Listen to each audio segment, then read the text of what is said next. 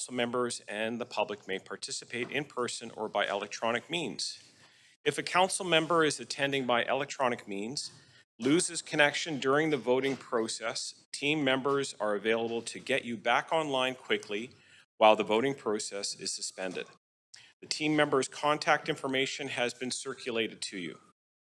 Video of council members speaking, presentations, and vote results will be projected on the live stream when available. Council members are reminded that in accordance with Section 1413 of the procedure bylaw, members must enable their video to confirm quorum. In case of an emergency where we need to evacuate the building, I would like to direct your attention to the exits. There are 2 exits beyond the glass doors and to the left. If the glass doors are obstructed, please direct your attention to the 4 exits in the chamber. Please use the stairs. Do not use the elevator. I would like to highlight that there is a defibrillator located at the end of the hallway outside of the council chamber. We would like to acknowledge that we are on the unceded homelands of the Musqueam, Squamish, and Tsleil-Waututh people. We thank them for having cared for this land and look forward to working with them in partnership as we continue to build this great city together. I would also like to take a moment to recognize the immense contributions of the City of Vancouver's team members who work hard every day to help make our city an incredible place to live, work, and play. Clerk, may we please have roll call? Mayor Sim is on a leave of absence for personal reason. Councillor Carr. Councillor Kirby-Young. Councillor Dominato. Present. Councillor Bly. Present virtually. Present. Thank you. Present. Councillor Boyle. Councillor Fry. Here.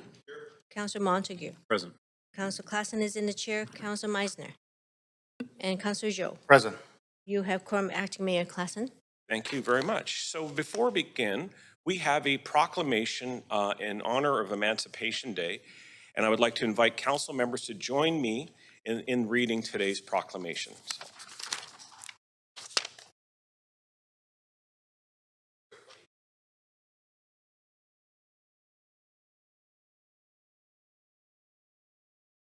Knows the drill by now. We actually read.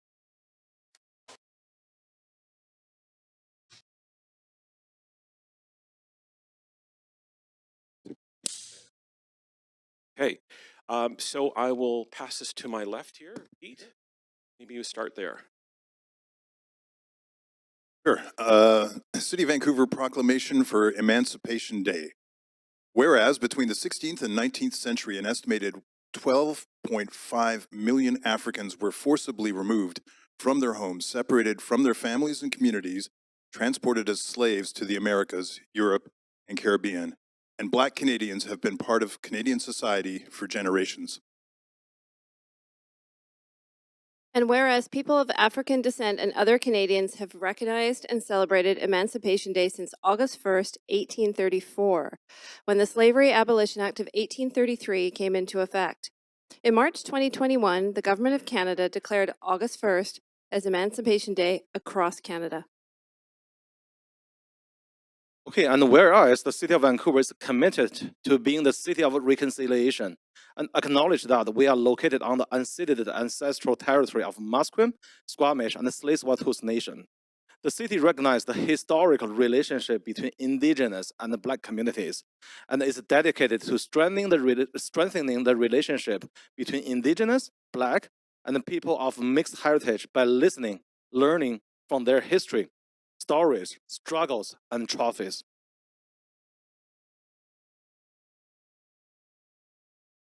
And whereas the city's commitment to address anti-Black racism is rooted in the United Nations International Decade for People of African Descent, 2015 to 2024, the City of Vancouver recognizes the historical and current work of local Black and African diaspora communities towards increasing public awareness of the impacts of slavery, erasure, and discrimination, and the importance and necessity of redress.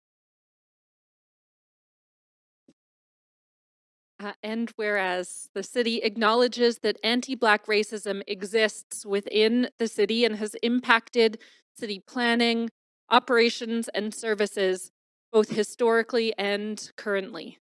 In 2022, City Council received an interim report on addressing anti-Black racism and historic discrimination, where the Black community identified 4 priorities, including economic well-being and prosperity, addressing systemic anti-Black racism, improving the city's impact on Black communities, and creating culturally relevant and safe planning processes.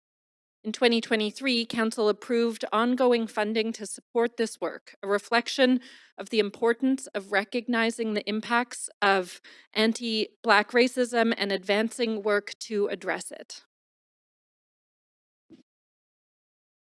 Now, therefore, I, Mike Klassen, acting mayor of the City of Vancouver, on behalf of Mayor Ken Sim and Vancouver City Council, do hereby proclaim Tuesday, August 1st, 2023 as Emancipation Day in the City of Vancouver.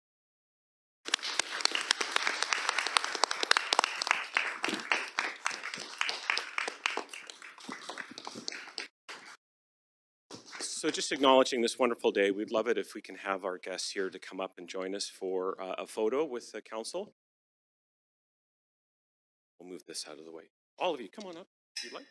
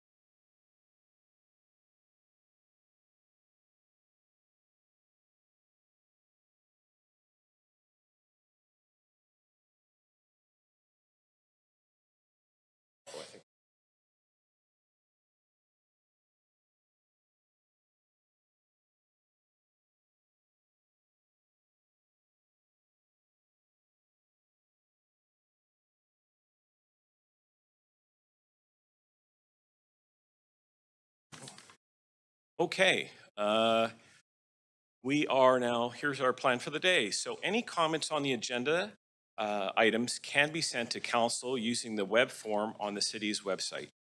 A link to that form will be tweeted out on Van City Clerk at Van City Clerk. I also want to note the City of Vancouver's long-standing commitment to equity, diversity, and inclusion, including the utmost respect for all genders. I remind council that when addressing speakers and the city's team members, we will avoid using gendered honorifics and will instead refer to the person by first and last name, role, or title. Today we have 3 administrative items: an in-camera motion, adoption of minutes and matters adopted on consent, 1 communication, 6 reports and 6 referral reports, 18 bylaws, 9 administrative motions, notice of council members' motions, and new business inquiries and other matters. The plan for the day is to break at noon for lunch, followed by an in-camera meeting, returning at 3 p.m. to continue to deal with the remainder of the agenda, and if needed, break at 5 p.m. for dinner, and return at 6 p.m. to complete the agenda if required. Council is required to meet in camera later this week. The reasons and authority under Vancouver Charter are listed in the agenda. Would someone like to move a motion to go in camera later this week? Second by moved by Councillor Dominato, second by Councillor. May all those in favor say yay. All those opposed say nay. The motion carries unanimously. Okay, so minutes 1 are from the nomination subcommittee of July 4th, 2023. Are there any corrections to the minutes? Would someone like to move adoption? Councillor Kirby-Young, second Councillor Zhou. May we have all in favor say yay. All those opposed say nay. The motion carries unanimously. Minutes 2 are from the Auditor General Committee of July 6, 2023. Are there any corrections to the minutes? Would someone like to move adoption? Councillor Kirby-Young, second Councillor Carr. Would all those in favor say yay? All those opposed say nay. The motion carries unanimously. Minutes 3 are from the council meeting of July 11th, 2023. Are there any corrections to the minutes? Would someone like to move adoption? Councillor Carr, second. Councillor Zhou. All those in favor say yay. All those opposed say nay. The motion carries unanimously. Minutes 4 are from the public hearing of July 11th, 2023. Are there any corrections to the minutes? Would someone like to move adoption? Councillor Kirby-Young, second Councillor Boyle. All those in favor say yay. All those opposed say nay. The motion carries unanimously. Minutes 5 are from the council meeting following the Standing Committee on City Finance and Services, July 12, 2023. Are there any corrections to the minutes? Would someone like to move adoption? Councillor Carr, second. Councillor Zhou. All those in favor say yay. All those opposed say nay. The motion carries unanimously. Minute 6 are from the public hearing on July 13, 2023. Are there any corrections to the minutes? Would someone like to move adoption? Councillor Zhou, second. Councillor Meisner. All those in favor say yay. All those opposed say nay. The motion carries unanimously. Matters adopted on consent. Council will now consider matters adopted on consent. We have Communication 1, Reports 2, 4, and 6, referral reports 1 through 6, and on the consent agendas, for Council's consideration. Pulling up here, do we have any? Here, okay. Does any member wish, Council may adopt the recommendations for Communication 1, 2, 4, and 6, and referral reports 1 through 6 on consent. Does any member wish to hold any of the items for debate or questions for team members? I see Councillor Zhou.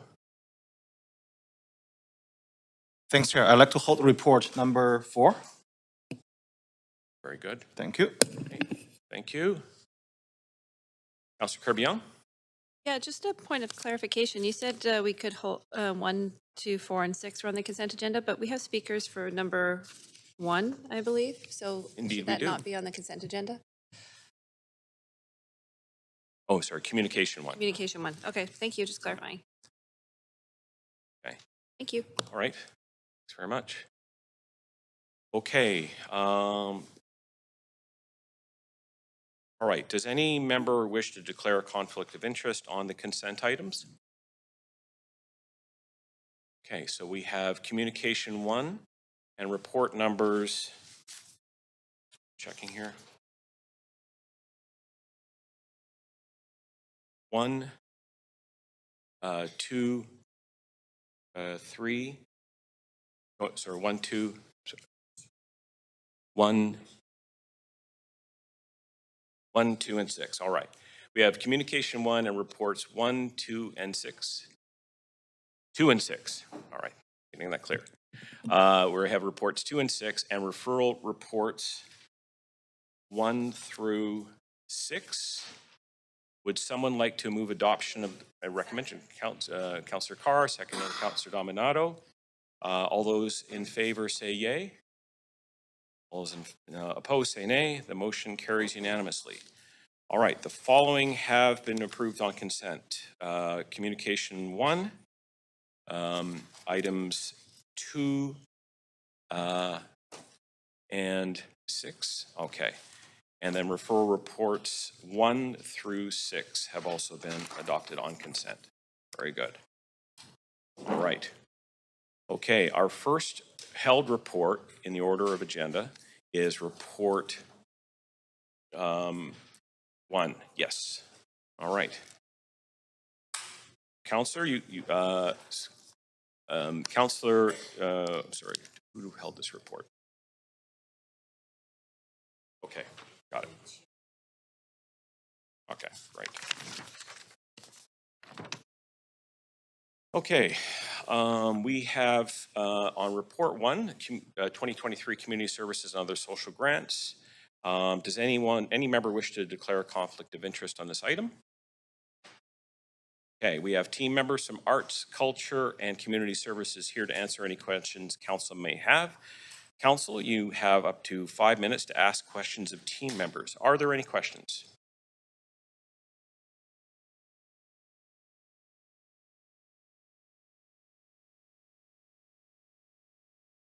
Okay, move on then.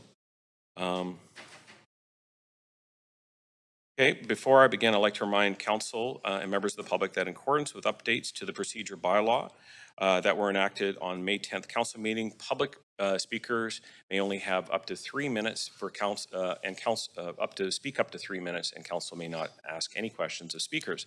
Speakers should state whether they are in support of or in opposition of the recommendations and may only speak once.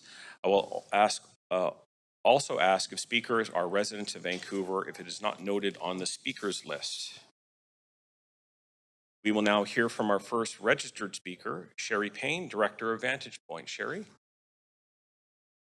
And I believe she's by phone.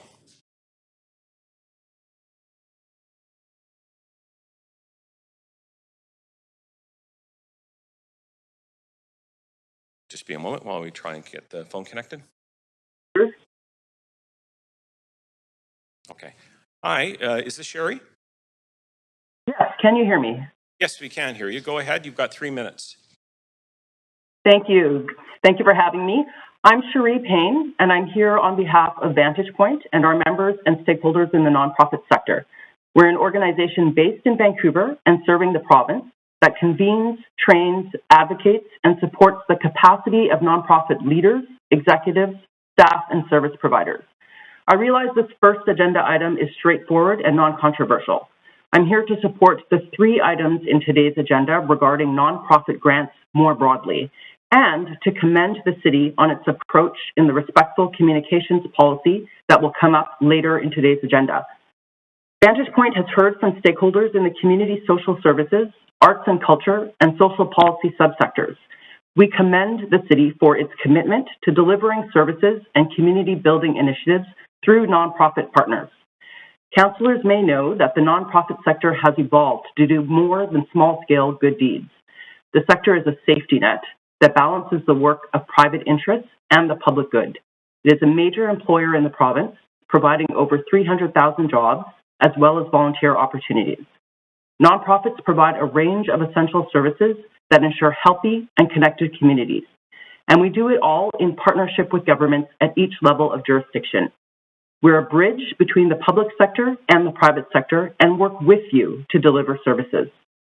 Vantage Point's 2023 State of the Sector survey found that most of the respondents' primary revenue source is government.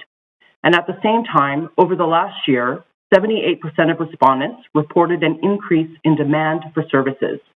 And so we were glad to see in today's reports that the city has a commitment to continuing to partner with nonprofits to support residents in Vancouver through childcare, neighborhood houses, community social services, poverty reduction initiatives, arts, sports and recreation, and work skills programs. Finally, we were heartened to see the city make a distinction between discrimination, harassment, threats, and intimidation, and the kinds of healthy debate, critique, and exchange of views that is so important in civil discourse. The respectful communications policy that you will discuss later in the agenda assuages concerns many of our stakeholders and members had before we saw today's details. Thank you for the opportunity to speak in support of today's reports and agenda items. Good luck with the rest of your meeting. Thank you, Speaker. All right, our next speaker on the list is Amy Robichaud, who is, I believe, here in person. Hi, Amy, go ahead. Okay, you have 3 minutes. Good morning, Council. My name is Amy Robichaud. I'm the Executive Director at Dress for Success Vancouver. I'm a resident of the City of Vancouver, and I am also pleased to speak in support of this motion, although my organization was not one who was recommended for funding. I do hope that the work we do at Dress for Success Vancouver, which is to empower unemployed and underemployed women into good jobs, financial independence, and personal success, will align more closely with the city priorities in the future. What I wanted to speak to today was in gratitude for this program in general, and hopes that the government of the City of Vancouver can continue to find ways to expand it. As Sherry so eloquently put, we are a safety net in the charitable sector. Our work supports the work of government as well as the successful work of private enterprise in the City of Vancouver. Particularly at Dress for Success Vancouver, every year we help over 2,000 women shorten the gap between unemployment and underemployment and full employment. Over the last 25 years that we've been in the city, it's just over a 13,000% return on investment for every dollar that has come to our organization charitably. We have put billions of dollars back into the economy through wages being earned at a living wage by women in the City of Vancouver. I also want to note that our organization plays a crucial role in helping women in particular move from emergency support services into supporting themselves. We are not only a referral agency for close to 24 Work BC locations, subsidizing the work of the provincial government, but we're also a referral agency on the City of Vancouver's website as well, subsidizing the crisis and emergency work of the City of Vancouver. This past year, after 17 years of pro bono space being allowed to us, we were not so politely asked to vacate our free location so that the building manager, after years of, frankly, quite rude treatment of our clients, our staff, and our board, could take that space and rent it at a premium. Which means with no change to our operations, we've had an increase of about $140,000 in our operating costs, which is market rate for the kind of space that we need. We've been fortunate to co-locate with another organization that this city supports, Big Sisters of the Lower Mainland, and we are grateful and happy to be in that new space. It's on Joyce Street, and so I just now refer to Joyce as my single most well-paid employee. I say this because it is getting more expensive to do what we do in the charitable sector, and I hope that Council remembers this and provides for this as you go forward in your proceedings today and throughout the year. Thank you for your time. Thank you, Speaker, very much. All right, our next speaker is Dr. Evelyn Zelher. Doctor, there you are. Good morning, you have 3 minutes. Wonderful. Good morning. Good to be here again. Hello, councillors. I'm here speaking as the coordinator of Vancouver Becoming a Restorative City. The Restorative Collective continues to meet regularly. It's growing, and we're thrilled that we're on the agenda today, specifically agenda number J, and we're here in support of this and thanking the staff for putting this forward and for you hopefully supporting it. As part of the Restorative City framework, the collective came to a consensus to also build restorative neighborhoods. We chose our first neighborhood of Hastings Sunrise, and approving this funding would allow us to begin first steps. Piece of the Circle also received a provincial civil forfeiture grant for this work, so it would be a beautiful matching funds from municipal and provincial funding. We have created an MOU between the 3 lead organizations, so Piece of the Circle, Frog Hollow Neighborhood House, and Hastings Sunrise Community Policing Center. I'd like to say that the executive directors are here with me, Norm Leach and Claire McGugan. We're very excited about this initiative. Our plan is to identify and train our first cohort of local peacemakers. So that's what the funding would predominantly be used for, as well as identifying and training up a local intake coordinator to begin taking cases, hopefully early next year, in time for your 2024 budget. I'll put a little seed to say we hope that we will be in your budget for next year to continue this work that we're building such a strong foundation to do. We're always happy and open to meet with you individually and collectively. And thank you so much for your support. It's an exciting partnership of what we're creating. So thank you. If there's any questions, again, just contact us. We'll be happy to meet with you. Thank you for your time. Okay. So that brings us to the end of our speakers list. Thank you all for addressing council. Would somebody like to move the motion? Councillor Fry, second Councillor Dominato. Is there any discussion, council? Seeing none. All right. Guess we will take this to a vote then. Just a reminder that this report requires 8 affirmative votes per the Vancouver Charter because it is a grant.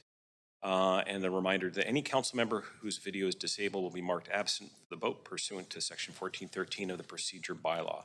I am now going to call the vote. Clerk, can you take us to the voting screen?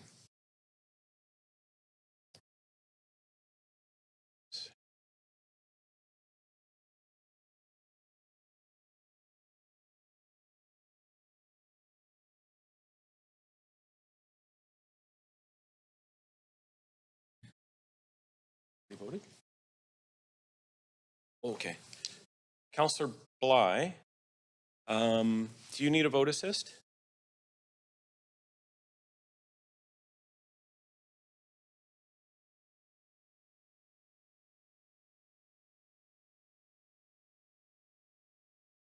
Councillor Bly's camera on. Councillor Bly, are you there?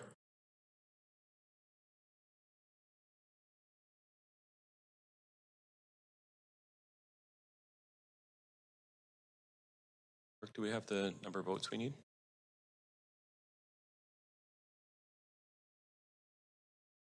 Okay, very good. All right, we'll just mark Councillor Bly absent for this vote. And can we, results were good. Excellent. All right, that vote passes unanimously. Thank you very much. Okay.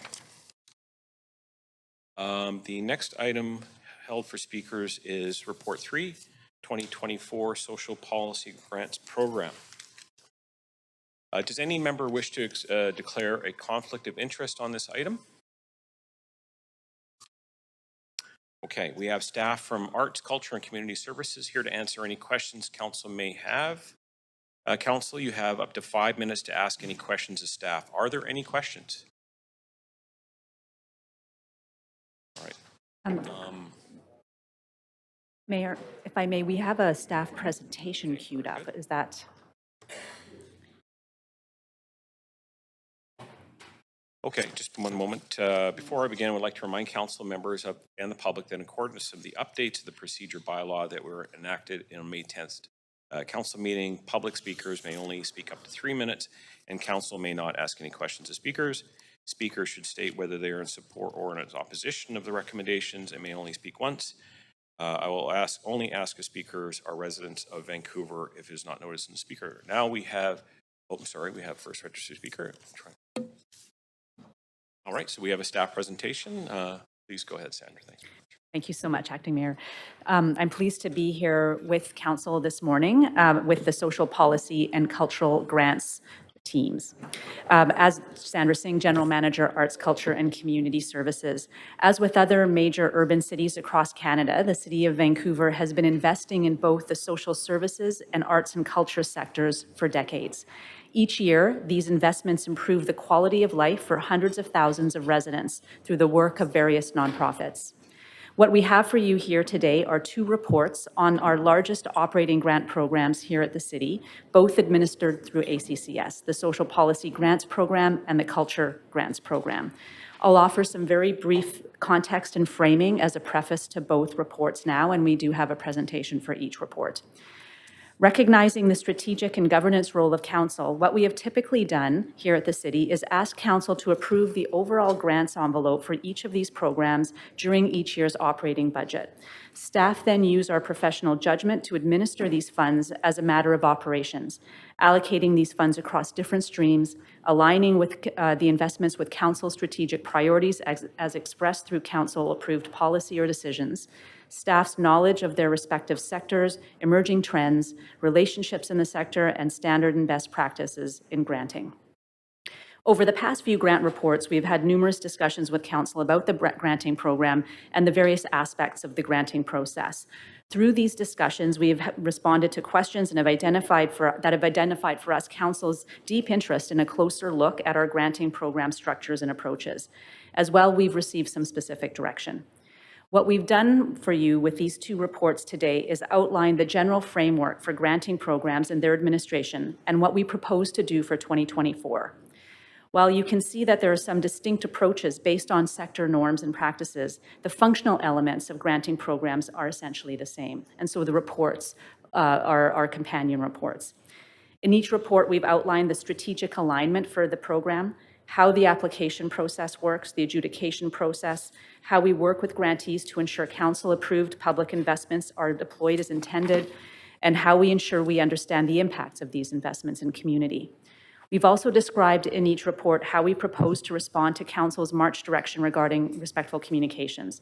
The proposed approach is consistent across both reports, as you've seen, and we would apply it to all grant programs moving forward if approved. We are proposing that you approve the proposed 2024 program frameworks, and then staff can administer the programs with confidence that we're working to Council's collective strategic direction. We've also included some considerations for Council that could be implemented for or during the 2024 grant year. We know Council is interested in efficiency and removing barriers for community service providers.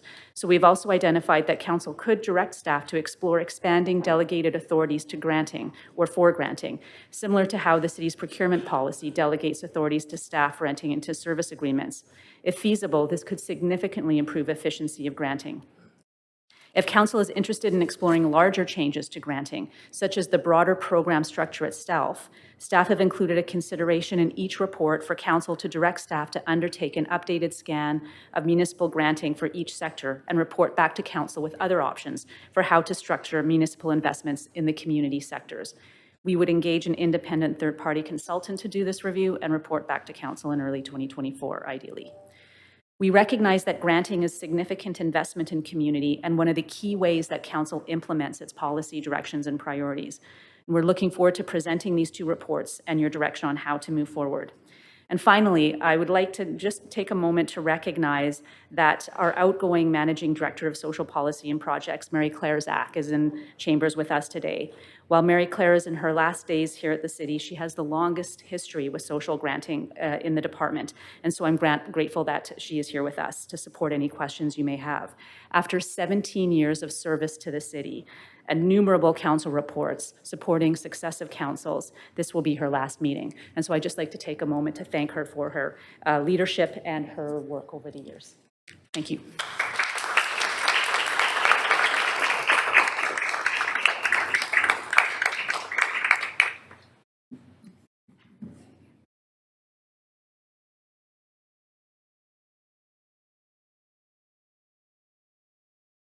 Great, thank you for that great introduction, Sandra. My name is Sonia Bianchi. I am the Senior Social Planner for Social Policy Grant, the Social Policy Grants team.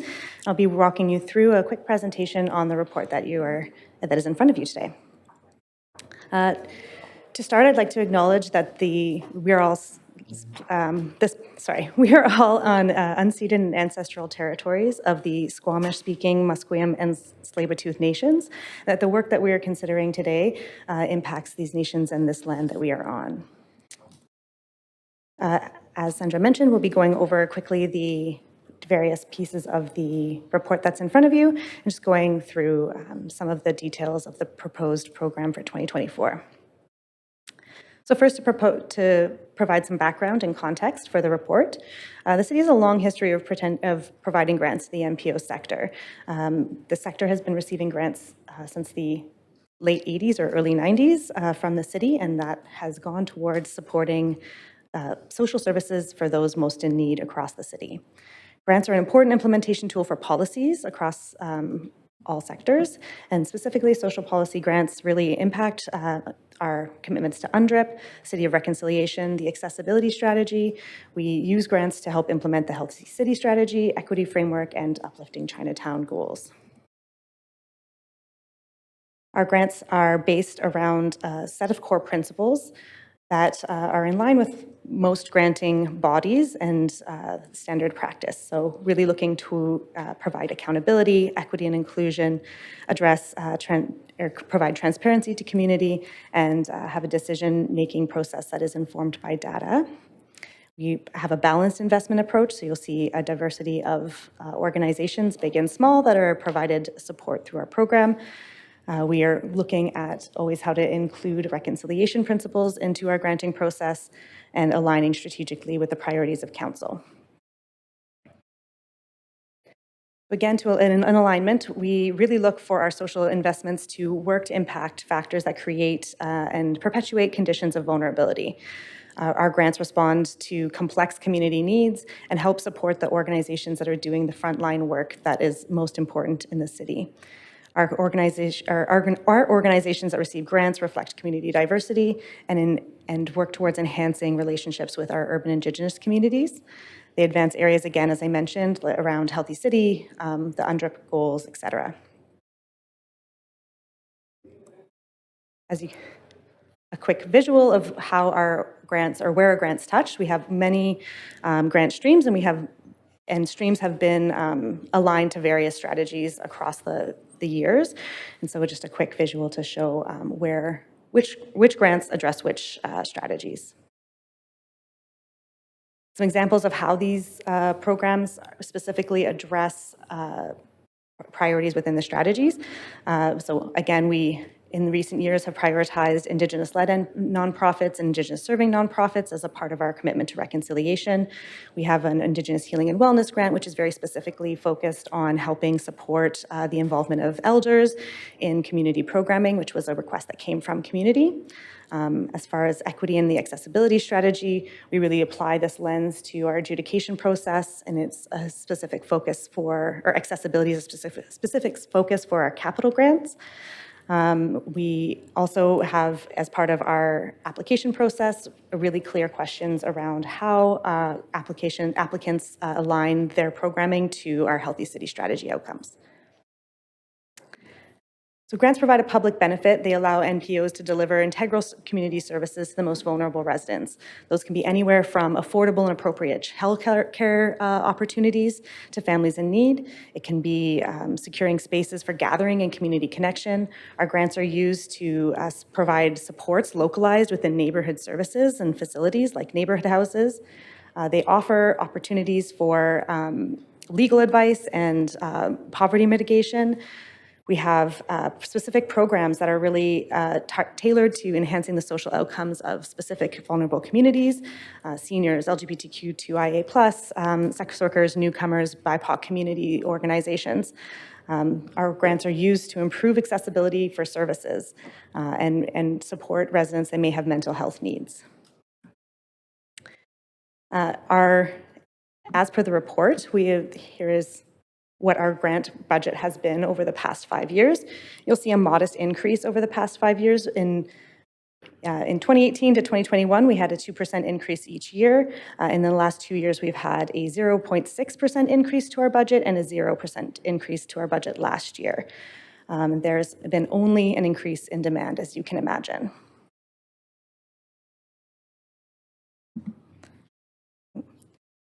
There we go. Thank you. So our budget is broken into two buckets, for lack of a better term. The first is our operating grants, which are directly from the city's operating budget. And the second bucket is our grants that are determined through either previously determined council decisions or agreements with organizations like Hastings Racetrack or Park Casino, and agreements with the federal government. So what we're talking about today is the first bucket, the community services grants and the childcare operating grants. So what we're proposing today in the report in front of you is a general outline of our program and their allocations that we make each year. This is a reflection of the budget plus a 2% increase, which was, again, previously standard. So you'll see here how we assess and decide where the money goes. You'll notice that the core support grants, which are our most flexible grants, providing key flexible core funding for operating organizations is the biggest bucket, and neighborhood houses receive the next specific allocation. Childcare grants, again, that was the total you saw on the last slide. There's three kind of allocation streams for this program. The first is the childcare enhancement grants, which is our biggest bucket, which helps to offset costs and help provide additional supports for vulnerable families accessing childcare. We have some childcare capacity grants, which are specifically allocated to help the sector of childcare, of public childcare, so they are kind of communing and collaboration grants. And we have a small amount that we keep for specific projects that come up throughout the year. And we're proposing the same for next year. The grant program is continually evolving and always taking community feedback and into consideration. So we have a few administrative changes, as we do every year, that we enact on our side of administering the program. So in the next year, we propose that, or we are planning to move additional grantees into our multi-year funding stream. So that is something that we started last year and have had great success with and a lot of great feedback around. So we're looking at continuing to move folks into a multi-year agreement. We would like to, as we've discussed, we're looking at how to expand our grantee pool and ensure that all organizations in the city have access to funding. So we are looking at translating grant info notices and providing support in other languages. And we're looking at implementing some community adjudication processes within the social policy grants stream, which would be new for us. We're looking at doing that with two specific streams that would involve community in the decision-making around grants. And again, adding some criteria around the childcare grants that emphasize the harmonization work of the childcare funding with the province's funding. Our approach is not changing largely. Again, it's primarily an open call. Anyone can apply for a grant that is a registered not-for-profit or a charity. We're, again, identifying that we would like to translate and circulate our information into other languages. And again, we're using our newer software system, VanApply, to process grants. And our applications are continuing to be assessed by an interdisciplinary staff team. As you know, our eligibility criteria is right on the website, and here's a summary of it. Registered not-for-profits, communities, organizations, charities, social enterprises, or First Nations bands are eligible for our grants. All successful applicants must deliver programming in the City of Vancouver to City of Vancouver residents. All organizations must provide equal and equitable access to services, have an active and independent governing body of volunteers, and have the capacity and resources to deliver the programming proposed. And they also must comply with the Charter of Rights and Freedoms and the BC Human Rights Code. Our assessment process and criteria. So our program, when we look at each individual application, as you know, we can't fund everyone, and so we have to come up with some assessment criteria to prioritize different applications. The first would be, here are some of the things that we consider when we're looking at each application. So outcomes and projected impact. We're looking at alignment with city policies and priorities. We look at the proposed metrics of each organization. We look at who the organization is partnering with and collaborating with, and looking at the administration as well, so making sure everything is in good standing. Again, we really there's a lot of organizations that meet those basic criteria, and so we have to add other layers on when we're looking at making these very difficult decisions. So we really do look at a demonstrated link between outcomes and the proposed outcomes and community need. We make sure applicants are providing reasonable deliverables and programming that engages the residents. They have trusted partners and demonstrated commitment to equity. Accountability measures. So we have robust accountability measures to balance risks with grants. So we again go thoroughly through the applications. We review all final reports for repeat applicants. We look at, we have a grant agreement that has some stipulations around the terms and conditions of the grant and gives the city the ability to terminate the grant at any time. We look at financial statements, budgets, and incorporation documents to prove of good standing. We do selected site visits, especially with new grantees, and we also provide capacity building opportunities through Vantage Point for organizations that may want to kind of bulk up their board abilities or other administrative practices. We also went through an internal audit in 2022 and implemented the few recommendations that came from that audit. So just as a reminder, some of the impact that the grants have had, in 2022, we were able to pull together our first impact report and deliver it to council, and it's public on the website.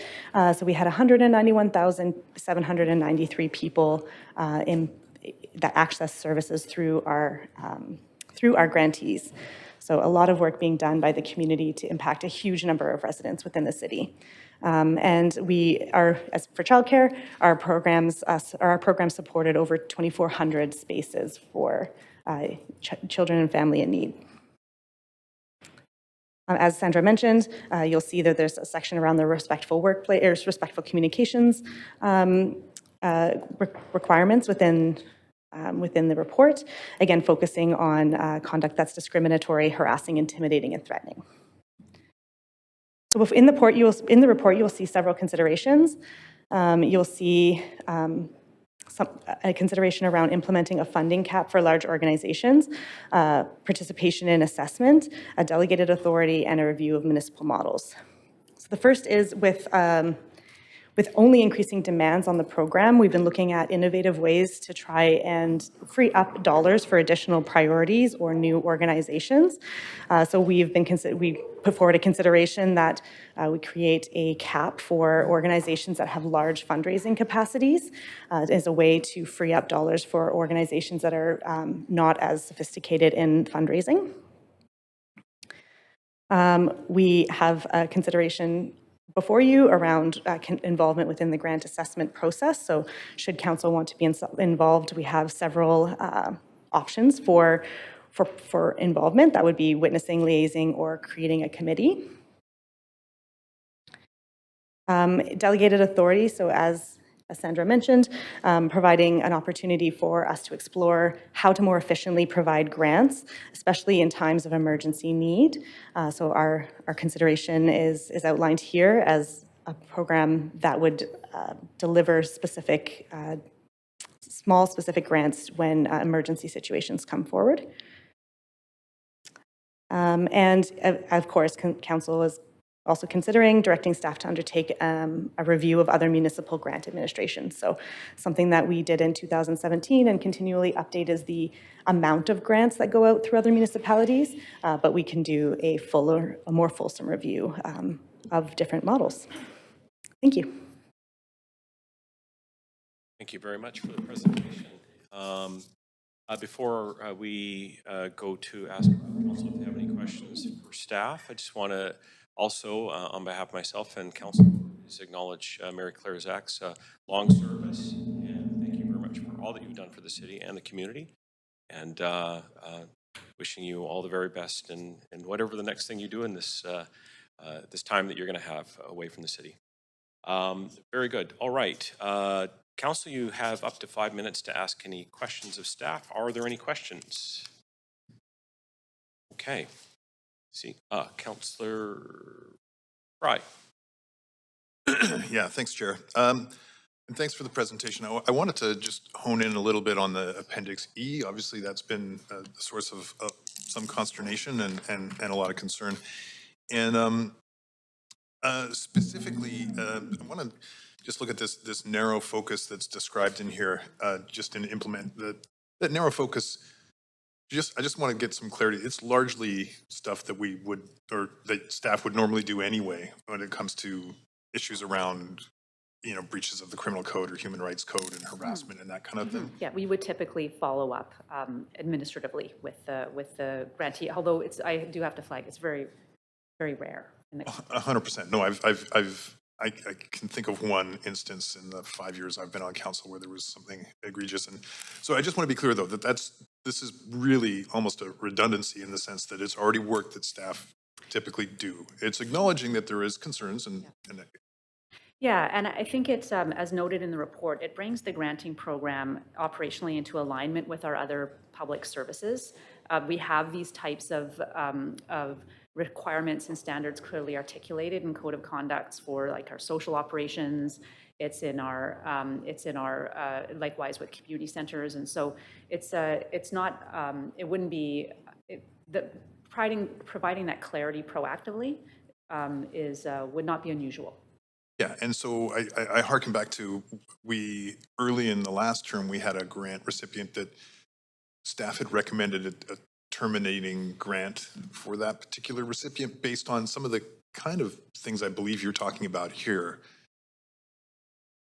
We've recommended kind of a downscaling investment in organizations in the past related to different either strategic alignment, for example, with programs, but I don't recall one specifically related to communication.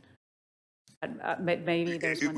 It was some. I don't want to get into it too much, but there was one related to. It was a terminating grant for. Yeah, there was one related to, that I can recall, related to how the organization was including or not including people with diverse gender backgrounds, but that's the only situation. That's Maybe sort of that's what the I one was you're thinking referencing. about? Yeah, so that sort of falls within this sort of realm.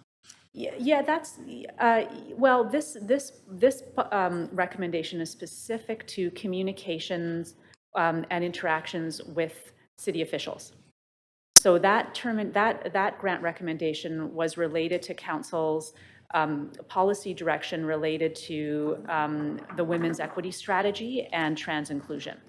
And so that was more of that recommendation was made based on a public policy rationale versus an interaction with city officials. Okay. Do we have any examples, just the last question for me, that where this could have helped, that there was areas where we needed this tool? You know, I've been in this role for about just over 5 years now, and there have been a few times where we've had interactions with staff that have been very concerning. And so having this type of, really just a couple times. So where having this type of clarity from council, there's support for that could be helpful. Yeah.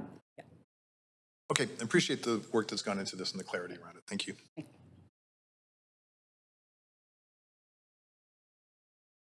Very much. Okay, moving forward. Councillor Dominato. Thank you, Chair. And thanks for the presentation. It was fantastic and very thorough. I just have a couple of questions. One was with respect to the slide 9 around policy alignment and the grant streams.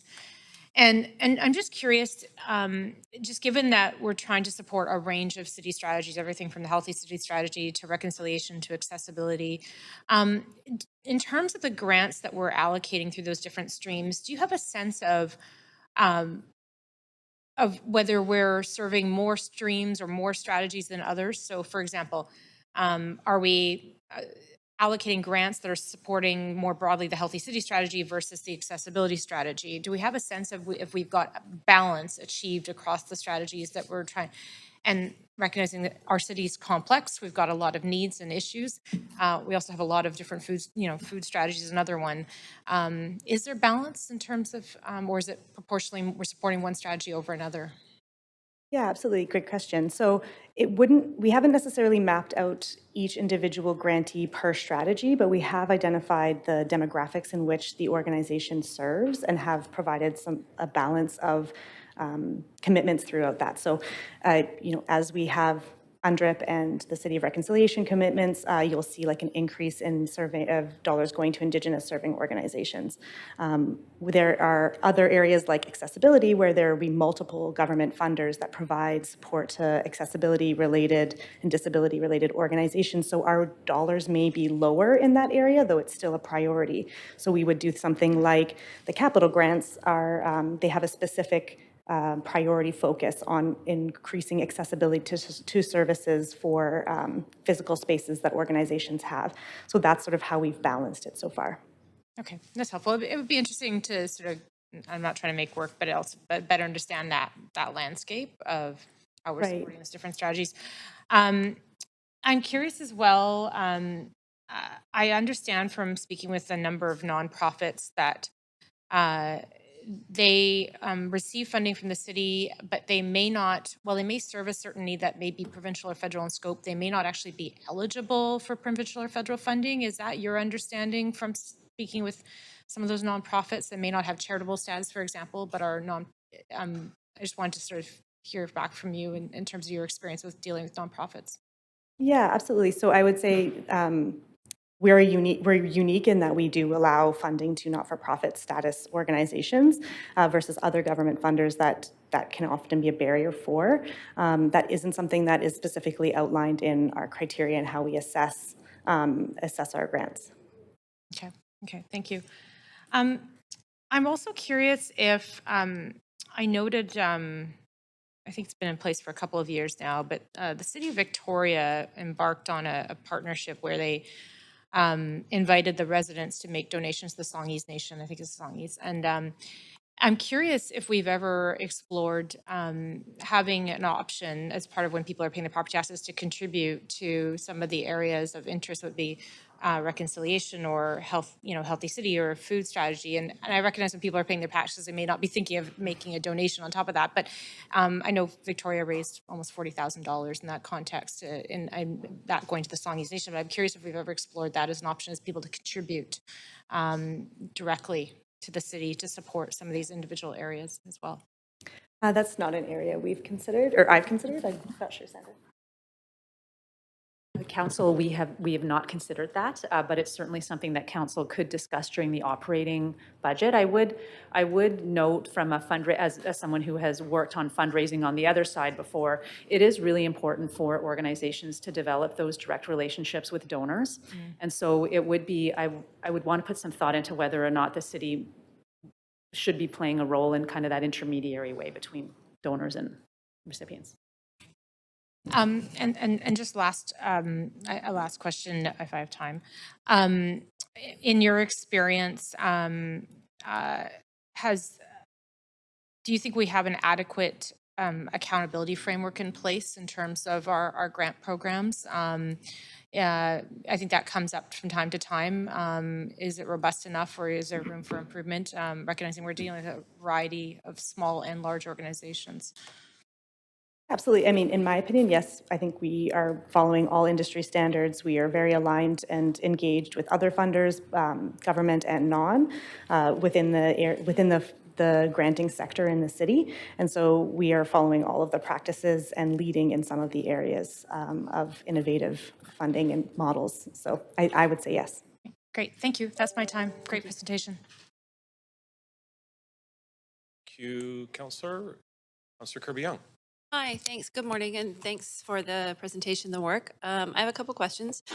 The first one is really around sort of just understanding a little bit how we adapt as needs change in the city, because we obviously see things like increasing food prices, for example, food security being an increasing issue. I know a number of councillors have had a chance to tour to provide a tangible example of South Van Neighborhood House, serving about 350 families a week, but they commented they sort of have this hub and spoke model, and how what they're really seeing is more need in sort of perhaps non-traditional geographic areas, and the desire for people to have services in their own neighborhoods. And I wonder if you can speak a little bit to how we have the ability to sort of flex and change as we either see things like food security or other needs becoming more important, or sort of geographically needing to sort of take some of that grant support to kind of where we're starting to see it spread out in areas that it may not traditionally have been. Yeah, absolutely. So we do, within the parameters of the policies that we're implementing as part of our granting program, we certainly take community feedback into consideration, identify needs, and continue to engage with our community partners to identify those areas that are in need of new funding. So like with neighborhood houses, we would typically have very open communication with each house and be able to discuss the needs as they come up. The issue becomes, what do you de-scope to be able to expand into other sectors? So what is not a priority in order to address new and emerging priorities? Or one other piece to add here is especially in an area such as food security, one of the other tools that council has in its toolbox is advocacy. As you know, food security is a direct impact of poverty and rising food prices. And so there's some work here as well in terms of advocating for provincial programs where poverty reduction sits as a responsibility.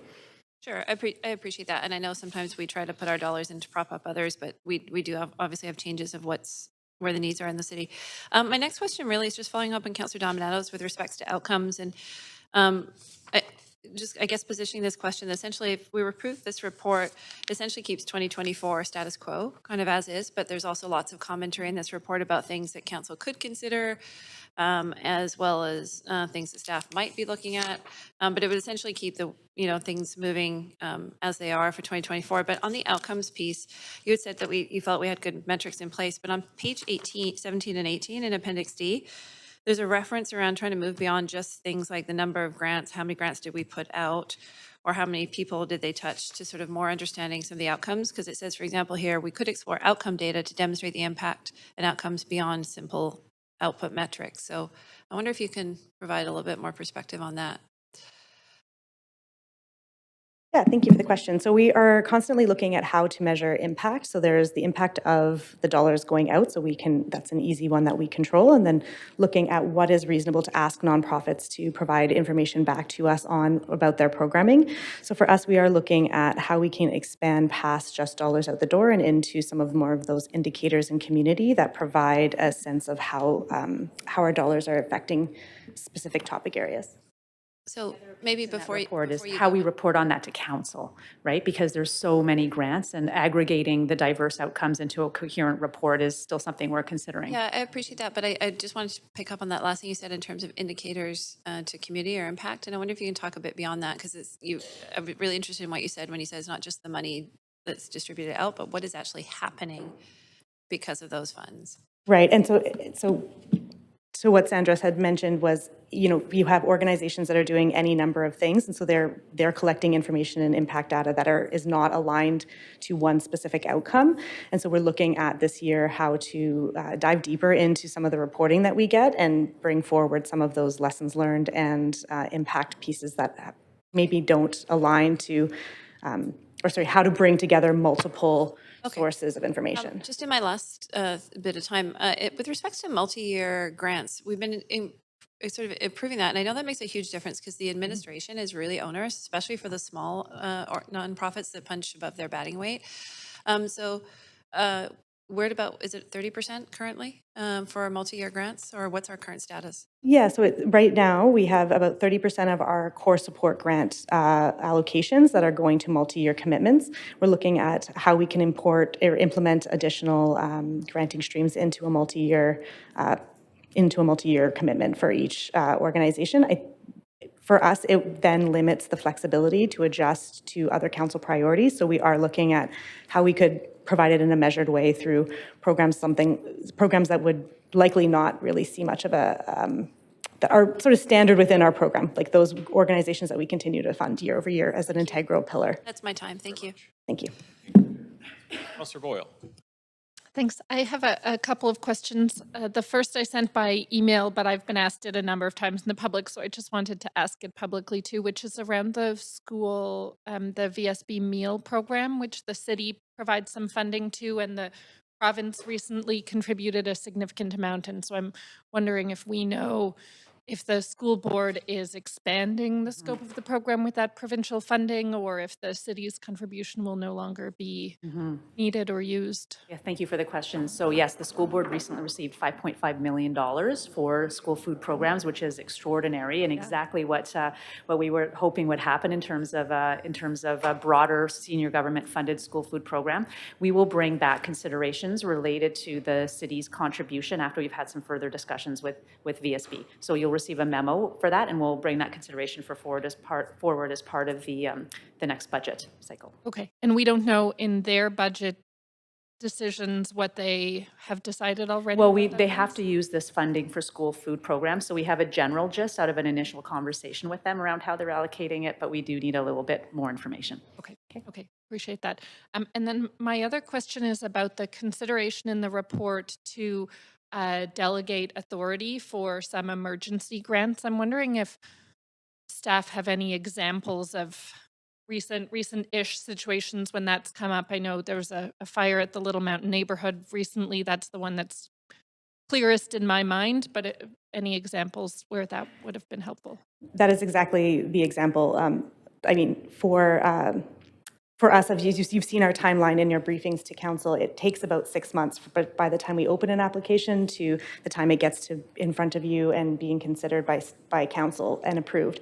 And so, like, in a turn of luck, the timing of that fire happened that we could include it in this council report quite quickly. But if that wasn't the case, if the fire had happened a month later, we would have to wait until December to bring forward a request to council to be able to provide emergency funds to that organization. And so delegated authority with small amounts to help organizations like exactly in that scenario or in floods or other kind of lease issues or whatever, that would be what we would be seeking delegated authority to support.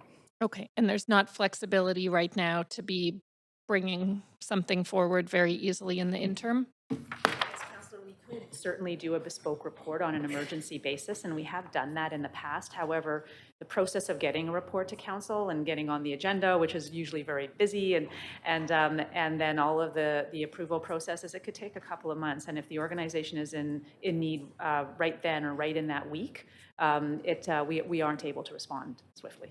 Okay, really appreciate that additional information. I'll leave it there. Thanks. Councillor Zhou. Yeah, thanks, Chair. So I think most of my questions have been asked already. Just one quick question. So I think staff have done an amazing job in terms of reaching out to the culture community. But I still heard from a few the non-English speaking organizations, they never heard of our program. So what is our plan, to enhance reaching out to those organizations?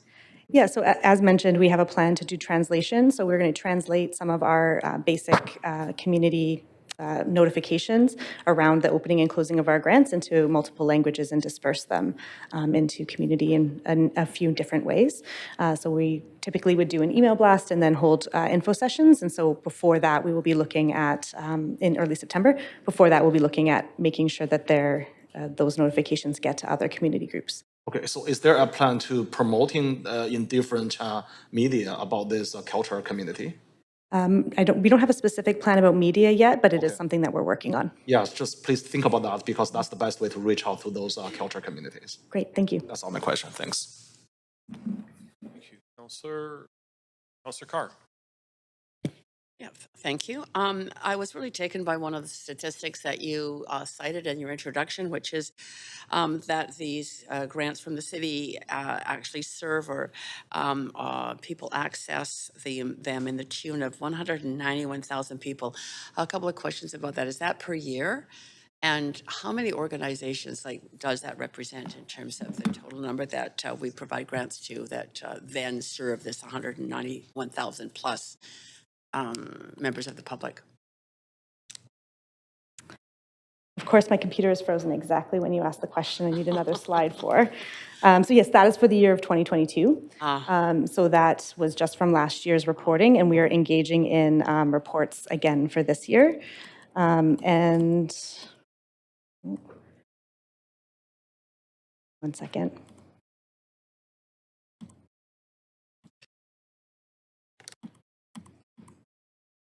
That was grantees of 206, that was 206 grants given out last year 206. for community services and 61 childcare grants. Okay, that's remarkable. Thanks. I really appreciate those kinds of stats. Second question has to do with Appendix E and the new eligibility criteria and agreement conditions around respectful communications. I'm wondering around I've experienced as a counselor personal threats. I mean, this whole council chamber has been shut down at times. We've been chased down blocks, affronted by people. Has that happened to staff? That kind of actual physical threats? Yes. Yeah, not from nonprofit organizations, but certainly in our day-to-day operations across the city. Yes, absolutely. Okay. Okay, thank you. I appreciate that information. That's it for my questions. Councillor, okay, so we now have speakers that are coming in. So before I begin, just like to remind council members and the public that in accordance with the updates to the procedure bylaw that were enacted on May 10th, council meeting, public speakers may only speak up to 3 minutes, and council may not ask any questions of speakers. Speakers should state whether they are in support or opposition of the recommendations and may only speak once. And I'll ask speakers of whether they're residents of Vancouver is not noted on the speakers list. So we will now hear from our first registered speaker, Michelle Lackey, Executive Director of the Exchange Inner City, here in person. Hi, Michelle. All right, good morning, councillors. It's really great to be here. As the councillor said, I'm the Executive Director of Exchange Inner City. I represent a Vancouver-based organization. I personally am not a resident here. And Exchange Inner City strives to create a more equitable economy in the downtown east side, and we focus specifically on community economic development. So first, I want to say I support the recommendations in the staff report, and we believe it's really important that we advocate for the preservation of these grants because they are crucial to the programs that the city has supported for critical services. I also really want to shed light on the critical role that grants play in empowering our communities, especially in relation to the integral support for these grants. They support a diversity of organizations, so the larger, kind of more established organizations, but also the smaller and the frontline organizations. And those grassroots groups, the smaller ones, are at the forefront of providing the critical care on the ground every day, life-saving services, whether it's food security, harm reduction, et cetera, that larger organizations may not be equipped to deliver. So they play a really crucial role, and what they do deserves recognition and the city's financial backing and sustainable financial backing. In our experience from COVID-19, we definitely saw how quickly those smaller organizations can work and how innovative they could be to ensure that the services that were needed that couldn't always be provided by the city or by others were able to do so. So I also want to say that I agree, or Exchange Inner City agrees with the staff's recommendation on having a respectful communications process, which is in Appendix E. Like the city, we at Exchange Inner City have our own policies that uphold human rights, that upholds bullying and against bullying and harassment and everything like that, discrimination, et cetera, threats against the city or city officials or staff or really anyone, organizational employees or community members. And at the same time, we think it's really important to uphold the rights and the freedoms that we have as citizens and the critical role that civic dialogue for nonprofits and for community members plays to advocate for the needs and the interests of the communities we work with. It's incredibly important, and dialogue and constructive dialogue is an essential part of democratic process. So we support the report's acknowledgement of this advocacy, and we hope to not hinder critique, et cetera. And so we strongly urge you to support this. And I just want to say we may disagree. We don't always agree on the exact road that we're going to get there, but constructive dialogue will help pave the way. Thank you.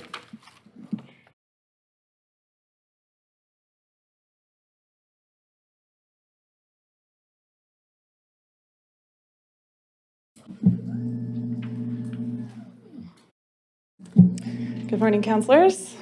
As mentioned, my name is Brianne Demand, and I am a resident of Vancouver. However, I am here today in my professional capacity as manager of charitable programs at Binner's Project, an initiative operating in the downtown east side dedicated to improving the livelihoods of Binners and destigmatizing their work.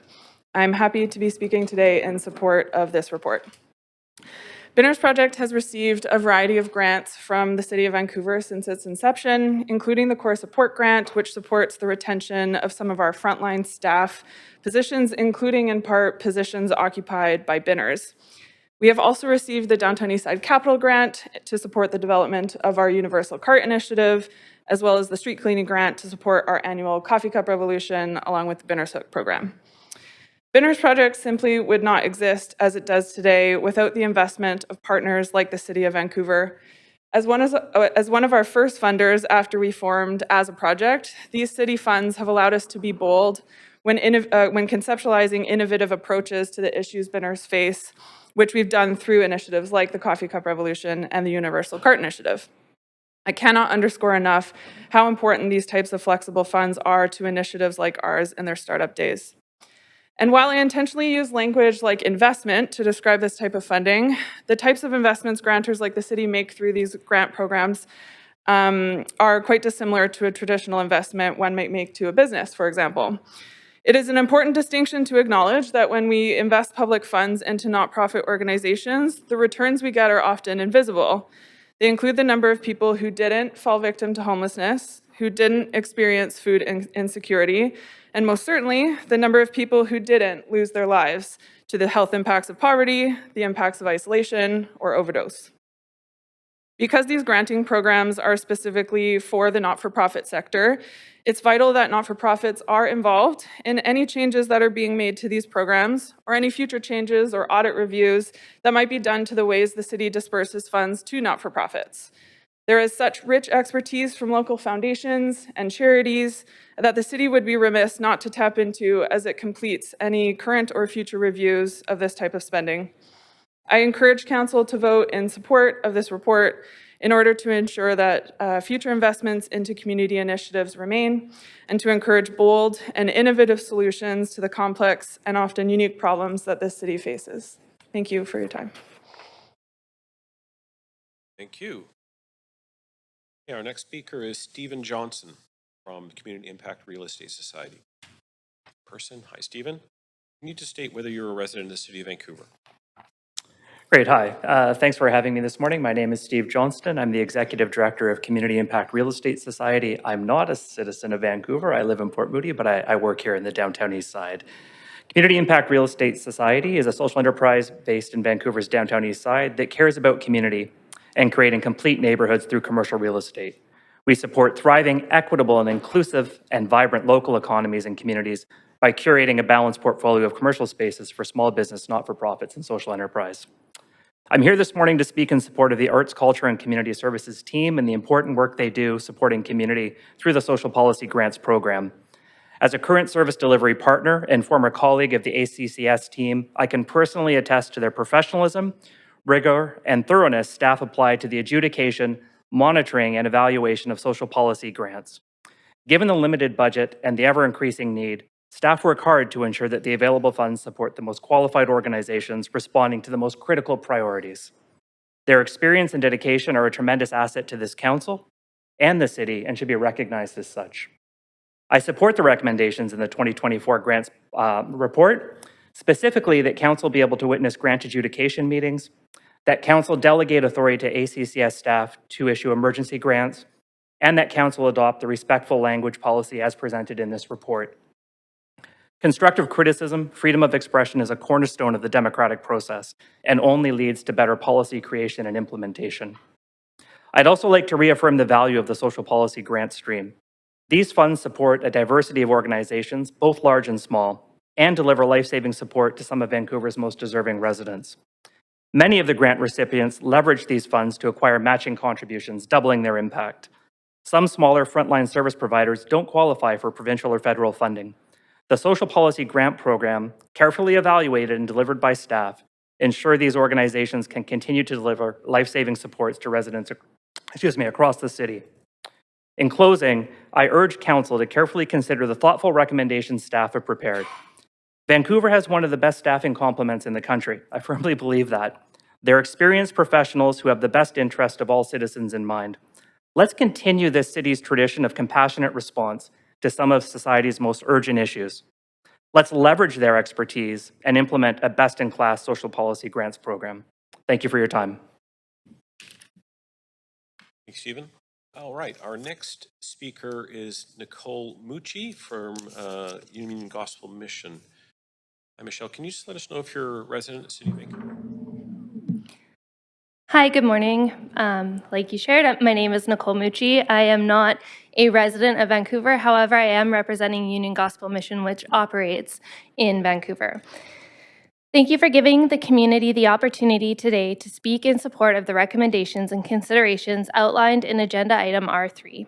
While UGM does not receive social service grants, we have benefited from capital funding through the City of Vancouver in the past and know how important these types of fundings can be. Today, we are here alongside foundations, social enterprises, and other nonprofit organizations whose ability for continued service provision rely heavily on the city's social service grants to serve our community members who may need it most. UGM supports the robust recommendations outlined in the report. Council, we know that each day you come to work with the intention to create real, meaningful impact in the City of Vancouver, and we fully believe that the recommendations in this report will do that. They provide an opportunity to extend the impact the grant recipients will make in the lives of our most marginalized community members. They propose a relationship-centered approach with nonprofits, lowering barriers to funding, and ensuring a wide range of organizations are supported, from established entities to grassroots initiatives.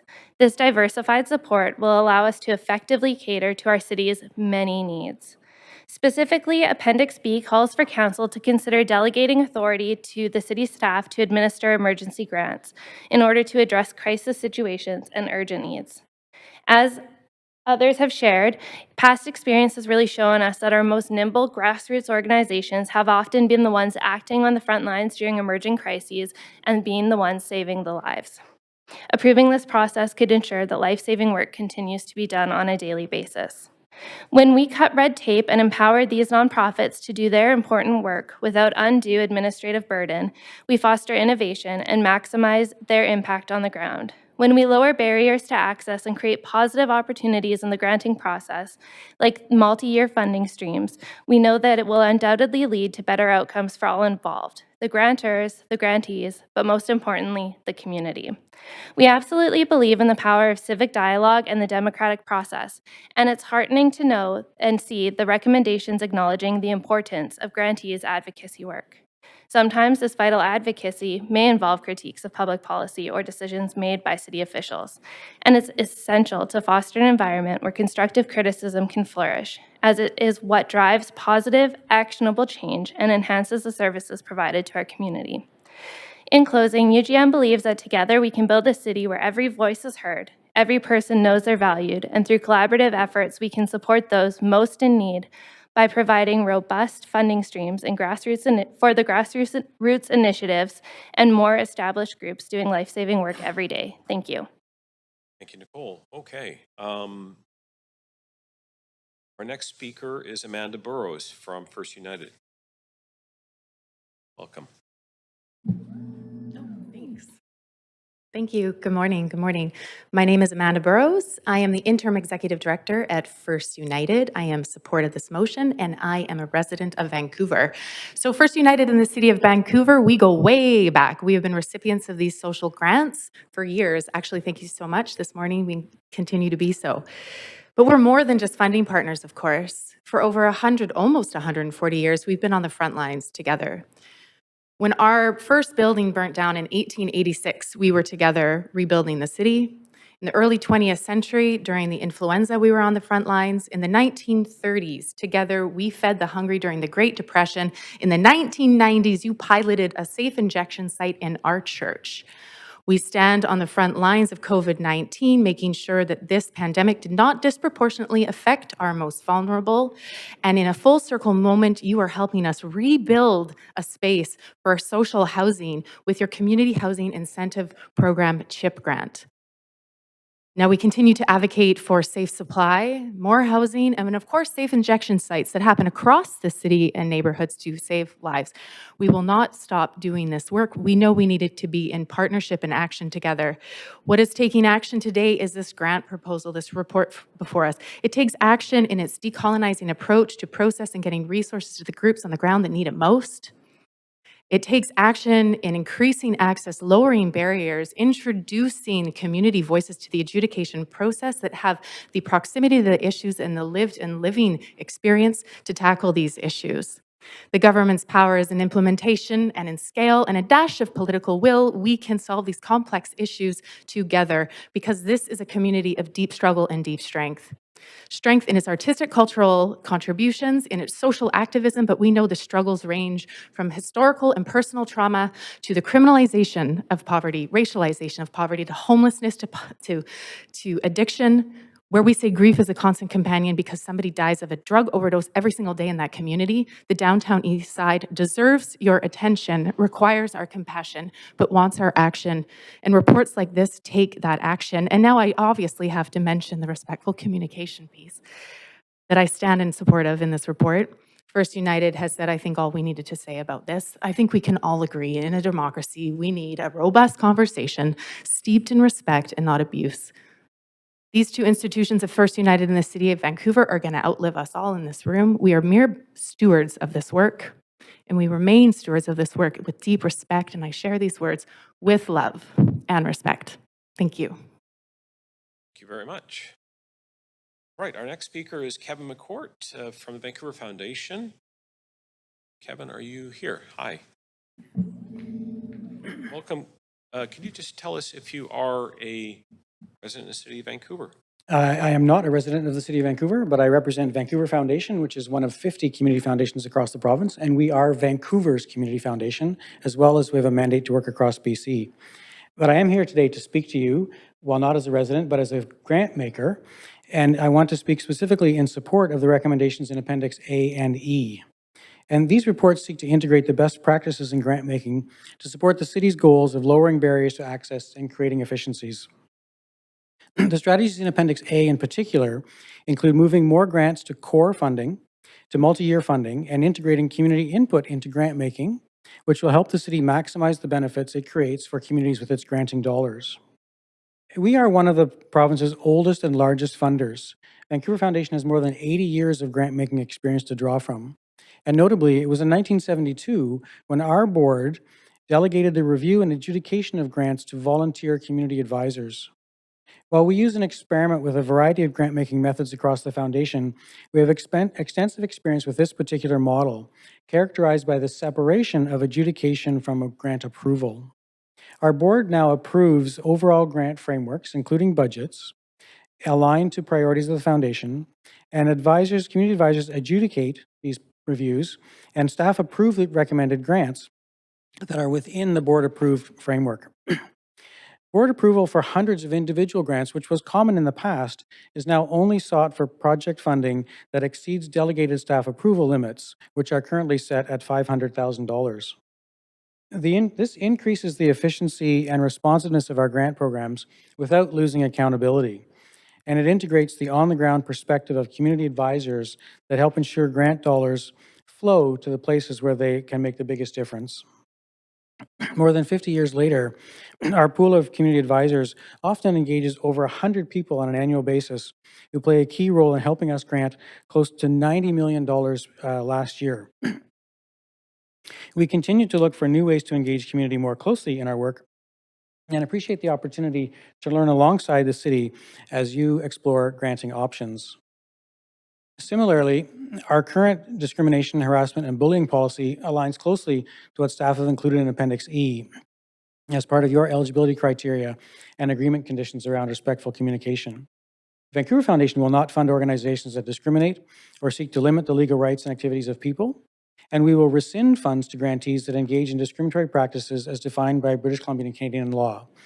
But like others, this is an extremely rare occurrence, and it has never occurred once in the 10 years that I've been at Vancouver Foundation. We find this policy proposed by staff strikes a critical balance between protecting free speech while upholding clear standards and protections against discrimination and harassment. Thank you very much for your time and attention. Thank you very much. Okay, our next speaker is Robin Tavender. Greetings. You have a presentation, and before you begin, can you just let us know if you're a resident of the City of Vancouver? Well, I'll just introduce myself. My name is Robin. I'm an Indigenous individual, one of the permanent water people. In our cosmology, we live in the light, governed by our ancient oral law, which is our sovereign and our inheritance. So I guess I'll start by, I recall a provincial court case I read about once concerning a button that said, "Fuck war." This was found not to be obscene, and in some sense, a lot of this seems like reviving antiquated obscenity laws under a different guise called harassment and discrimination. At the outset, I'll say threats of violence are, of course, inappropriate, but those are dealt with in criminal courts where you have the presumption of innocence and an impartial adjudicator. So next slide, please. Could I have the next slide? That's like 5 seconds there. Censorship is violent control. Censorship is how some people control the destiny of individuals and groups by restricting the means of expression. It's akin to gagging or breaking the fingers. And the censors always have a story about why they need to gag you or break your fingers. Next slide, please. So speech and writing are interpreted, and there's no universal language. Spoken words and written marks have no inherent meaning. They're what the hearer and the reader interpret them to mean. So the basis for censorship is always the interpretation of the censor who has a desire to violently react against the speaker or the writer. And we've seen this throughout history, and one of the great triumphs, if there are any, of the sort of Western civilization is minimizing the tendency to burn heretics. Next slide, please.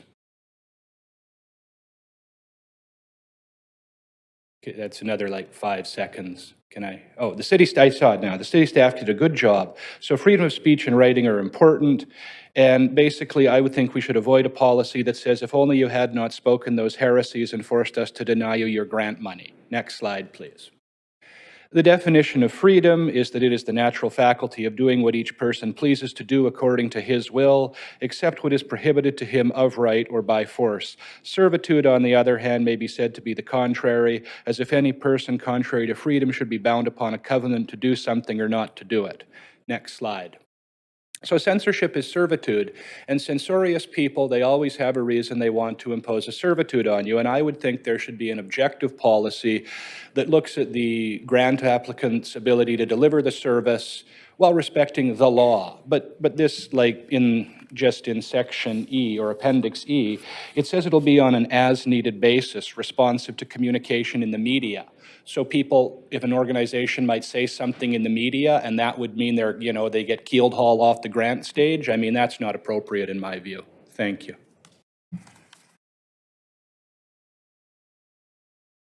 Thanks very much. Okay, our next speaker is Leila Tricky from the Collingwood Neighborhood House. And she's on the phone. Hi, Good morning. Can you hear me okay? Yes, indeed. Please go ahead. You got 3 minutes. Hi, my name is Leila Tricky. I'm president of Collingwood Neighborhood House Board of Directors, and I'm a resident of the neighborhood. I'm here to speak in response to the 2024 Social Policy Grants Program report to highlight a few areas. On the whole, we do not have a lot of concerns with the report. We're pleased to see the suggestion that additional programs be moved to multi-year funding. A couple of CNH's programs have been moved to multi-year funding, and this has resulted in efficiencies for both CNH and for the city. We also like the suggestion that there be 3 grant intake periods each year. This recognizes both nonprofits and city staff workloads and spreads the work out over the year.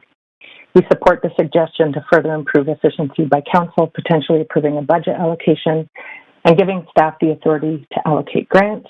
We are not in support of the suggestion that council could consider implementing caps on organizations with budgets exceeding $10 million.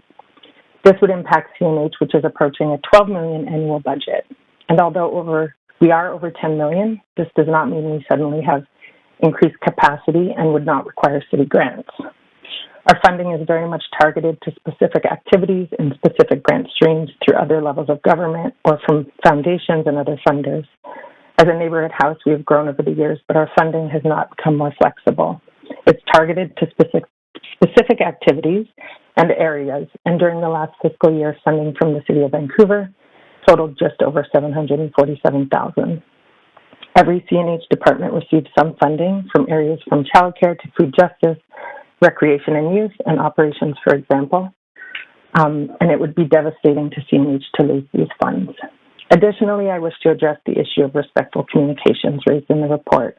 As a professional organization, CNH maintains a positive and respectful relationship with CNH staff and counselors. The implication that nonprofits, including CNH, are disrespectful is unfounded and does not align with the reality of our interactions. As advocates for change, it is necessary for nonprofits to provide honest feedback, even if it involves critiquing certain policies and processes. Restricting open communication could have unintended consequences, potentially silencing important voices and hindering progress. This proposal appears unnecessary and may inadvertently lead to harm to nonprofits and the communities they serve. It could create a chilling effect on nonprofit organizations, deterring them from engaging in constructive dialogue with city leaders. We appreciate the efforts to improve the Social Policy Grants Program and believe that implementing the positive recommendations will lead to enhanced efficiency and better support for community organizations. However, we strongly urge Council to reconsider the proposed caps on organizations with budgets exceeding $10 million and the measures regarding respectful communication. Thank you. Thank you very much. Okay, our next speaker is Nanette Wong from the Association of Neighborhood Houses. Welcome. You have 3 minutes. Good morning, Chair, distinguished city councilors, and fellow residents. Hello, my name is Nanette Wong and a resident of Vancouver. I stand before you in support of the 2024 Social Policy Grants Program. Thank you, Councillor Kirby-Young, for highlighting the much-needed work done by the South Vancouver Neighborhood House Food Hub team in addressing food insecurity. So I appreciate the call out. I'm actually here in the capacity as the Community Board Chair of South Vancouver Neighborhood House. I'm here to emphasize the invaluable role of the neighborhood houses in our city. Neighborhood houses are not just buildings. They are welcoming spaces where people of all ages, backgrounds, and abilities can come together, participate, lead, and learn. In South Vancouver, we are part of an 11 neighborhood house network. Together, we are committed to serving the diverse communities we represent. These neighborhood houses embody a unique form of social infrastructure grounded in grassroots approach to community building. Our programs and services are driven by the needs and aspirations of our residents, creating genuine relationships within our communities. We thrive to be inclusive hubs where people find social connections, essential support, and services that contribute to their well-being. With over 400 programs and services, we assist approximately 40,000 individuals annually. We provide opportunities for leadership and volunteering, with 1,800 volunteers from diverse backgrounds contributing 44,000 hours of service. Aligned with city initiatives, we support childcare, affordable housing, emergency preparedness, settlement services, and more. Through our programs, we meet the diverse needs of families, including delivering over 1,200 licensed childcare spaces, with nearly 300 more in development. While the city's neighborhood house organizational grant currently supports us, infrastructure remains a challenge, as my colleague from the other house just previously mentioned. The ever-growing and changing needs in our communities require ongoing investment. Unfortunately, our revenue model makes it challenging to generate the necessary surpluses for infrastructure renewal. Today, I urge you all to recognize the indispensable role of neighborhood houses, and of course, when you're granting, that would be helpful, and to continue supporting our efforts to strengthen communities across Vancouver. Your support ensures that we can continue providing inclusive spaces, essential services, and meaningful opportunities for our residents. Let us stand as champions for our neighborhood houses, embracing their unique and critical role in fostering a vibrant and connected communities. Thank you for your time and commitment to this important cause. Thank you very much. Okay, our last speaker is Darius Mays from Kiwasa Neighborhood House on the phone. And are you there, Darius? Yes, I am. Very good. Can you just tell us if you're a resident of the City of Vancouver before you begin? Absolutely. I'm not currently a resident of Vancouver. Sorry, I'm getting a lot of feedback. Hopefully that works now. You please continue. Perfect. Thank you so much. Thank you, councillors, for the opportunity to speak to this report. My apologies for not being able to speak in person. I want to commend staff on putting together a great report with a lot of strong recommendations, reflects a lot of the consultation and engagement with community that we've seen over the years and that I've had the great benefit to experience. As many of my colleagues have said, that there are many important needs in our community that we serve, and the fact that we have access to a variety of grants, including the operating grants, is a huge benefit. It allows us to provide these core services, core spaces, welcoming spaces for so many in our community. And in the Hastings Sunrise neighborhood, particularly, we serve folks of all ages, seniors, families, adults, newcomers, youth, and again, the programs funded by the City of Vancouver allow us to provide important programs to those demographics, as well as, again, providing community development that allow the community to come into this space and to lead and to share their needs. And again, I've been really appreciative of staff and their responsiveness in responding to those needs and hearing what we need, whether it's infrastructure, things like HVAC to respond to heat domes and other climate emergencies. And so we're very grateful to see this funding around emergency funding, and certainly in light of what's happened to our colleagues at Little Mountain Neighborhood House.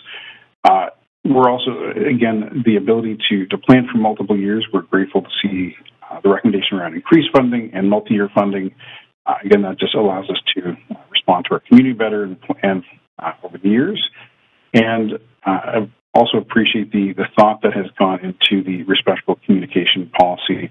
I echo my colleague from Collingwood around the concerns around the potential chilling that could come from such a policy, but I think the staff have struck the right balance around this issue to ensure that important voices are heard and decisions could be challenged, but in a way that's respectful and allows us to advance the important conversations that need to happen in our community. And so again, Kiwasa Neighborhood House, we're in support of all the recommendations being brought forward by staff and appreciate your consideration of them all. Thank you so much. Thank you very much, Darius. Okay, that's the end of our speakers for this item. Thank you all for addressing council. Would somebody like to move the motion? Councillor Zhou, seconded Councillor Fry. Okay. All right. We have speakers.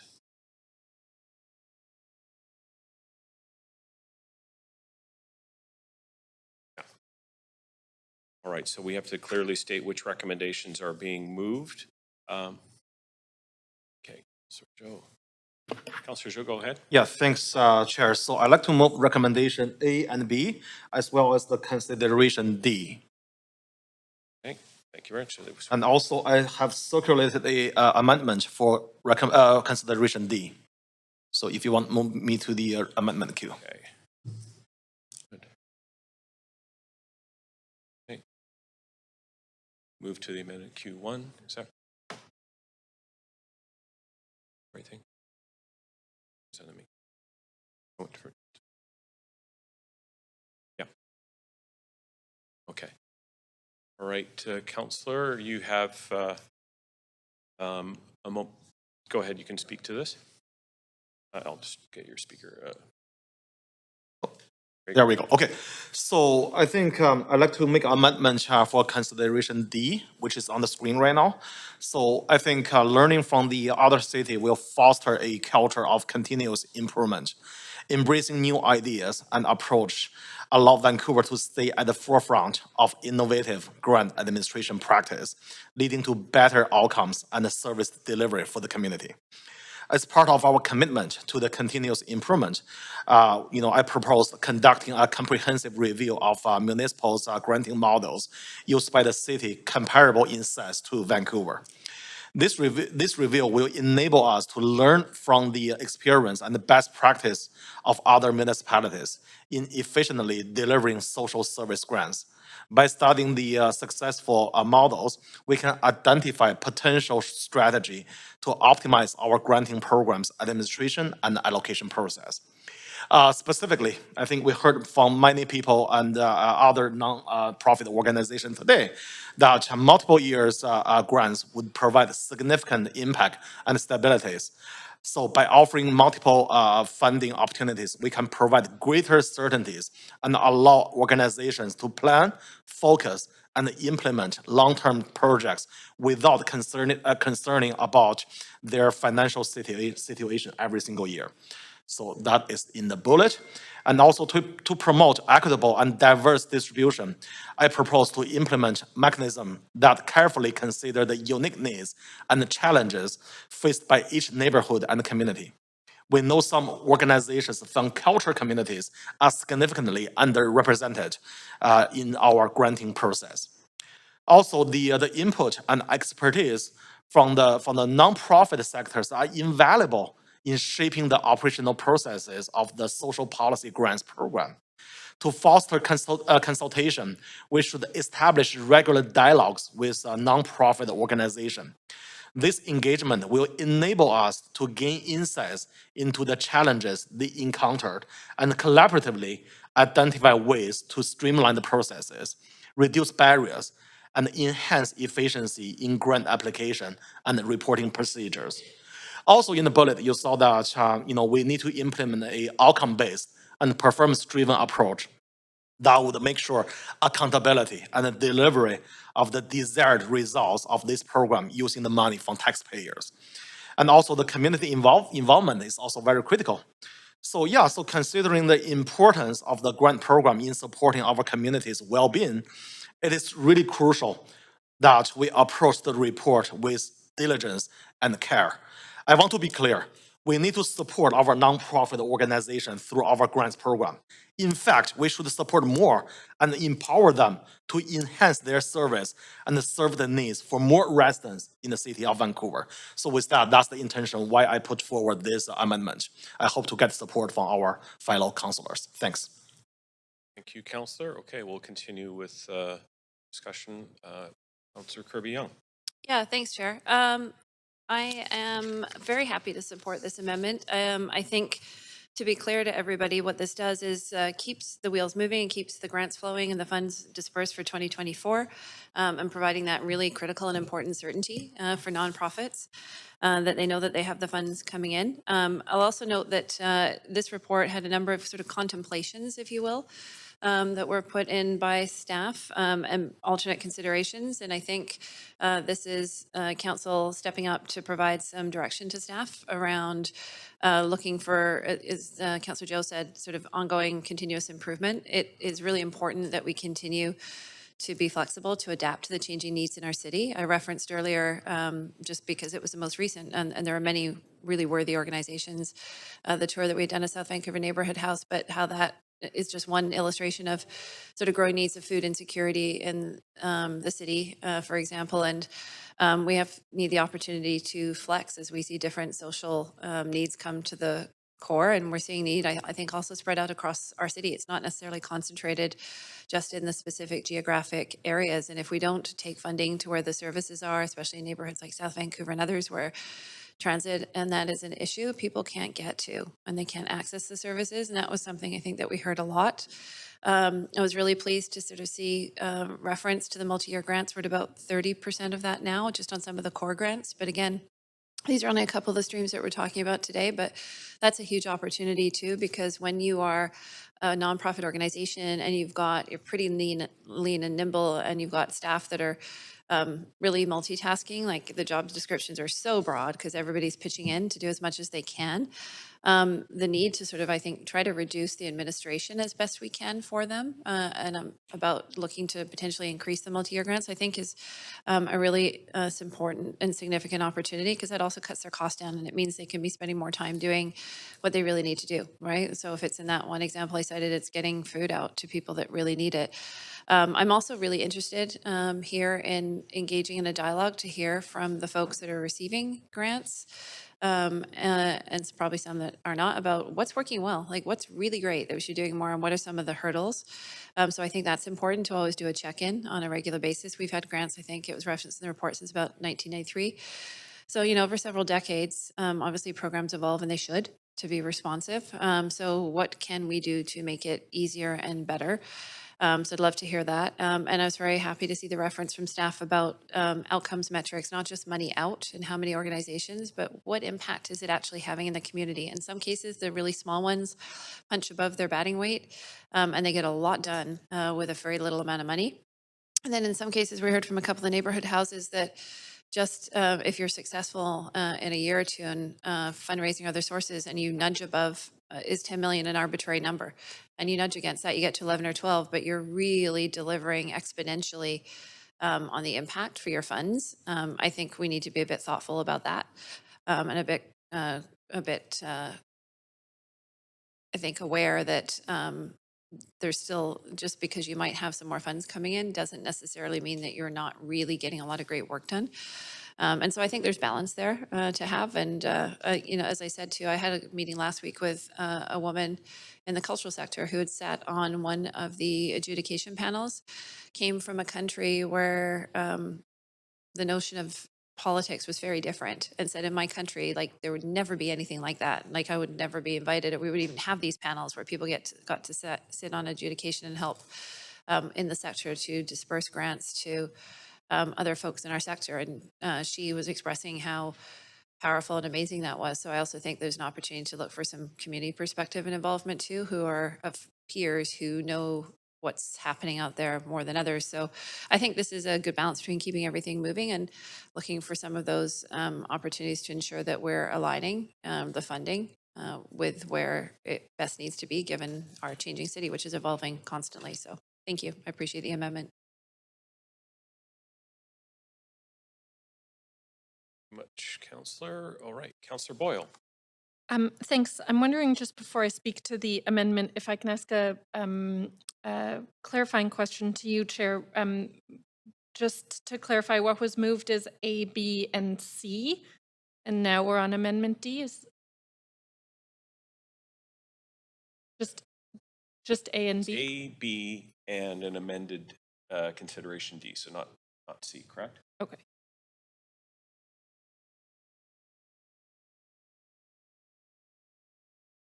So A, B, and D, and then we're on an amendment to D. Got it. Okay, great. I just wanted to make sure I understood.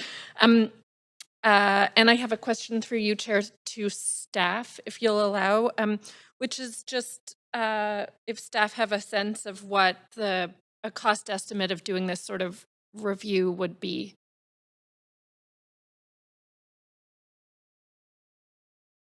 We don't. We'll have to do a request for proposal.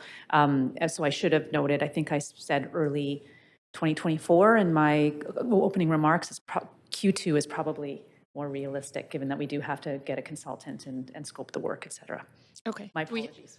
Not to put you on the spot, but a ballpark of, like, is it $100,000? Is it $30,000? Is it? I really couldn't say. Okay. I really couldn't say right now. Okay, fair enough. Happy to hear what happens. I'm happy to support this. I really appreciated in this report how staff so clearly articulated the commitment to continuous improvement that's been part of the grant program for the whole length of the grant program, and that is part of how this work happens. We've been hearing from community members that they've had a voice in it. It's actually really powerful to hear from so many community voices speaking to the integrity of the process and reiterating certainly what I know as a second-term councillor, which is the integrity of our staff team and their work on this, on these important grants. And I'm happy to support continued improvement in this way too. Thank you very much. Councillor Fry. Yeah, thanks. I feel like this amendment is largely a solution in search of a problem. I think a lot of this is work being done, and I note that there's no price tag attached to it.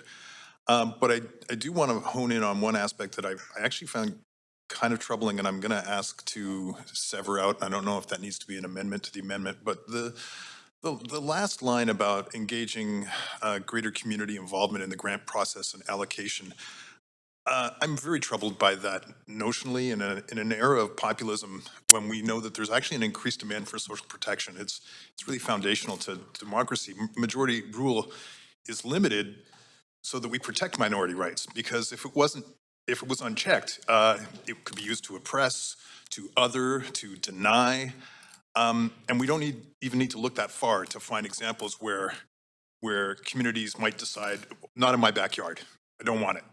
And I want to say, full disclosure, I spent many years as a community adjudicator for the Vancouver Foundation Neighborhood Small Grants, excellent program, and we did lots of really great things working on programs that would benefit our community and our neighborhoods. But there's a big difference here because we're talking about social policy grants, and I really worry that we're wedging in a populist approach to something that is really coming from the expertise of our staff who are looking at this from a lens that isn't really driven by populism, but is actually driven by social policy and needs in community that may not actually be reflected in the majority. And we see this playing out right now with the Yaletown OPS. We see various permutations of where people don't want it in their backyard. So when we say, hey, let's give this community lens an opportunity to kind of gatekeep where we want social policy grants to go, we're denying our responsibility as gatekeepers to say, make those decisions based on how we're elected. And I worry that this opens the door for the loudest, angriest voices, the populist voices, to run roughshod over people who, in a social policy context, need those grants the most. So I'm going to ask, Chair, how we could sever that out so I can vote against that, or if I need to amend it to strike it.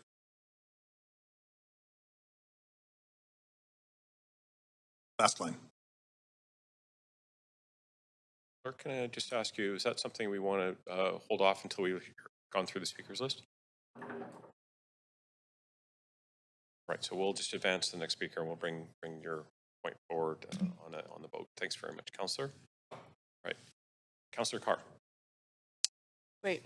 Thank you. And thank you, Councillor Fry, for raising that concern around the last bullet point. It was also on my mind. I appreciate the ability of staff to enable severance of that last bullet point that was raised in D. If I could, through you, Chair, ask some points of information of staff. Yes, go ahead. Okay, so the staff, I'm just wondering, in terms of recognizing different needs of the neighborhoods and distribution of grants, are you currently doing that? Yes, thank you for the question. We do collect data on where the grants are going per neighborhood in the city, and we map them out to ensure that there's not equal distribution, but that there is areas of need that are getting more dollars to address that need. Okay, thank you. Another point of information. A second question. Do you already consult with the nonprofit sector on opportunities to improve the granting process? We do. We have as mentioned by one of the speakers, we have a very relationship-centered approach to our granting. So we have our information readily available. We connect with our nonprofit partners as they apply, when they've been declined, if they have any questions. So we are constantly getting feedback from community groups, and that through the application process. We also have a question in the application process at the end that essentially is an opportunity for direct feedback to city staff, and we pull those together into reports and then feed some of those considerations into the administrative changes that we make, like some of the administrative changes that were made last year or 2 years ago to the capital grant program with the matching dollars that was out of community feedback. Multi-year funding is certainly a thing that we've prioritized as a result of community feedback, et cetera. Okay. So apropos of that, a third point of information or question to you around administrative burden. Are you already looking at administrative burdens on organizations and balancing the reduction of the burdens with risks if they don't report out or follow through on analyzing the impact of their investment? Yeah, absolutely. So we look at every year we reevaluate our application process and our actual, like the form itself. And so with our new software system, we have a piece that is repeated every year. So organizations can just enter it one time and then update it. And then there's just a handful of questions that are asked each year for that collect new information. So we do things like that to kind of address the administrative burden. Again, we piloted multi-year funding, which is a huge piece, and we're looking to expand that in the next calendar year. And we are constantly looking at the industry standards to ensure that we're reducing burden to organizations, but also upholding the accountability we need as stewards of public dollars. Thank you. Fourth question or point of information. Are you currently requiring outcome-based metrics from the grant recipients? Yes, so we have a question in the application form that specifically identifies, so if you're a new applicant, you estimate what your outcomes will be and your outputs. And then if you're a return applicant, you fill in what you did achieve in that year prior with the grant that you were given, and then estimates for the year to come. Great, thank you. Chair, based on this, I'd like to actually ask you to rule on whether this amendment D is out of order on section 8.7 of the procedure bylaw. F, dilatory, incorrect or frivolous, dilatory because I believe that all of this work is currently being done by staff. Okay, we'll take a moment.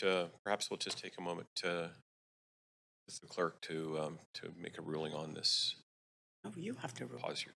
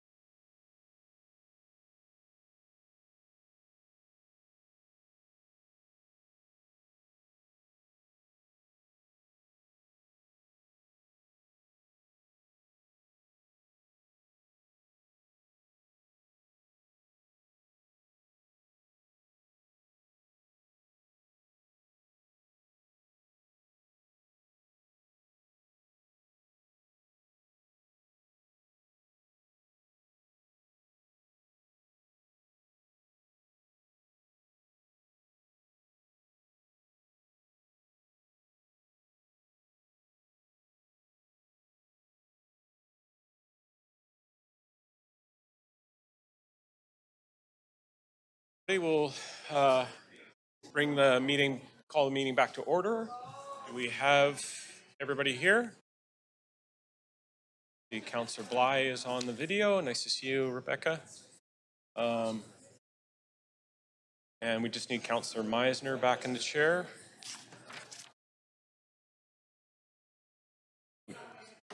Okay.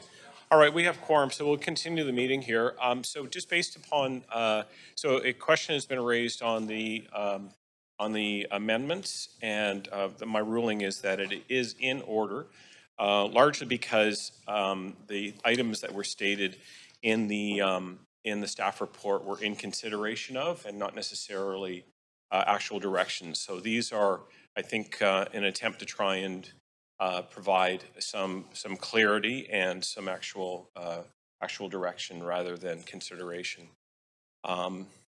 So with that, continue. We've got a little bit of time. Any other comments, Councillor?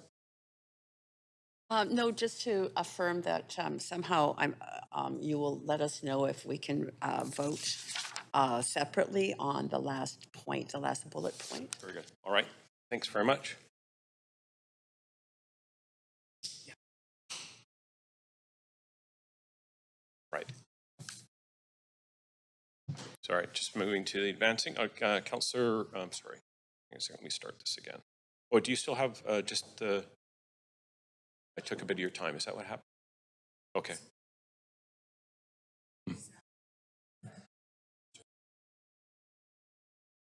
So you have about 30 seconds here. Okay, so very quickly, I think that maybe I can clarify. I think there's some consternation over a misinterpretation of community here. This doesn't mean the community at large or residents. This means the community sector, consistent with how community is engaged in the grants process already. And I use the example of having community sector representatives on juries or grant adjudication panels assessing their peers. So I think that there's a storm in a teacup here around a misunderstanding of what community is in that context. And I just wanted to provide clarification. Thank you. Okay, thank you very much. Councillor Zhou. Yeah, thanks, Chair. So this is for the community grant, using the money from the taxpayer. So I think, of course, the community involvement is very essential. And it is about community engagement and communication. I don't know why this community engagement can become populism. It just doesn't make sense to me. So community engagement doesn't mean we always agree with everything people say. It doesn't mean that. It could also mean public education. It could also mean the clear communication to the intention of this policy to the public. So with that, I don't agree with Councillor Fry's comments. It is not about populism. Thanks. Thank you, Councillor. Councillor Boyle. Thanks. Just to say, while the wording is a bit vague, I really appreciated those clarifications about the intent of that last point. I certainly have seen, I know I'm not the only one in this room who has looked at and read a lot about community participation, participatory democracy type processes around funding allocations, and can see there's a lot of richness in like a deep and community engaged process, and a lot of risk in a very shallow pitting community organizations against each other sort of competition process. And I trust our staff know all of that, and so with that clarification, I'm comfortable supporting that being included and hearing back from staff about what best practices might exist there that don't put us into a place where we're kind of losing the integrity of the process, and would additionally say the sort of richness of a really deep participatory process can also be incredibly administratively bulky and costly, and we saw that I think in the West End in participatory budgeting there, a lot of richness, a lot of capacity that's required at the city. So again, just totally fine with hearing from our staff who know all of those dynamics about where this could land. Thank you, Councillor. Councillor Carr. A question to staff through you, please. What is your interpretation of community involvement? Is it the broader community or is it the granting community? Thank you for the opportunity. Actually, I was just noting that some clarification on this would be helpful. I think, Councillor Zhao, from what you described, I think what I had understood was that you're interested in ensuring that community organizations who maybe have not traditionally accessed grants are made aware of the opportunity and are involved and are able to be aware of what grants there are for them to apply for. On the other hand, I hear interpretations around community involvement in the adjudication process and in juries, which is also a practice that we can explore as well. So I think there's two dimensions to this, and if there could be some clarification for staff, that would be very valuable. Thank you. On a little over time here. Councillor Fry. Sure. I'm going to just send in an amendment to that amendment, which I just did with the clerks, based on, I think, the clarification that was being offered by Councillor Kirby-Young that this was a sector community, not the community at large. I do want to retain my concerns around the community at large making decisions around, say, whether we should be supporting folks who use drugs or sex workers or whatever in their respective communities, and I think that that's a slippery slope.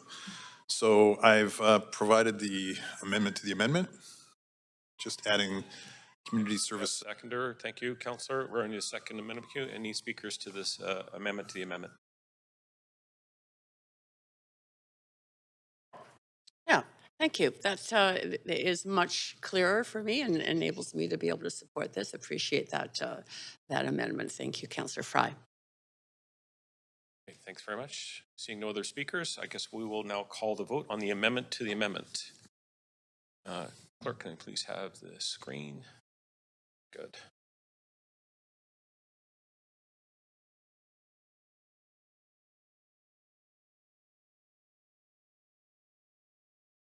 Good.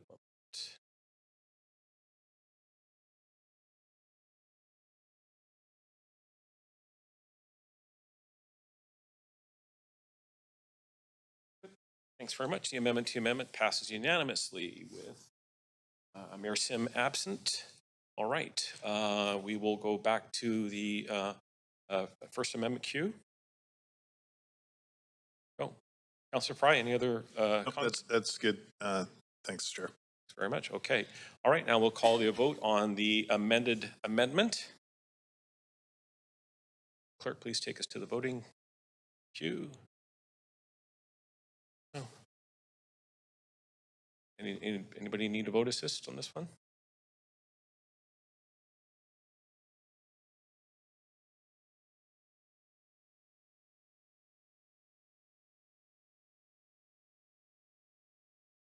Councillor Blythe? Chair, this is Councillor Bly. I'm just actually, because the screen is so small, just struggling to see what we're voting on at this particular moment.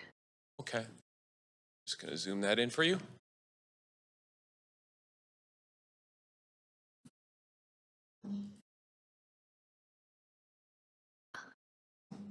So now we're okay. Yeah. Okay, super. Thank you very much. I can vote now. Great.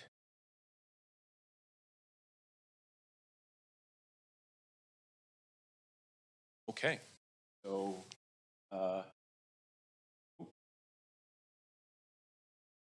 So we are, so you're not going to vote on the amended amendment or abstaining on the amended amendment, Councillor Fry?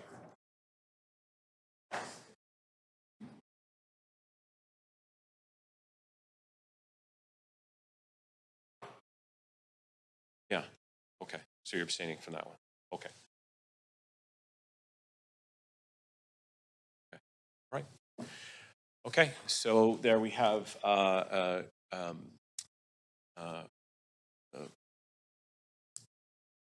vote approved with Councillor Fry abstaining and Mayor Sim absent. All right, so we will now go to the main queue.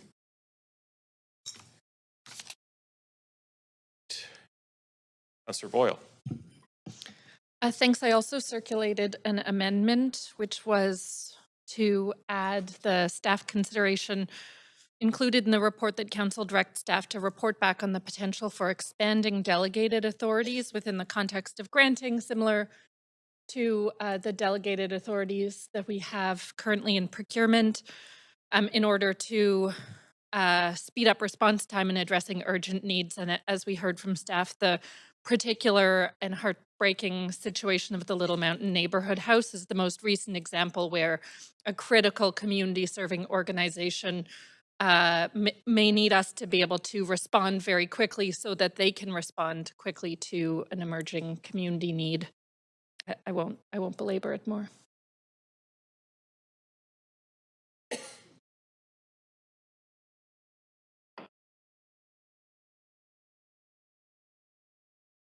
All right, Councillor Kirby-Young. Yeah, thanks. I think that this.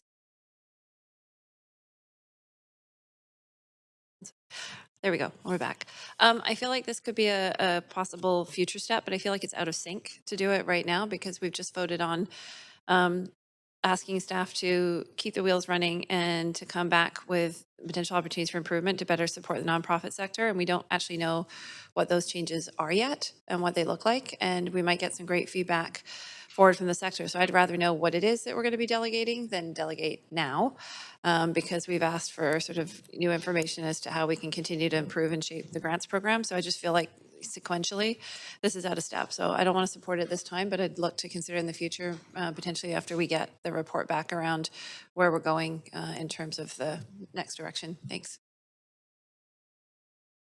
Councillor Boyle.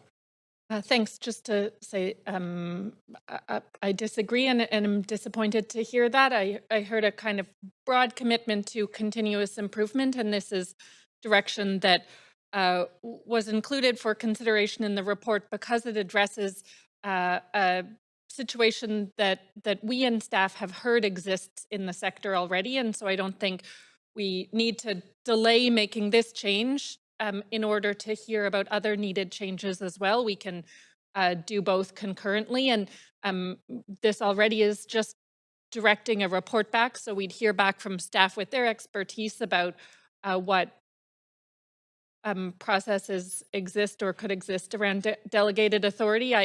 We heard that Little Mountain Neighborhood House timed out well in terms of a grant included now, but I'd hate to say, well, we waited a year and it left another organization who badly needed these funds in a lurch. So, I appreciate we could look at it down the road. I don't see the point in delaying it. We're directing staff to pull together a number of recommendations and a study about what improvements are needed. And this is one we know is needed. And I don't think we should delay it any longer. Councillor Carr. Yes, if I could ask some points of information just after you. Go ahead. Thank you. So we currently do delegate some of our authority in the procurement process. Could you just clarify, so it's on public record, what are the provisos in that? I believe there's a certain amount of value of procurement above which council does make the decision and below which staff do. Maybe if you could just clarify. Yeah, thanks so much. Yeah, the procurement process identifies various levels of delegated authority based on the size of the procurement and the approach of the procurement. And so what this would be a report back on the potential to do that. Legal services would need to review the charter and consider whether that type of construct could work for granting. Great. And how long have we been doing that at the city? The procurement policy? Yes, with the divisive. I'm not sure. There's, I think, a procurement. Yeah, Duncan Finley from Legal Services here. Yeah, we've had the procurement policy in place for, I think, at least a decade. Anything over $2 million comes to council. Anything under $2 million, there's different tiers for which staff members can approve different contracts. Great, thank you. And Councillor, we could report back on this piece as well with the broader report back also at the same time. And through that process that we have in place for procurement, has there been any issues that have arisen that have caused consternation at the council table? I wouldn't be able to speak to that. I don't know. Sorry. I've been on for the whole time that's happened. I've been on council. I haven't heard of any. Maybe the city manager knows of some, but I don't remember any.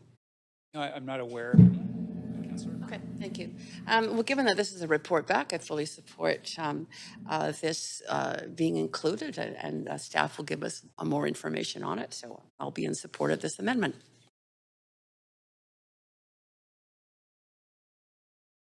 Thanks very much, Councillor. Councillor Zhou.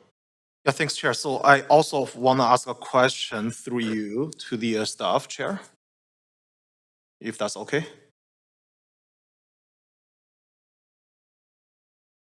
Sorry, go ahead. Yeah, thanks. So my question is to address these urgent needs, other than grants, do we have any other ways to address the urgent need, like a motion or emergent council meeting?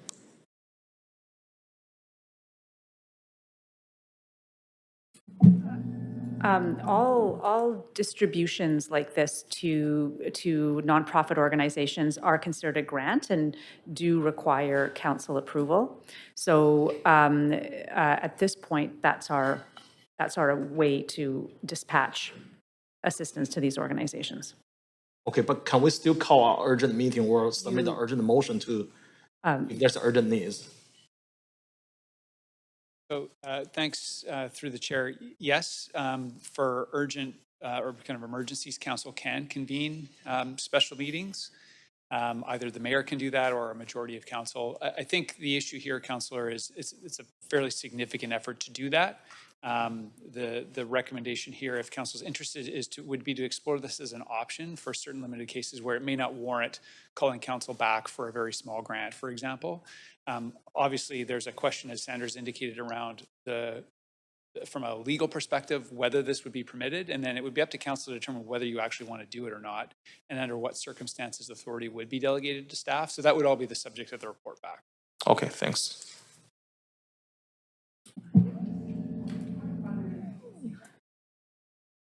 Sir Carr.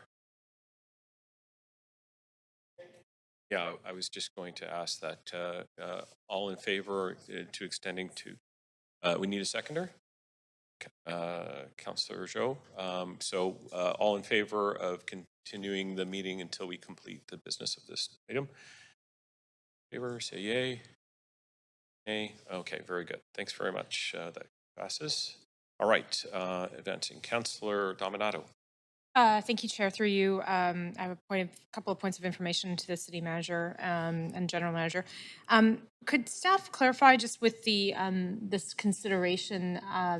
Does this delegated authority exist with other municipalities in terms of grant programs? Councillor, I can confirm that, sorry, I should have clarified earlier that we do actually have, and we noted in the culture report, some very prescribed delegated authorities within culture granting already that council has approved. So just to clarify that, what the biggest one that I'm aware of is the City of Toronto's has established a grant policy. And in that grant policy, council has identified their strategic priorities and and some key principles and approaches, and then delegated authority to staff to administer those grants. Okay, that actually dovetails to my second question, which was that with this proposal, council would still set the strategic direction and priorities for grant streams and the funding envelope and those bigger strategic directions around priorities, principles, funding envelopes. Is that correct? Yes. Okay. And then, but this would give, if there was, for example, as was described, an urgent matter where a small grant was needed or warranted, there would be a threshold, potentially just like procurement has, where That's what staff are proposing be explored in the social policy grants report. Is it's a very focused emergency response, maximum 20,000, up to a cumulative maximum of, I think it was 100,000 a year. However, through discussion with legal services and exploring what this could look like, there could be other ways of implementing a delegated authority. Okay, thank you. I appreciate that.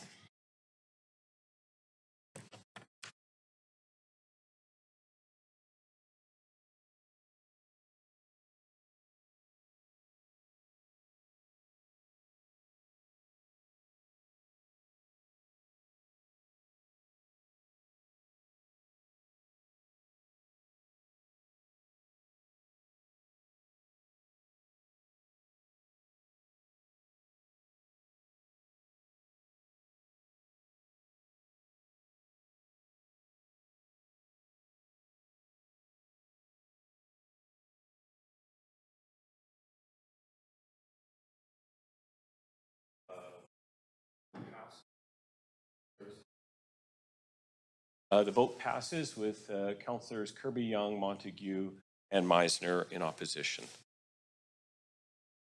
So we'll now move to the main queue. Back to the main queue. Councillor Kirby, Young. Nothing further. Thanks. Okay. All right. Then we will now call the vote on the amended motion. Can we have it on the screen just so we can take a look at it?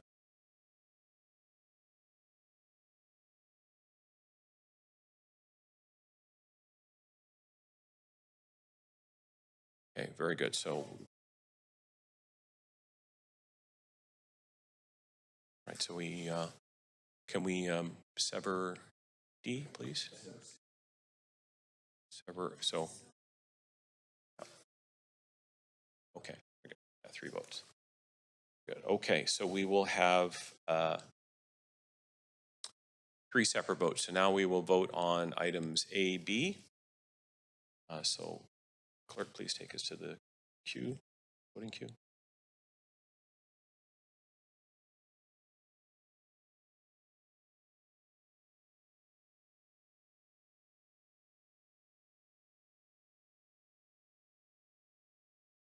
Buddy?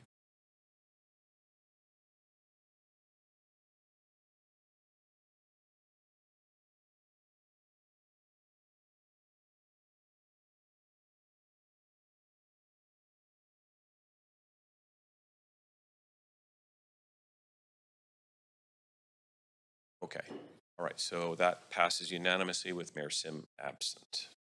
Right, so now we will vote on C.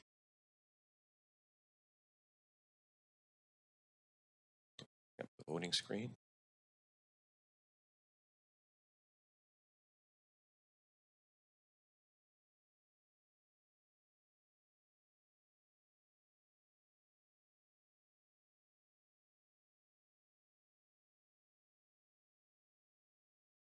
Okay, so that vote passes with Councillor Fry abstaining and Mayor Sim absent. All right, now we'll bring up item D.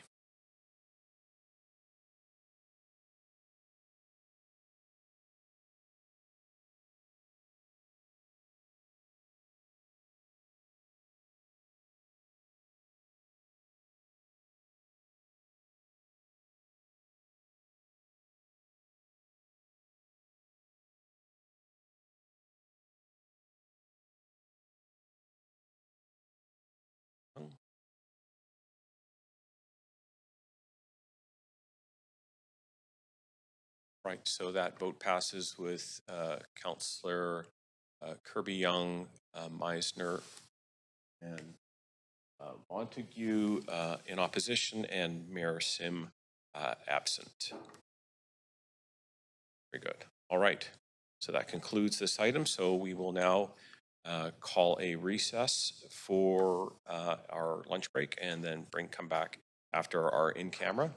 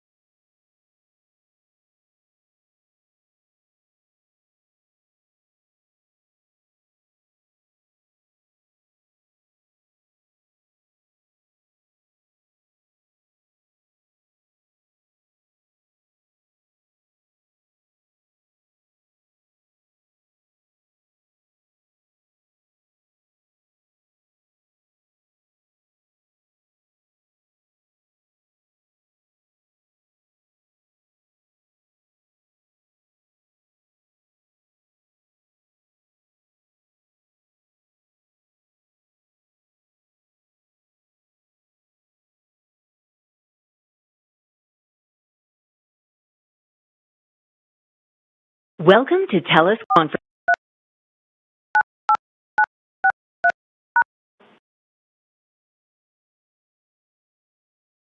Hi, Cassia. Can you hear me? Hi, Kirsty. I can hear you. Can you hear me? Yes, I can hear you. Thank you. Okay, all good.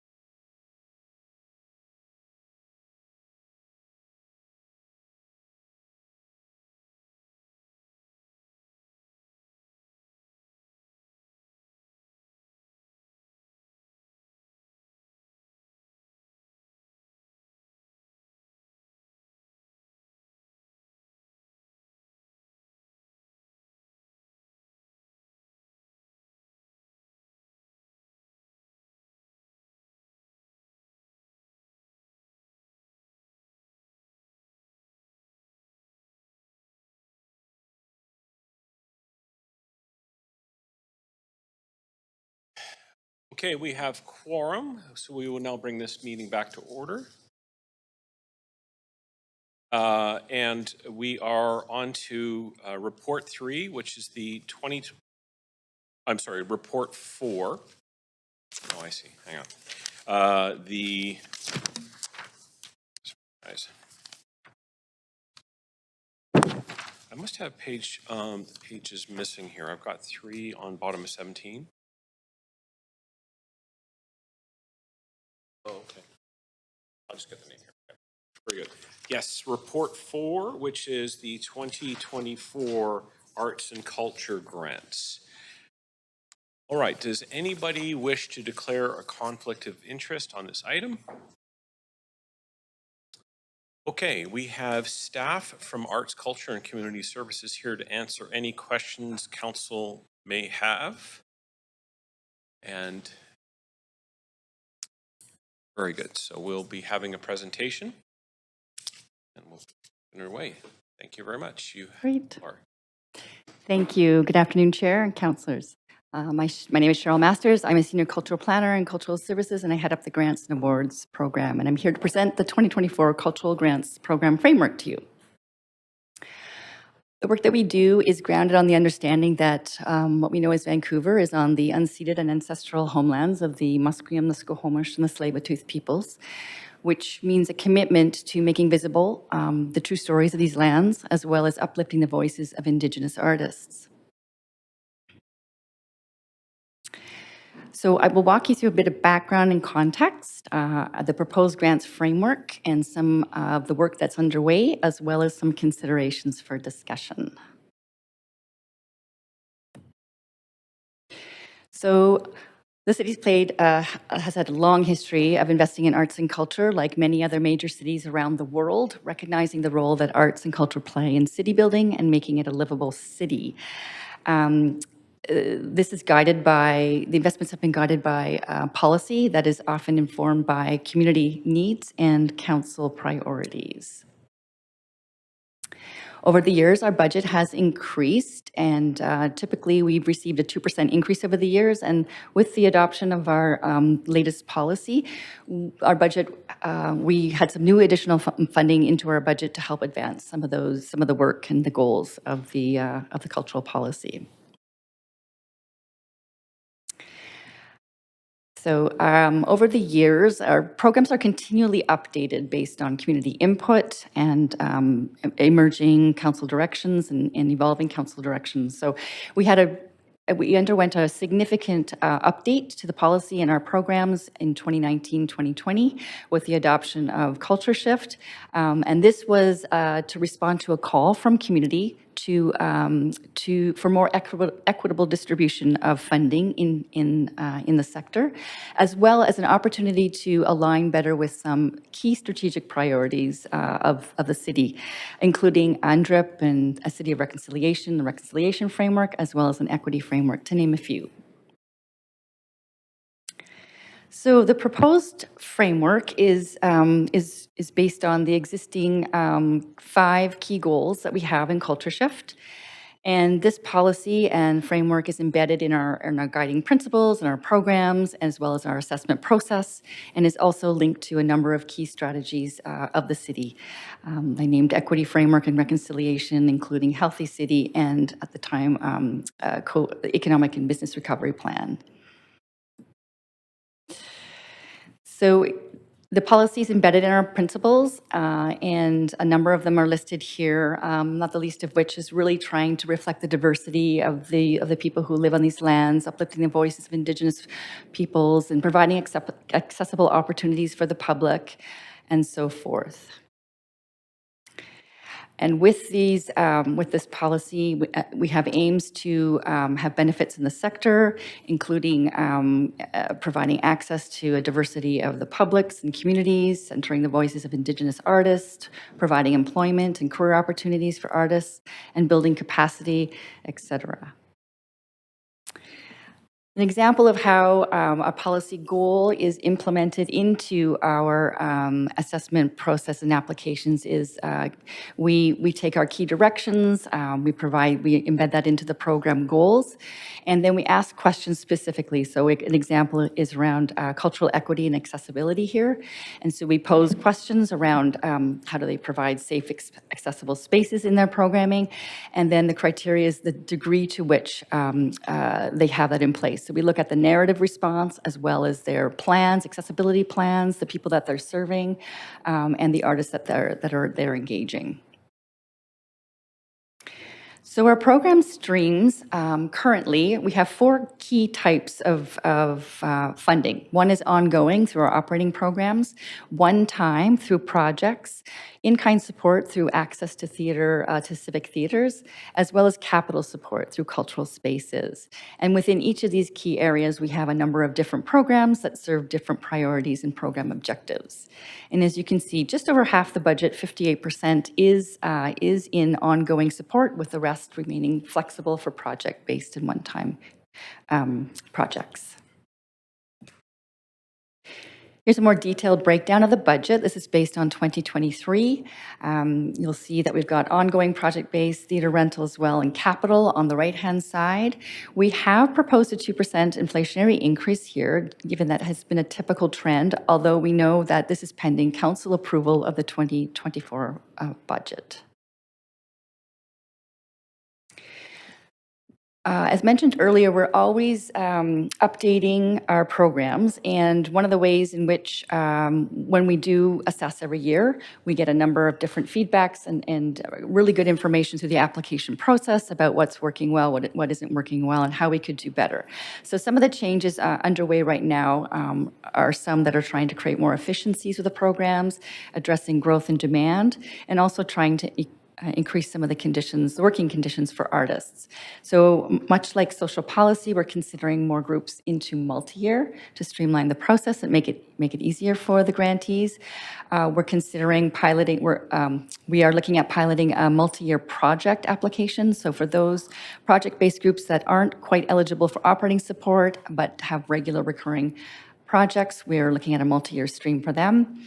And in terms of addressing growth, considering maybe lowering some of the maximum amounts to increase success rates, looking at the types of agreements that we have according to the scope and mandates and size of organizations and their capacity and levels of grants that they receive. And in terms of improving economic conditions for workers, looking at ways and tools in which we can support individual artists and see if we can do a better job there. As mentioned earlier, it can take a number of months from start to finish to process an application. We start with launching the program, doing a lot of outreach and consulting with groups, new groups, existing groups, helping them through answering questions, even reviewing drafts of their application. Then we gather our assessment committees, we review all the applications.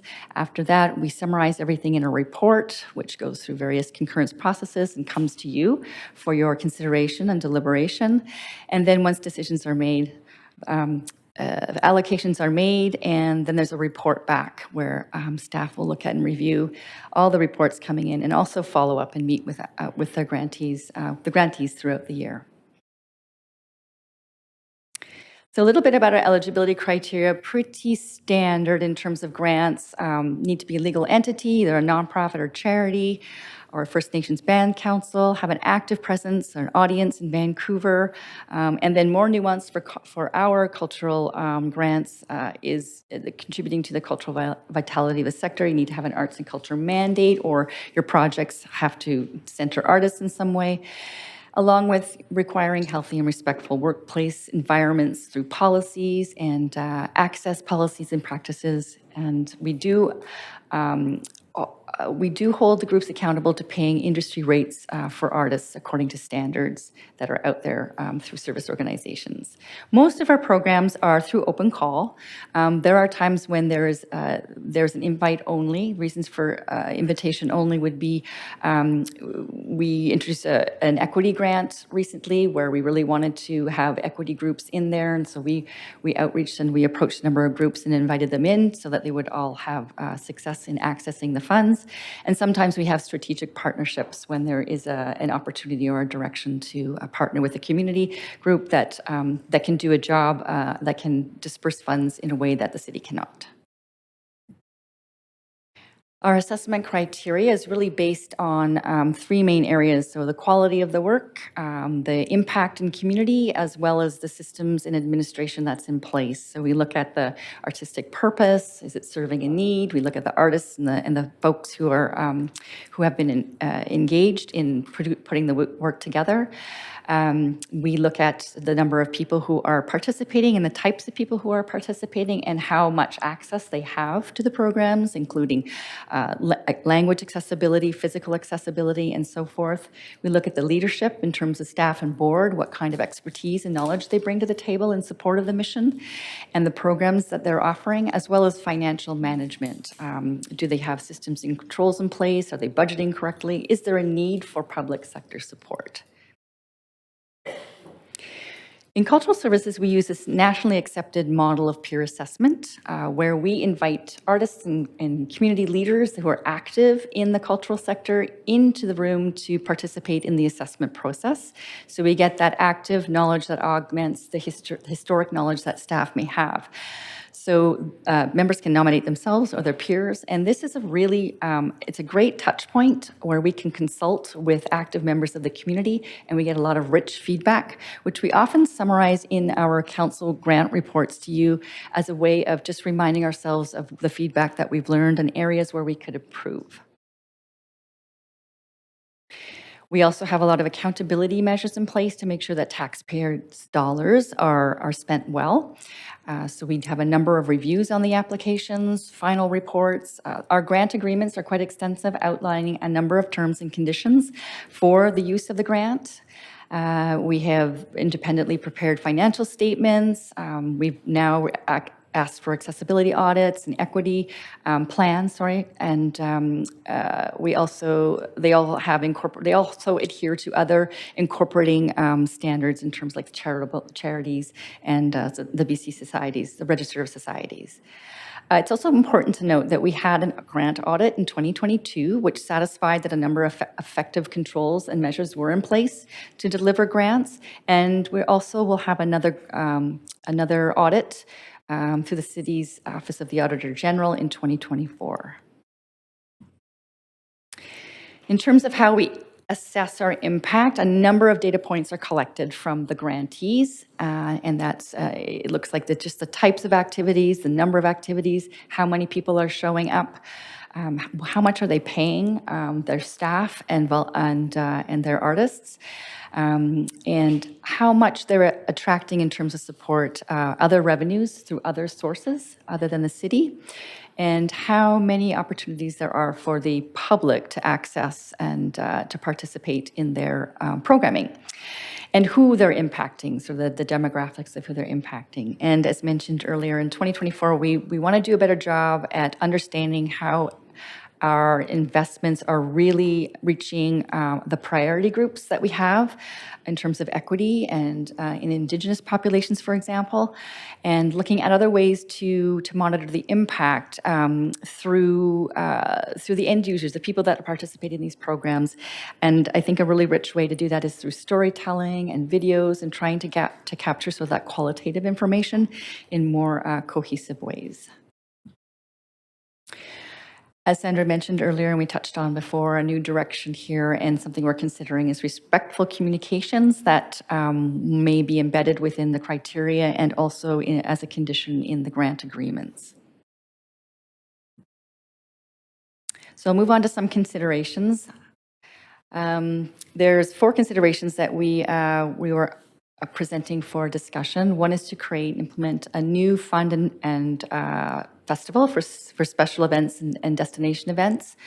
As referenced and we discussed before through social policies presentation, inviting council to be part of the assessment process, and a report back on potentially expanding delegated authority, as well as reviewing alternative models for grants delivered, for cultural grants delivery in municipalities.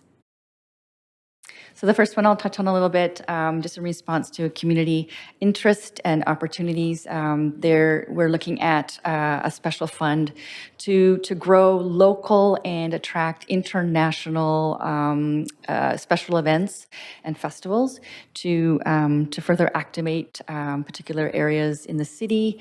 There's opportunities to work with business communities and tourism partners to lever resources to create and strengthen better resources to support these types of activities, and to strengthen internal support as well, so across several departments. The staff are looking into that, having some active conversations with community. As touched on earlier, council involvement in grants assessment. There's a number of ways that can happen to increase knowledge of the process. You can witness the deliberations along with our peer members. There could be liaisons in committees, and there could also be a committee of council to help with recommendations. And I think as mentioned, it's not common practice for council to be actively involved in the recommendations, but we put it up there for discussion all the same. We touched on delegated authority, considering how we might expand that and report back to you. There are 3 programs that we have delegated authority currently that have been able to respond quickly. There was mention of increase in intakes so that we could get funding out the door quicker. Delegated authority could help addressing that, streamlines the process. So instead of council approving every single grant, you approve a grant budget and delegate authority for staff to allocate individually. And often, our practice is to come back and tell you who the grantees were in a report later on. So we're considering that as well. And then again, reviewing alternate models for granting. It's important to note we did do a review in and around leading up to our current culture plan on looking at different models across municipalities and major cities, and came up with a number of models, including models like ourselves, that are in department, that are delivering the cultural services directly, separate agencies that are in the community that are nonprofit or charitable organizations, or completely separate authorities, or a hybrid of a combination of those. So that there's an opportunity for you to consider whether we should update that research and look at alternative models for granting. So with that, I conclude, and thank you very much. And staff are available for questions. Very much. We do have some questions. Councillor Fry. Thanks, Chair. Thanks, Cheryl. Appreciate the presentation. I want to just reflect a little bit on how the granting process has evolved in recent times in light of the culture shift that we embarked on, and what that kind of has meant for our arts and culture grants. Thank you. It has shifted. We embedded equity in the assessment process quite a bit. So we have new policy around a commitment to over 50% representation of priority groups in the adjudication process. We have criteria that is explicitly around equity measures. So that has changed. I think having people in the room with lived experience is probably the most effective way of really altering outcomes. And having that commitment has made a world of difference. And then we're constantly changing and refreshing those committee members to always get really active and on the ground input and expertise. And so just to flesh that out, those committee members, diverse backgrounds, lived experience, are currently sort of making up the adjudication board that help determine who gets grants and how those are allocated, and that kind of Absolutely, yeah. Ensuring that we're centering it around equitable populations, diverse groups, that kind of representation. Yes. Yeah, and that's a big shift. It's really, we're just sort of seeing it roll out now, because as I recall, it was like 2 years ago that we passed the culture shift. pretty significant milestone. Yeah. Okay, I'm just sort of trying to anticipate some of the potential amendments that are coming forward and trying to suggest where I think we're on the right track with, and this is a significant change that has had some, has there been pushback on how the culture shift granting has changed from the sort of traditional? It has. I think we did, because for years it didn't change. The model didn't really change, and we were really stuck in sort of this notion of artistic excellence, which was measuring the, emerging organizations against like the VSO. And so it was really a shift to look at how well are they addressing their own mission, and how is that mission contributing to the diversity of the community. And so I think it really has, we have had some pushback, but I think there's been a real openness to understanding that our narrow focus has benefited very few organizations for a long time. And now we see the benefit of really opening up that investment and just having that diversity of voices and programs that really show what the city is, who is actually living and active in the city. So I think it's been and we have heard a lot of really good feedback from groups, especially in groups that have come in through our equity grants program, where we've lowered the barriers completely. They don't have to compete against the VSOs. And I keep using them as an example because they're one of our biggest organizations and very, very long established. And they haven't had to compete in a way where they would never have measured up. So it's really holding them to their own values and contributions and mission statements. And I think we've had some really good feedback in that sense. On the subject of measure up, I mean, like, art is not really quantifiable or measurable as an outcome necessarily, and it's so subjective. Is there any kind of, how do we gauge our success with arts and culture grants? Obviously, it's a sector with low wages typically, but how do we gauge success?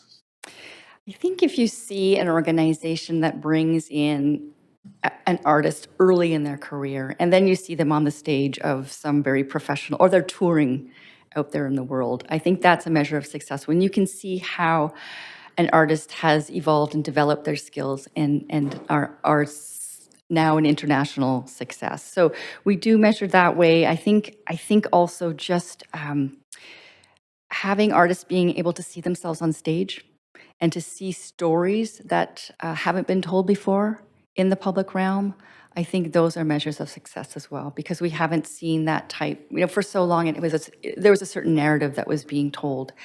And I think with this shift, and it was long overdue, really understanding that these stories need to be told by those who have the experience and have the talent to present. Out of time, we could have this conversation all day, but I appreciate it. Thanks, Cheryl. You, Councillor Fry. Councillor Boyle. Thanks. I also have a question about culture shift and the work of that review. Can you speak a bit to, those of us who were here last term got to hear more of this, but the amount of community involvement that went into the creation of culture shift as a policy? Want to speak to that? Branislav Hensel, Managing Director of Cultural Services. Hello. So Culture Shift was one of the precedent-setting pieces of strategic and policy work in the city in a number of different ways, including, first of all, actually reaching out to the communities that have not been previously involved. And we've done this in a number of very effective ways, one of the most important ones being this iterative question of who is not around the table. So every single session that we've had was followed up by, okay, so who is not sitting around the table here? This has led us to about 8,000 different contact points. So we have actually reached about 8,000 people in the city. In addition to that, we actually worked very closely hand in hand with an external advisory committee made up of professionals from the community. And when I say community, I'm really talking about various different communities. So that's the artistic, that's the creative community, and the different cultural communities too. Okay, great. Appreciate that. I guess I'm hoping to wrap my head around council directed on the social service grants, a jurisdictional review. Are those types of questions that came up during the culture shift engagement process, looking at multi-year grants and recognizing diverse needs of communities and groups. Were those part of the culture shift? Oh, absolutely. They were not just a part of the culture shift conversations. They were actually explicit. There's still explicit recommendations in the culture shift policy that the council had approved. So the multi-year notion, as a council approved action, actually already lives within culture shift, as does, for example, the notion of looking into granting to individual artists, et cetera, et cetera. So there is, we have over 80 different actions actually there that are embedded in culture shift that follow the explicit direction from the community. Multi-year, as we've heard before, is one of those and continues to be one of those. Okay, and my memory is, but my memory is not always great, so help me out here, that we have, after approving Culture Shift, we haven't fulfilled the planned funding asks for Culture Shift each year because of budgetary pressures overall. Yeah, that is correct. So I just need to make a slight correction here. Culture Shift was actually approved 4 years ago, although it does feel like 2 years because of the 2 years of the pandemic. And pandemic actually is kind of the key here. So one of the reasons why we haven't been able to follow the very clear recommendation on budgetary increases is in part due to the economic impacts of the pandemic. Okay, I'm just thinking through if we were to do another jurisdictional review of a bunch of questions that we have very recently had a lot of engagement from the community from, that would take funding we could otherwise put into implementing the types of recommendations that the community, like there are gaps already in funding to implement those recommendations. Absolutely. So the community keeps a very close eye on all the monies we're spending and that are not going to the community. That is generally actually a feedback that comes to us on an ongoing basis, and we know this. Having said that, although we don't, if we did a municipal review, we may not anticipate a number of new additional general notions of what we could do. However, what we do know is that the pandemic has changed the sector entirely. And so there may be additional needs that we are not aware of. However, those fundamental needs that are codified in Culture Shift would still be there.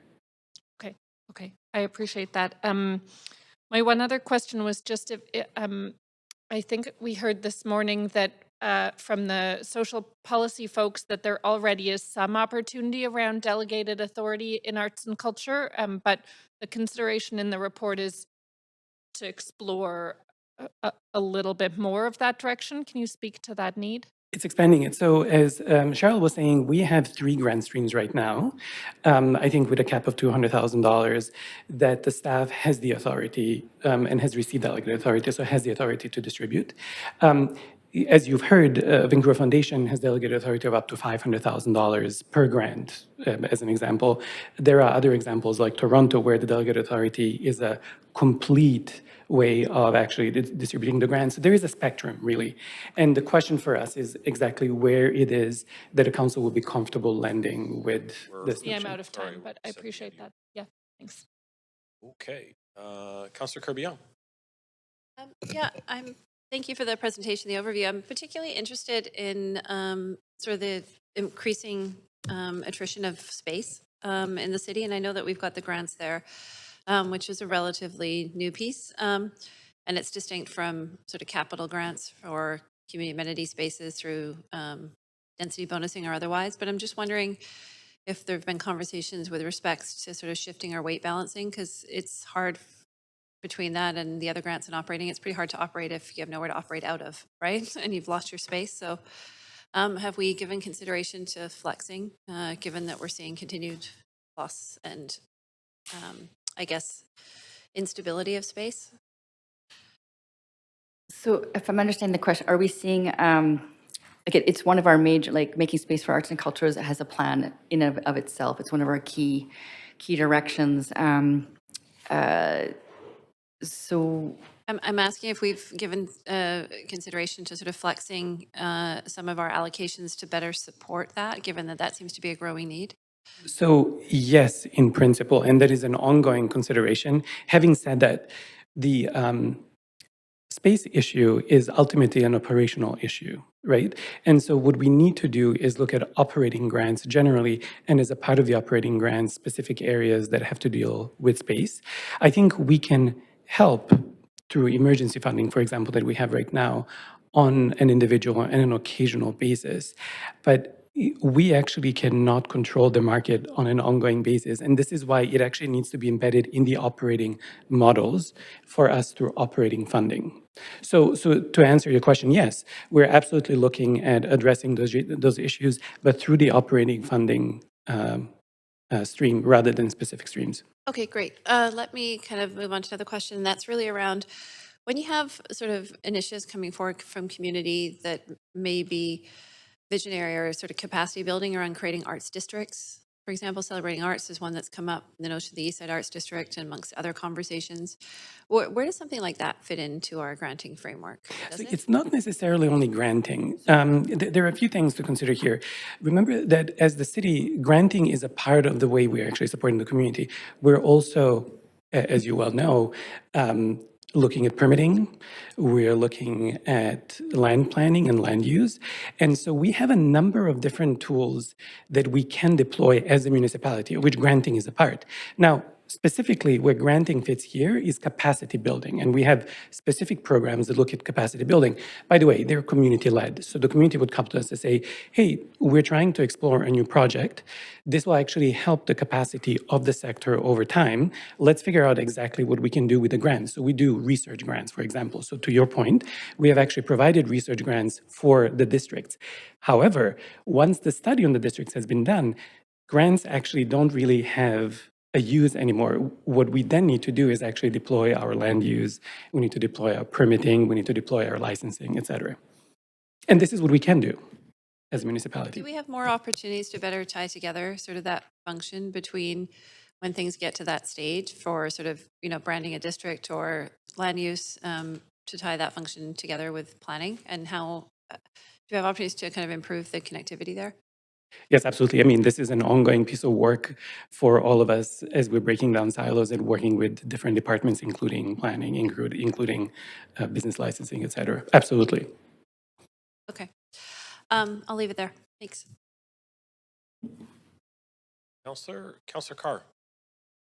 Yeah, I'm interested in finding out if staff, if there are, sorry, if we can rate whether Vancouver has received sort of greater accolades or measures of how good a city is in terms of arts and culture. I mean, there must be some international measurements that are going on, or ranking system. So how are we doing in that? So we're actually doing incredibly well. We have one of the, and I'm hoping that everyone is listening to this here and online, we have one of the most important choreographers in the world living and working in Vancouver, a choreographer who has won numerous international awards. Unfortunately, I'm not sure that every single Vancouverite knows about it. We have some of the most important visual artists in the world living and working in the city. I'm not sure that Vancouverites really know that. So to answer your question, we're doing incredibly well. We're not doing very well in telling that story. In where? In telling the story. Ah, yes. Okay. And by the way, that is a crucial piece of this connection between economic development, arts and culture, cultural industries, and tourism. So it is a story, and it's a bit of a weaving that will have to be done, and we will have to work on in the future. And are we increasing live performances? I mean, I grew up in the city when there were, live bands playing all over the place. So how are we doing in sort of making progress in increasing live music? So if you remember, as a part of Culture Shift, Council also approved Making Space for Arts and Culture, as well as the Vancouver Music Strategy. We are just recruiting for the Music Task Force with the explicit job of fulfilling and implementing the actions of the Vancouver Music Strategy. And to your question, live music is one of those pieces of work. Great, thank you. That's it for questions. But Chair, I'm last on the queue. I'm happy to move the recommendations A and B along with consideration E. Very much. Can I have a seconder? Sir Boyle? Okay, let's move to the main queue then. Now, just want to make sure I've got this here. All right, so we've moved the motions. Any discussion? Yeah, we got Councillor Boyle and Councillor, go ahead. Hang on a sec. Councillor Boyle. Thanks. I really appreciate all of this work and really the huge amount of work and leadership over many years. It was exciting to be part of approving culture shift for long years ago and to get to be responsible for continuing to implement it. I also circulated an amendment related to the consideration in the report about exploring options for a destination festivals and special events fund. So not see the delegated authority amendment up on the screen there. Councillor Carr actually already moved with the main. So C that's on the screen here, we don't need the delegated authority piece. Councillor Carr moved. Yeah, which is so I'm just moving what I have up here as D. Does that make sense? You moved A, B, and E? Councillor Carr moved A, B, and E.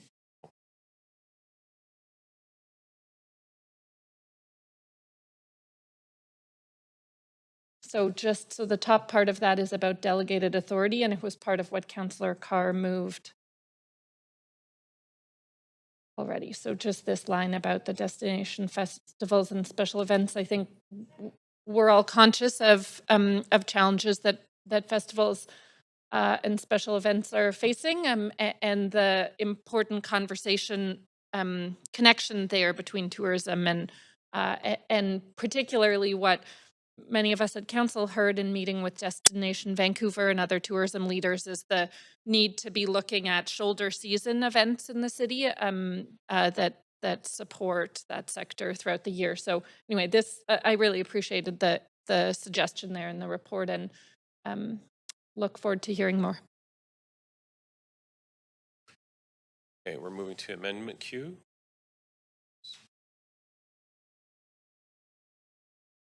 Councillor Kirby-Young, you seconded, so we're going into the debate on this. Okay, Councillor Kirby-Young.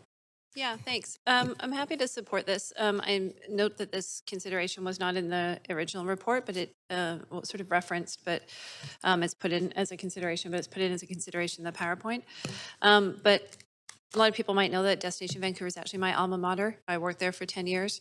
I've had lots of conversations wearing my different hat on council, and there's been lots of long time consideration with respects to coordination and collaboration between the sectors. It's my understanding of this, I think in terms of level setting, is that it's really about bringing parties together and working together as opposed to this being a city funded financial initiative that groups like VHDA, Vancouver Hotel Destination Association, and others, Destination Vancouver plays a key role as well, have funding available in order to support a lot of events. And their desire, obviously, is to complement the shoulder season at times of the year when we can extend, which is when we have what limited remaining hotel capacity, although we have a dire shortage of hotel rooms, and we'll be talking more about that because I've called notice on a motion there. We're short 10,000 rooms, I think, alone in the city of Vancouver. By 2026, we will actually exceed capacity. But the strategy is really around trying to sort of deliver an eventful city all year round and bring in some of those partnerships. And we've seen a lot of good synergy around a number of pieces. So this is actually something that came forward from industry. It was their idea in terms of, and kudos to some folks like Stephen Regan, who's now formerly with the BIA, now with the VHDA, and Royce Schwinn and others, which is really about, I think, having a partnership now. Council recently sat down with Destination Vancouver and had a great session, and I think that that partnership makes a whole lot of sense where we can collaborate and coordinate and complement, kind of punch above our collective batting weight, but not duplicate efforts.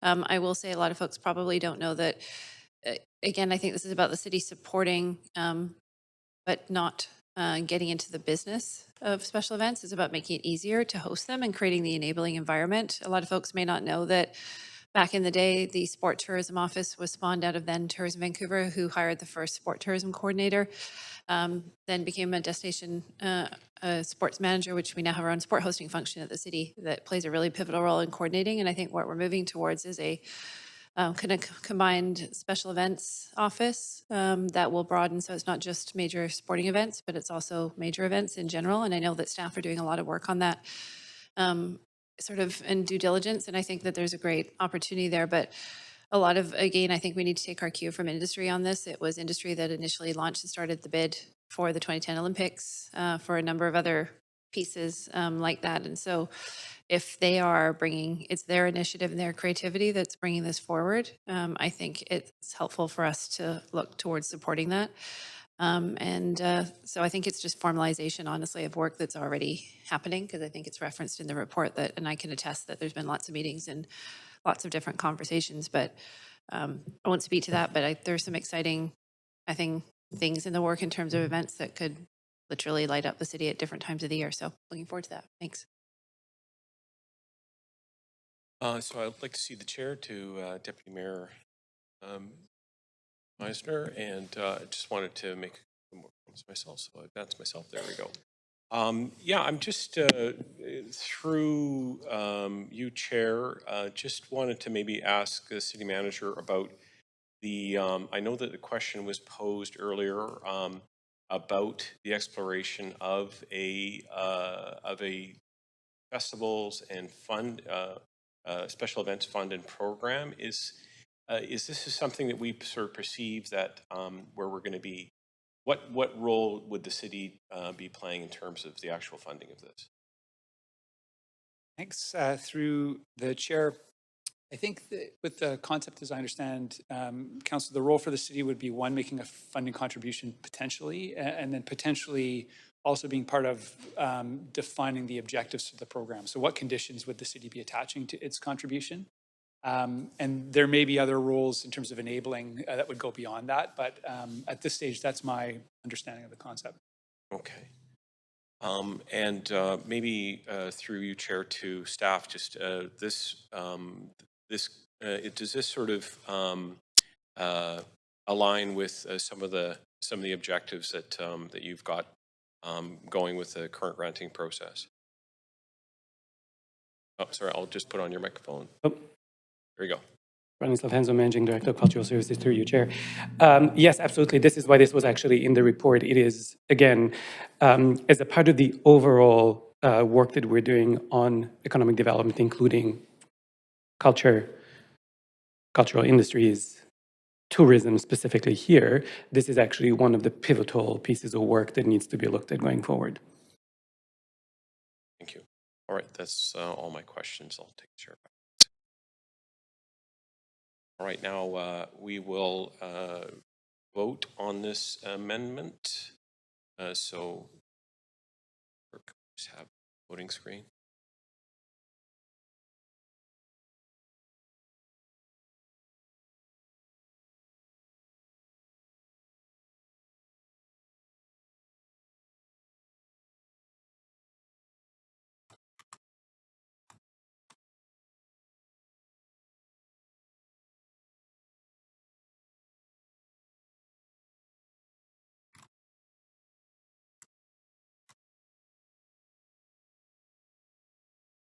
Just waiting for everybody.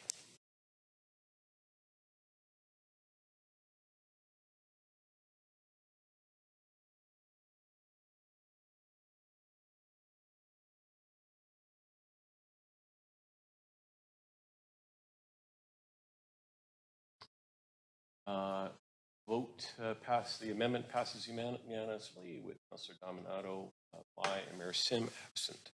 All right. Okay, so we will now go back to the main queue. Councillor Boyle, any other comments?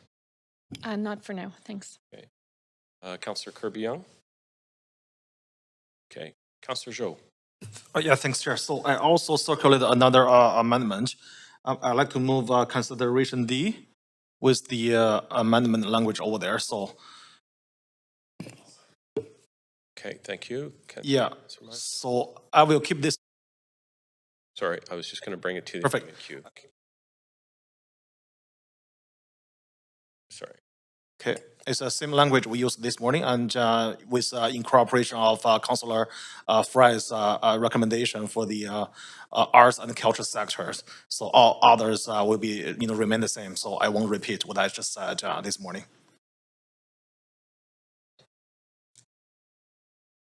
Okay, thank you. Councillor Fry?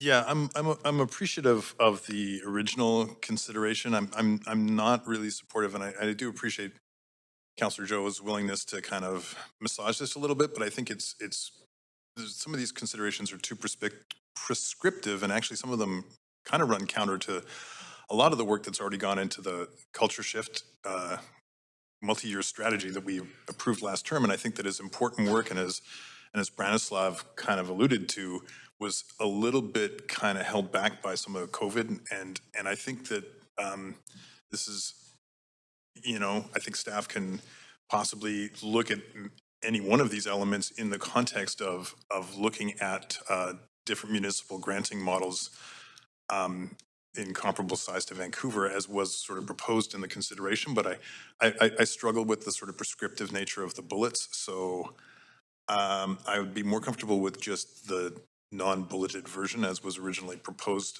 in the staff consideration. So I'm going to, I guess, ask for those bullets to be severed, and so I could just vote against them, or perhaps even just amend it.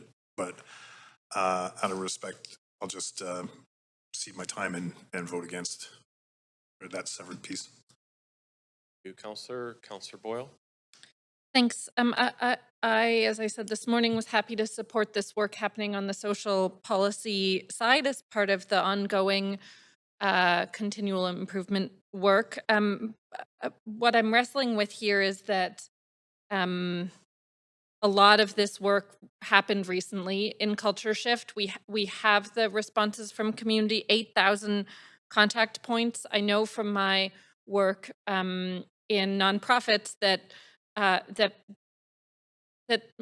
guess I have concern about how people will feel overly consulted and when things aren't being implemented, and given that we have underfunded the asks of Culture Shift because of financial pressures. I'm not being articulate by the end of the day here, but just wrestling with doing another review instead of committing to following through with the Culture Shift work that the community already has given us very clear direction on quite a lot of these points, and where instead of funding another jurisdictional review, we could be investing in that money going to community, to artists, to the implementation of the feedback they've already given us. So I'm worried about too many studies and not enough of the work we know the sector needs in order to stay healthy. So I won't be supporting this. Okay, thank you very much. Councillor Carr. Yes, if I could ask some points of information through the chair to staff. I asked these similar questions earlier, so I'll ask you, basically, in terms of these points, and as appropriate to Councillor Boyle's comment about what's happened through Culture Shift, how much of this have we really done through Culture Shift in terms of accelerating multi-year grants, diverse needs of neighborhoods, consultation with the arts and cultural organizations, make sure our outcomes have metrics? Yeah. Councillor Kerr, through the chair. So every single point in here is important, and it is actually subject to ongoing improvement. This is actually ongoing improvement that happens on an annual review, if you want, with us as it is anyhow. As an example, you were asking about multi-year grants. We have been implementing them, and we continue to implement them. Again, should we review something? I think it's always a good idea. Everything can always be improved upon. So I think it will be council's decision whether this is something that we should be doing or not. To give you an idea about the impact metrics, arts and culture in Canada, including in Vancouver, have an unprecedented access to data. As the only country in the world, we actually have what's called, it's a national arts database. So we collect pretty much every single metric and have access to those metrics. This is why we know that we've had millions of people attending. We've had tens of thousands of performances. We know actually to an individual performance is how many we've had. We also are able to benchmark them across the nation. And so we have access to all of that. Can we improve the metrics? Absolutely. And we do that on an ongoing basis. Great. Thank you for that answer. Based on the answer from staff, I do feel, again, that I'm not going to question whether or not it's out of order. I think it's redundant, though, in terms of the work that staff is already doing. I don't not support it because it's happening. I'll probably choose to abstain, which indicates I don't think it's necessary, but I'm not going to say no to the ongoing work that's already there. Thank you, Councillor. Okay, with no one else on the queue, we will call the vote on this amendment. Please, clerk, bring up the voting screen.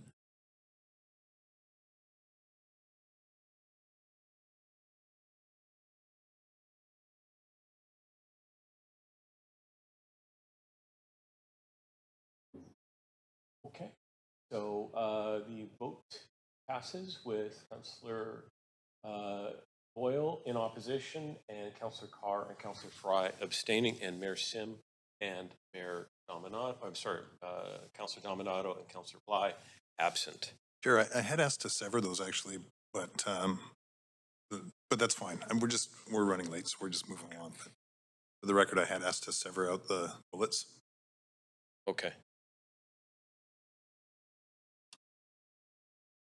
Sounds like we're... It's okay. Let's just move on. Very good. Thank you. Okay, thanks. All right, we'll move to the main queue. Councillor Zhou? I'm good, thanks. Very much. Okay. Councillor Carr? Yeah, I just want to thank staff for the work that you've done on this and for the continuous work around culture shift. And, it's been a remarkable process. And I've felt blessed to be able to be at a number of events, writers' events, et cetera, that's just feature such an amazing talent, incredible pool of talent in this city. So thanks for the work that you've been doing on this. Thanks to all the arts and culture forces and people and groups and organizations in this city. We're a blessed city. We have an incredible natural environment that is of world envy. And I believe we've always had an arts and culture sector that's matched that incredible natural beauty here. So it's made for a very, very vibrant, incredible place to live. So thank you. Thanks very much, Councillor Carr. Councillor Meisner, Deputy Mayor, would you just, I'll cede the chair to you momentarily so I can speak. Good, good. I want to say, again, I would like to echo the comments around the work that's gone into this and the fact that we are, I think, having a proven track record of being supportive through our granting process and through the great work of our staff for our arts and culture sector here. We had discussion and debate earlier on around social grants, and as well now on arts grants. I've had the pleasure of serving on not-for-profit boards for both the Doxa Festival and Pal Vancouver, which all involve supporting local artists and have had very strong relationships with the city. So I'm very glad that we're able to move forward with this direction and make our arts and culture and events even stronger than they are already today. So with that, I'll be supporting this motion. And I will take the chair back from you, Councillor, and advancing to Councillor Kirby-Young. Yeah, I'm just looking before we vote. I'm not sure if, because I don't have the full motion. I see it on screen. If I'm looking to sever the one clause, I think it might be C now. Just, yes, I'm looking to sever clause C from the vote. Thank you.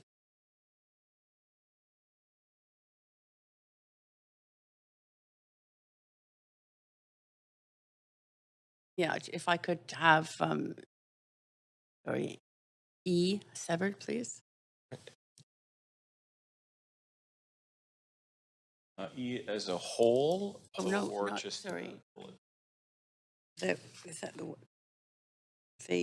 the clause that Councillor Joe? It's E as a whole, just the whole thing. Okay.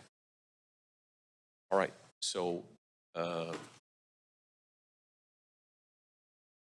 Councillor Fry, did you want to sever? Okay. Very good. All right. So, anything else, Councillor Kirby-Young? Councillor Kirby-Young? Okay. Thank you very much. Okay. Councillor Carr, you've made your point there? Yep. Okay. Very good. All right. So we will call the vote, and we will be voting on A and B and D.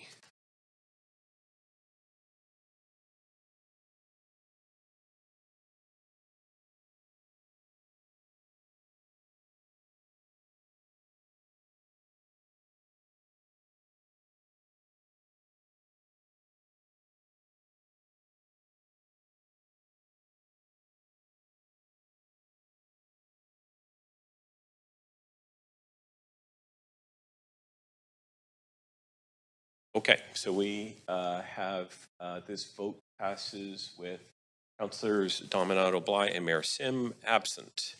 Okay, so now we will vote on item, we've got C. C, very good. All right, so we're going to vote on item C. You go to the voting queue. Thanks.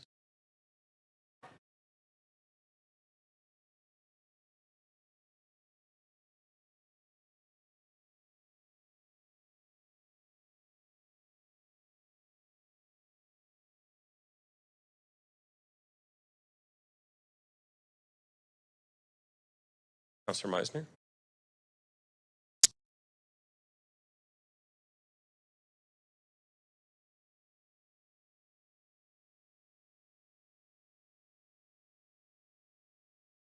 Oh, this is interesting. Okay, I think I voted wrong. Sorry, guys. Can I redo my vote? Reconsider the vote? All right. Okay.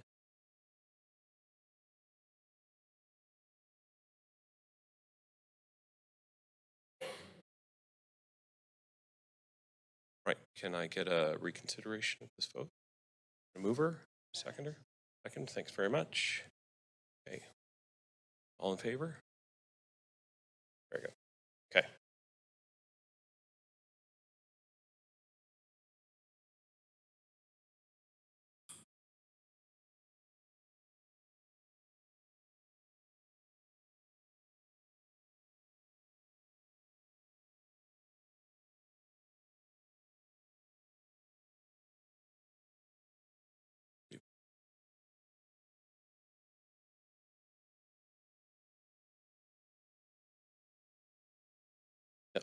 Voting to reconsider?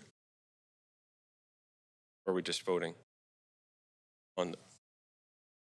We did a verbal. Okay. All right.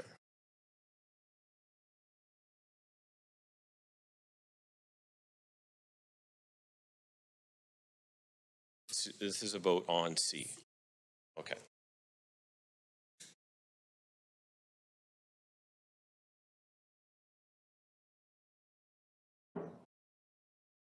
Okay. So item C fails with Councillor Klassen, Councillor Kirby-Young, Councillor Montague, Councillor Meisner, and Councillor Joe in opposition, and Councillor Dominato Fly, Sim absent. Okay, so now we're going to be voting on E.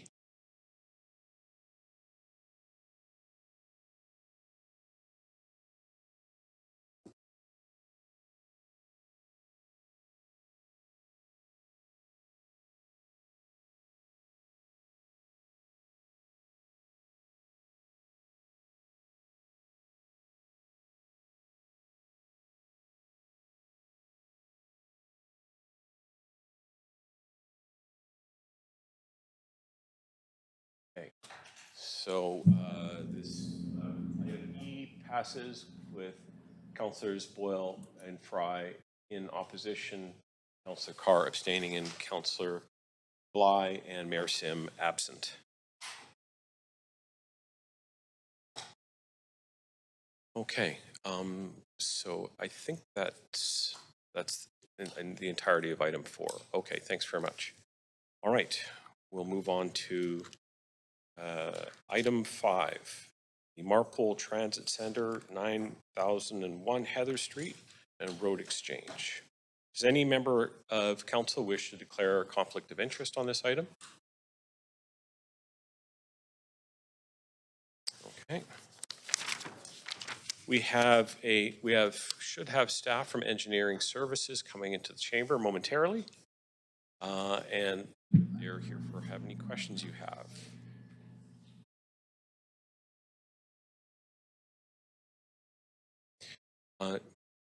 Clerk, do we have a presentation for? We do not have a presentation for this one. All right.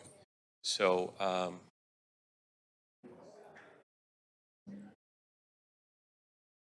Council, if you have any questions to staff, now's your chance to get on the queue about this item. There is no presentation. Okay. Okay.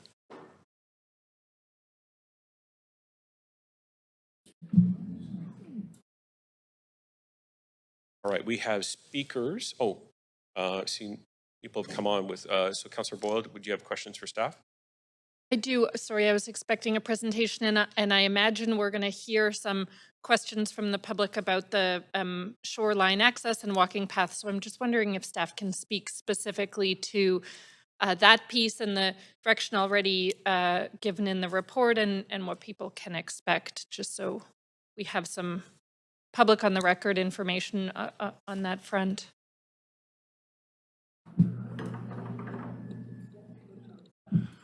Great, thank you. Yeah, I can speak to that a bit. I'm Paul Storer, Director of Transportation.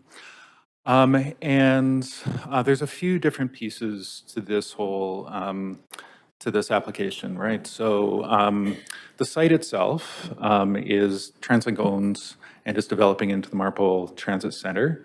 The site is divided by a roadway, which is the subject of the report today, to do a land transfer to move the roadway through the center of the site to a new roadway along the Laurel alignment. One of the other pieces that TransLink is doing with the site is raising the grade. And with that raising of the grade, there's also a flood wall along the Fraser River, along with a habitat restoration along the Fraser River that would be on Crown water lots. So TransLink has an application to lease those water lots to build a wall, to do that habitat restoration. And on those water lots, there's an opportunity to build a trail. The city has been in conversations with TransLink and Musqueam First Nation to kind of talk about what that area looks like from the perspective particularly of ensuring that the flood protection works, that we can restore the habitat, and looking at the opportunity for public access along the Fraser.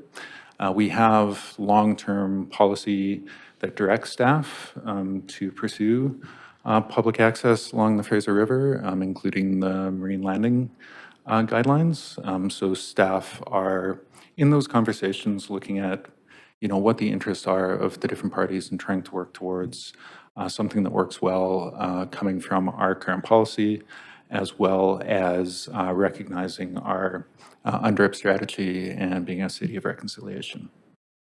Great. So there's existing council direction about that water access and direction, I understand, from the Development Permit Board, and staff are working with TransLink and Musqueam on figuring out what that could look like. That's correct, as well as along the eastern part of the site, kind of near the Canal Line Bridge, there's a property that would that's part of their site now that would be turned over to the city, and looking at how to design that too, in terms of like what that looks like for the community and from a First Nations perspective. Okay, great. Appreciate all of that. Thanks. Thanks. Very much. Councillor Fry.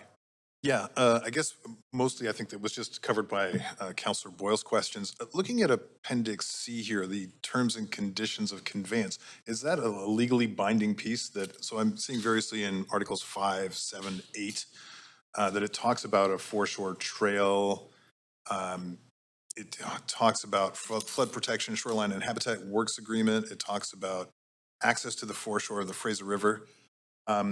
Is this kind of a legally binding piece to this arrangement? Yeah. Dan Parker, City Surveyor. These conditions come out of the preliminary contract with TransLink for the road exchange. So as per that contract, that's where they're extracted from. So, yes. So we're baking into this approval or whatever goes forward, we're baking in those considerations as terms and conditions. That's correct. Perfect. And I appreciate that there's no representation from Musqueam here today, but I'm curious what that conversations looked like, if indeed staff are at liberty to say what the conversations looked like with Musqueam. And I very much appreciate that they're not here to speak for themselves. So Yeah, you know, we've had a number of conversations with TransLink and Musqueam, and we have a lot of shared interests, particularly in terms of habitat restoration. But there's more work to do to kind of to work through both of our respective interests in the Fraser River and how they apply to this site. And so I'm just appreciating that with our new format, we won't have an opportunity to ask questions of any of the speakers that are coming, so I'm trying to anticipate some of the things. What does flood risk mitigation look like on this site? Are there concrete considerations that have to go in? Are we talking about like the need for a seawall or something of that nature? Yeah, so the site is being fully raised to the flood control level, which is 4.8 meters, I believe. Sorry, 4.6 meters. So essentially that, that lift is happening on the flood protection wall that would be on the provincial water lots. So that's, you know, that raise in elevation is a lot of what's driving the flood protection wall, and kind of works towards how the rehabilitation would happen of the Fraser River. And so, but when we say wall, we're talking more like a berm kind of an approach, like a natural look, or is it a? So it's my understanding is from the design that they've proposed so far, it's a bit of a mix. So there's already some existing kind of sheet pile retaining walls on the site. They're trying to naturalize it as much as possible, but there are some places where it would remain a wall. But that's also something that they're still working through some of the details with the province and Musqueam and folk. And just with my last little bit of time here, the considerations around the allocations that the city will be receiving on the west side and on the north side, what does that look like long range and opportunities for connecting it, say, to like a future master plan for Manitoba Yards or any of those kind of pieces and adding more green space? So on the western side of the site, it's a road dedication that would both provide TransLink access into the site, that would be their main entry into the site, and the secondary access or egress. Also has a substantial sidewalk and a bike facility to get down to the Fraser River. So this would be one of those key places where someone could walk or bike down to the Fraser River to experience it. On the eastern side of the site, it's going to be dedicated, I believe, through the development permit process. So I'm looking for support. Anyway, it would be turned over to the city. We were going back and forth between whether it was a right-of-way or a dedication. TransLink has said that the city can, they would build essentially what the city is kind of interested in building there, and we're working through what the design of that would look like. But it's a substantial, I believe it's about a 10-meter swath through there between the Canal Line Bridge and the site. And the north? In the north, there's a 10-meter dedication off of the rail corridor, and that gives us an opportunity to provide a walking and cycling path along South Kent in the hopes that that starts to form the greater greenway along Kent Avenue. Thanks, Paul. Thanks. Thanks very much, Councillor. Okay, so seeing no other speakers on the queue, we will go to, we have speakers for questions, and I'm just going to find my list here. Okay, first speaker is Michael Lee, MLA for Vancouver Langara. Welcome, Michael. Thank you very much. I appreciate the opportunity to come address Council today. I've had the opportunity, as many of the councillors will know, to write letters and submit other advocacy on behalf of residents in my riding of Vancouver Langara on other issues, including schooling and community center, senior center based items. When I stood for election in 2016 for Vancouver Langara, Don Larson, a local resident who'd been advocating for the Marpole Park on the commitments of the Marpole Plan in 2014, came and saw me. He took me down to the site that staff are speaking to and talked about the commitment to the citizens of Marpole around a 10-acre park. The monies were set aside for that park. You'll hear from other members of the community who I've been working with over some years, including in the recent times, both with the former mayor of the City of Vancouver, but the current mayor of the City of Vancouver. I must say I appreciate specifically the leadership and the welcome that I've had with the new council and the mayor, and the receptivity to the continued considerations around how do we address the increasing density in Marpole. We're seeing the Marpole Oak Ridge Community Center, which many of the council members were at for Marpole Days, and again, many of the representatives here today who will speak, and some who are not present, like Mike Burdick, as well as Albert Leung, Claudia Leroy from the Marpole BIA, are not able to join us here today, but certainly would like to speak to this as well. I am certainly speaking in favor of the amendment that is being tabled that would direct staff to explore the potential opportunity to build a walkway path. And I remind council in reference to what Councillor Boyle just spoke to, that there is that marine landing policy in December 2021, which speaks to the continuation of a pathway along the Fraser River foreshore as part of the city plan. And that would augment and override, in some respects, the Marpole plan itself. There is a commitment from the city, though, for that park space. And we know, many of us, members who you'll speak to in a moment as well, at the Development Permit Board hearing in early May, I spoke to that by Zoom and certainly understood from staff at the time from the Park Board that there isn't the opportunity for a 10-acre space, but there is continued opportunities to look for acquisition of smaller spaces to honor that commitment to the Marpole residents, which is very important. This pathway itself is part of, I would think, the marine landing policy of 2021, the importance of continuing the pathway along the foreshore of the Fraser River.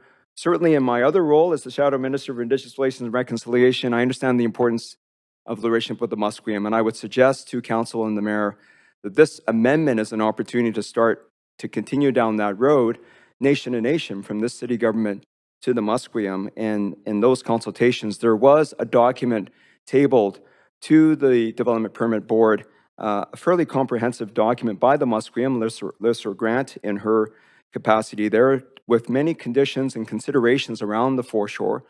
Obviously, it's an environmentally sensitive area. There has to be a balance, and I think this amendment speaks to that. We recognize, at least I recognize, the importance of how this project moves forward. I'm grateful to the Mayor's office and the Mayor himself for bringing forward this amendment, because I think it's an important one to consider. It honors some of the commitment that's in the Marpole plan, and indeed Stanley Trump, who's with us here today, sent around the picture of what was envisioned back in 2014.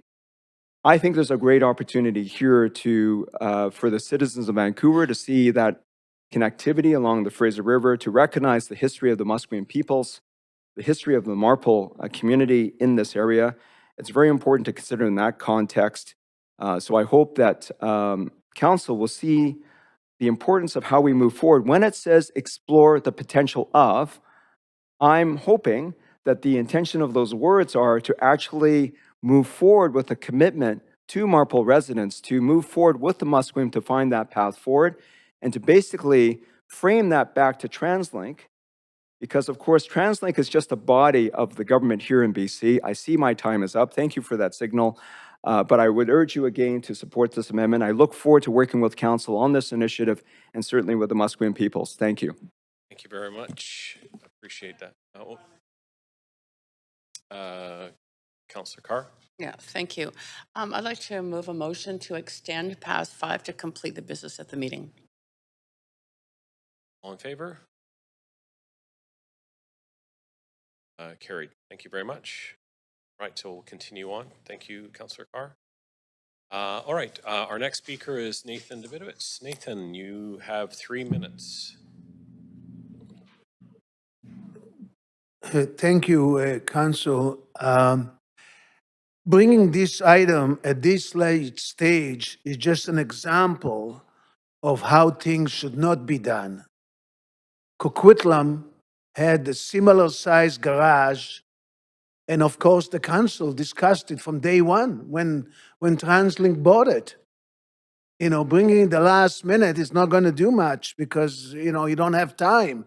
This garage, by the way, was approved about 6 years ago. It was supposed to be already open this year. It's not now. It's not going to be open till 2027, the way we're going. And we need those electric buses to reduce the emission in Metro Vancouver. But, you know, it's not going to happen very soon. You know, by rubber stamping the staff recommendation, we are getting nothing in return from TransLink. In last year in the civic election, I conducted a survey on transit, and all the candidates, or some of them, have replied, and every reply supported returning bus service levels to the pre-COVID levels. We will have a big crisis in September. Mark my word, you'll see what's going to happen. How many buses going to go by with the sign, sorry, bus full? It's going to be a tragedy in September. Back on June the 28th, you've heard a plea from 34 delegations about South Vancouver, and you passed a motion on transit, but nothing will happen. We have no agreement. The city has no agreement with TransLink. They used to have an agreement with BC Electric and BC Hydro, but there's nothing. So you don't have any leverage. The only leverage you have is this particular project. If you delay it and ask some more questions, then you might be able to get something out of TransLink. You know, last night, for example, Richmond Council, they passed a motion against TransLink and returning of the 480 bus, but again, there's nothing coming to Vancouver Council on that.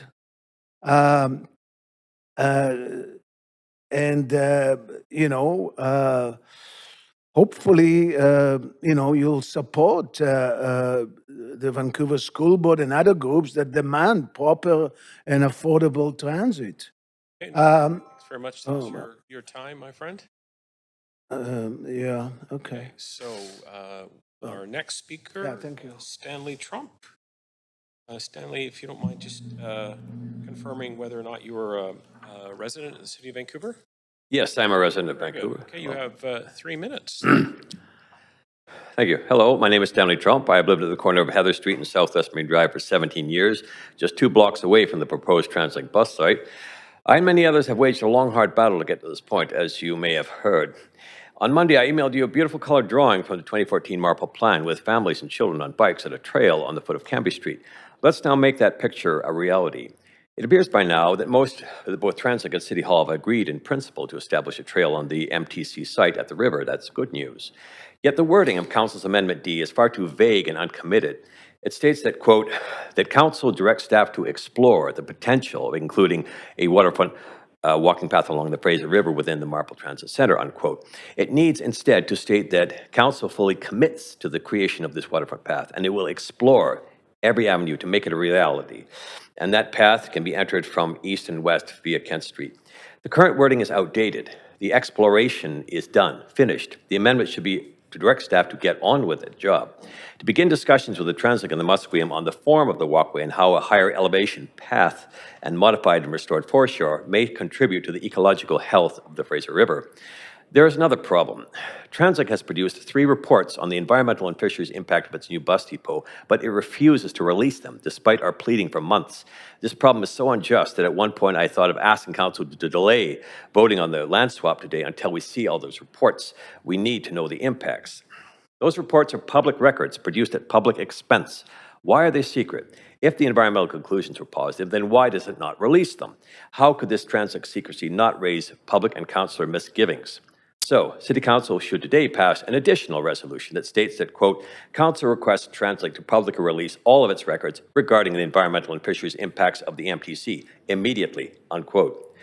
City Hall pledged in its 2014 Marple Community Plan to, quote, create a waterfront park of 10 acres at the foot of Transit of Cambie Street.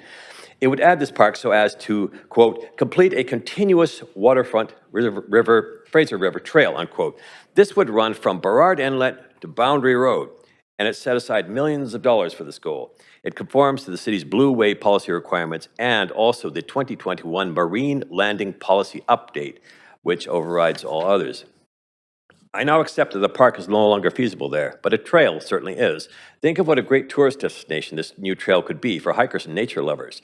Tourists coming from the airport to Austin Ferry Bus would step off the Marine Drive SkyTrain station and notice signs directing them to the walk to the foot of Cambie Street and an entry to the Vancouver-wide Nature Trail. As Terry Slack, a fisherman for 45 years, urges, can we create a salmon stream and bird habitat on this site? Mayor Gregor Robertson said, there is a compelling, quote, there is a compelling case for using the street ends that the city controls to create salmon habitat along the Fraser River edge, unquote. We need these amenities, especially since the Marple population will boom by thousands in the coming years, with families with children seeking nature. What do you want your lasting public legacy to be? Thank you. Thank you very much, Stanley. Okay. Very good. Our next speaker is Gudrun Langolf.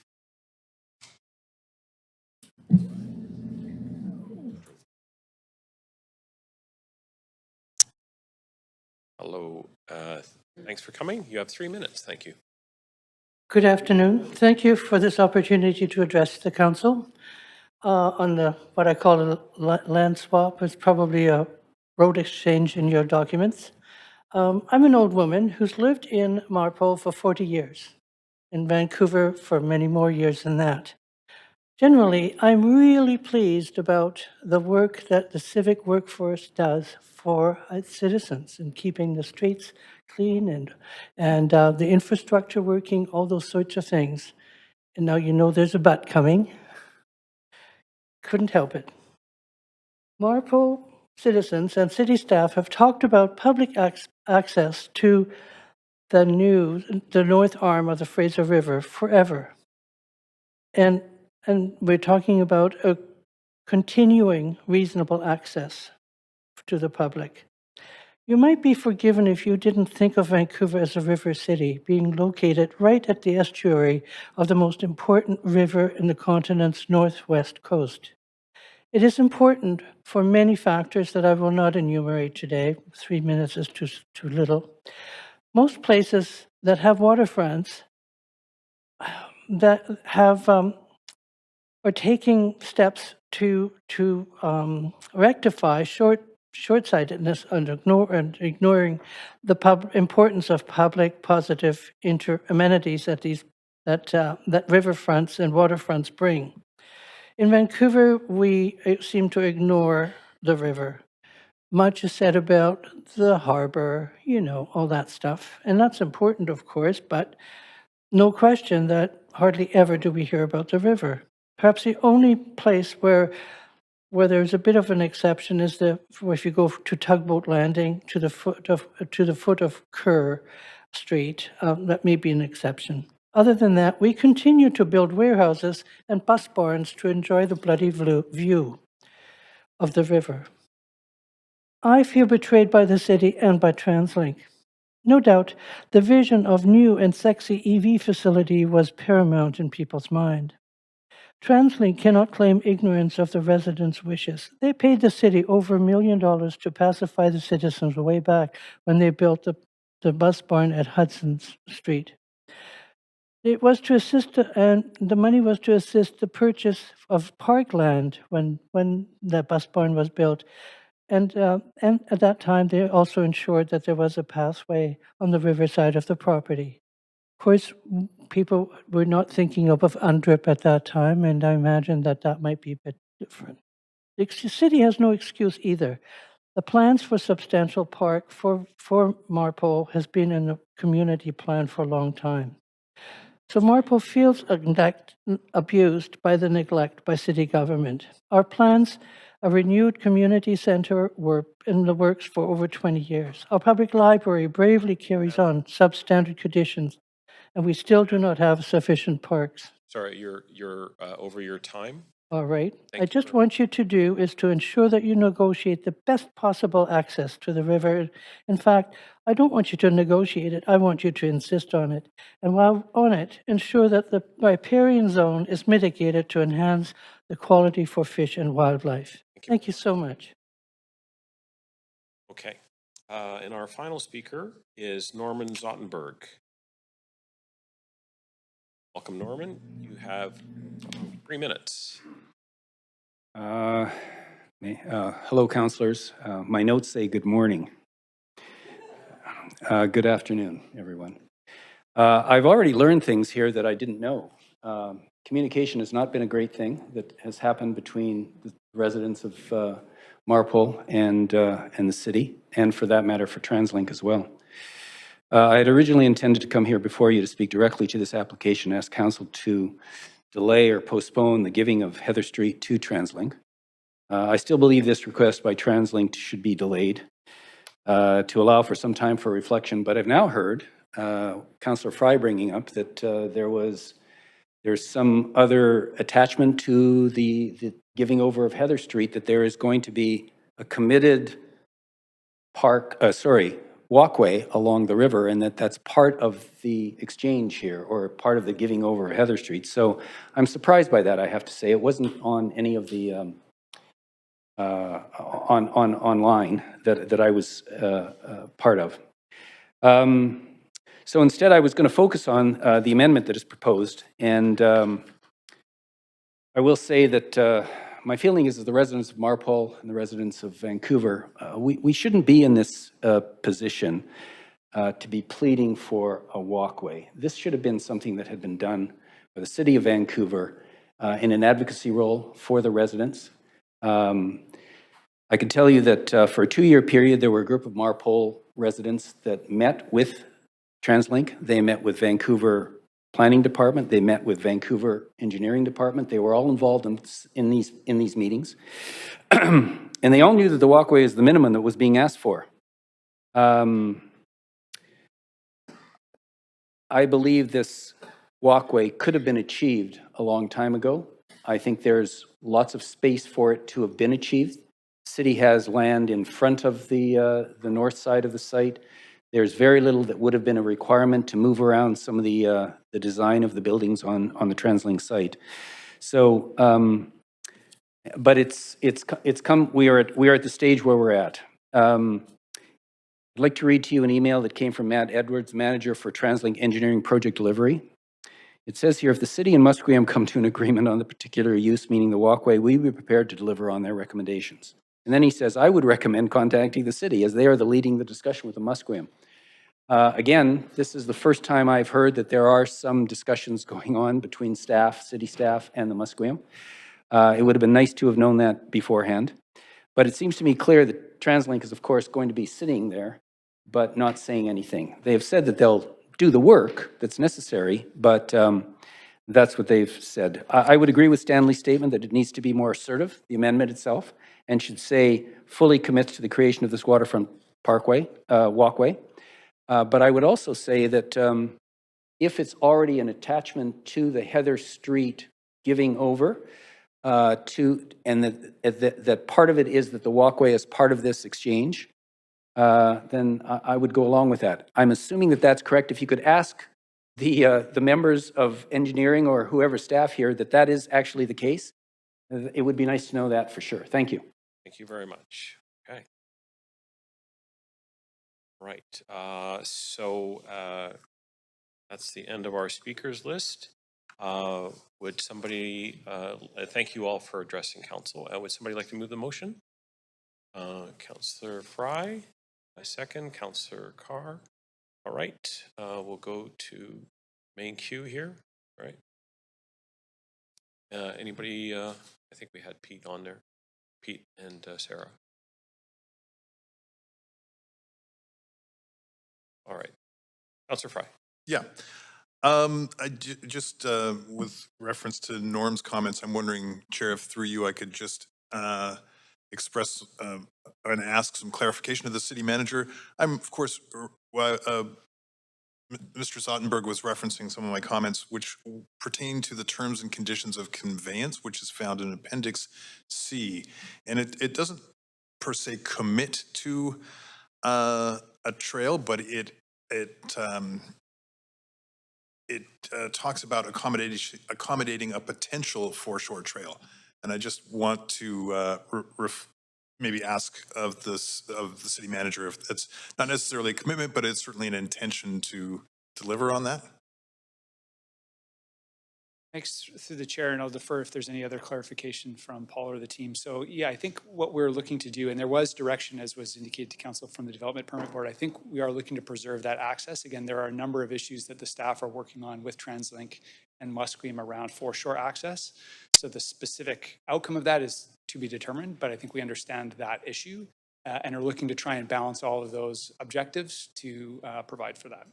And further then to that, in Article 8 of the terms and conditions, it says arrangements to be made for entry into a public access works agreement for access to the foreshore of the Fraser River. So that's secondary to a foreshore trail is also access.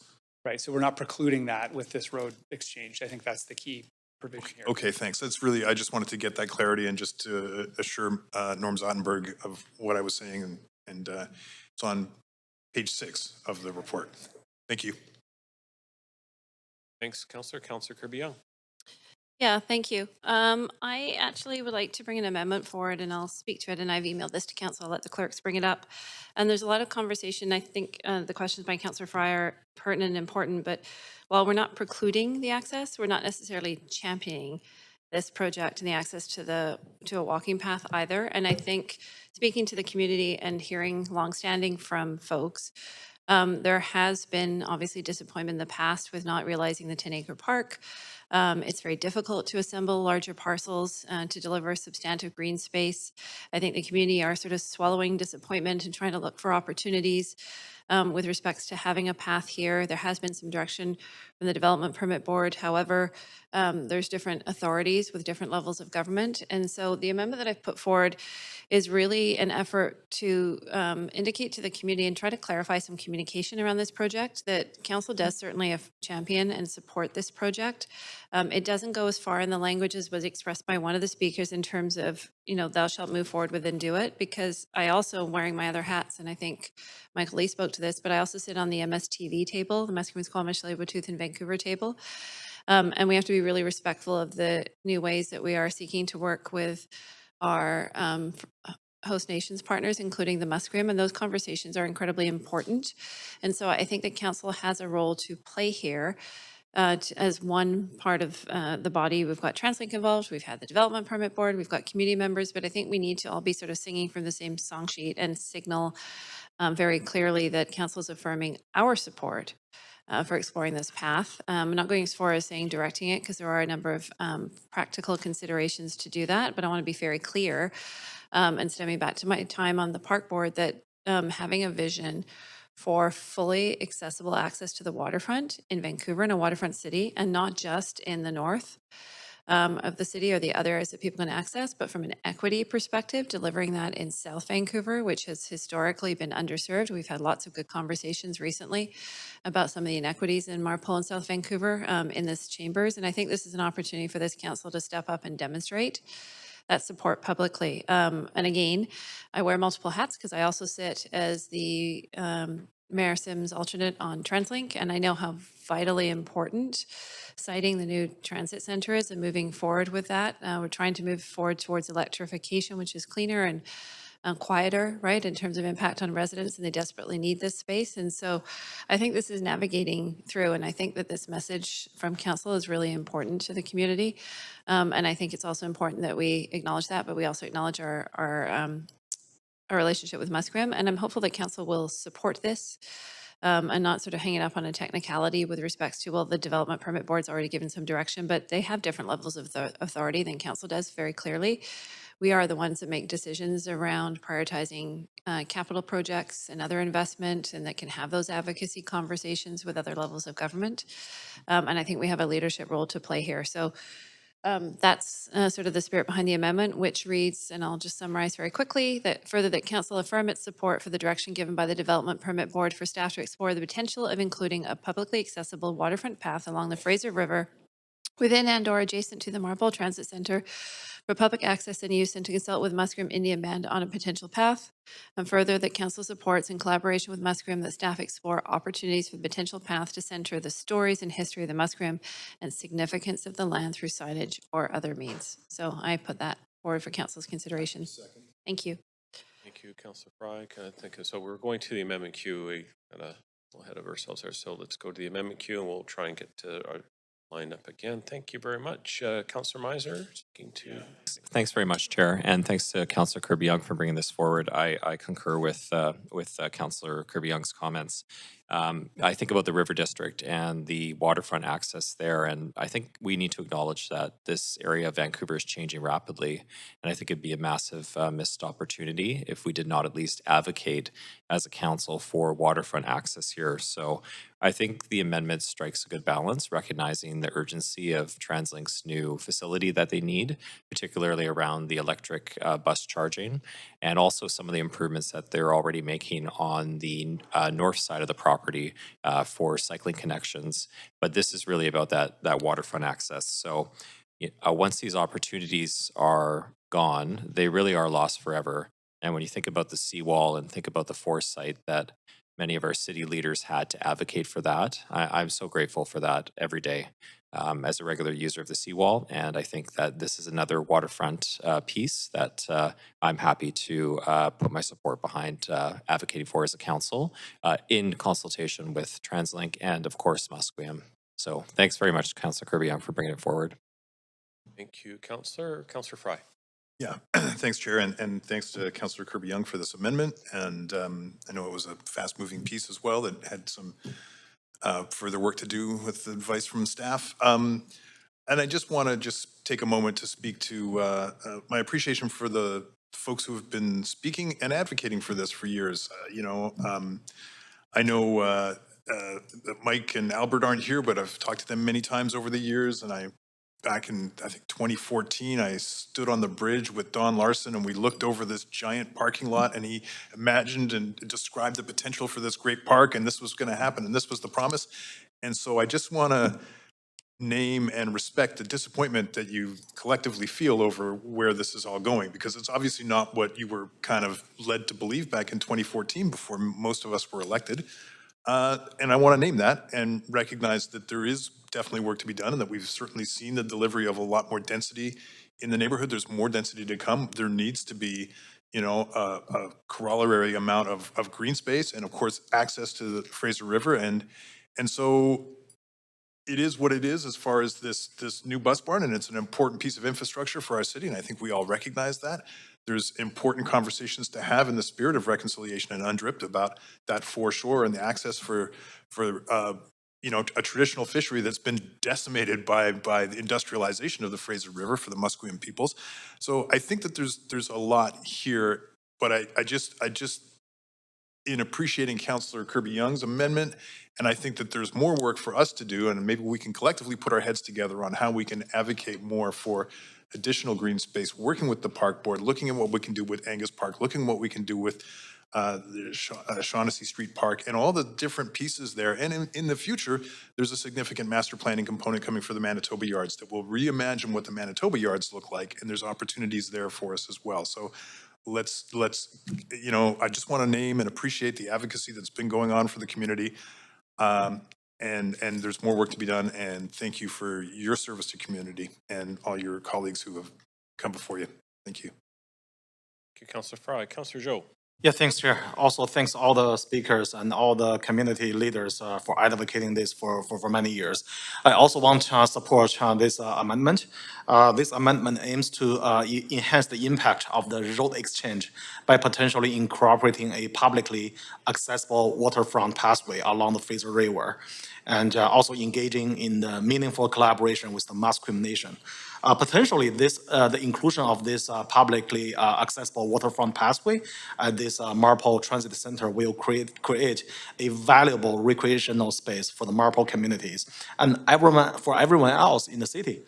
Vancouver residents and the visitors will be able to access and enjoy the beauty of this Fraser River and further enriching their quality of life. Such a pathway will offer a much needed and a stronger connection to the nature and to our waterways.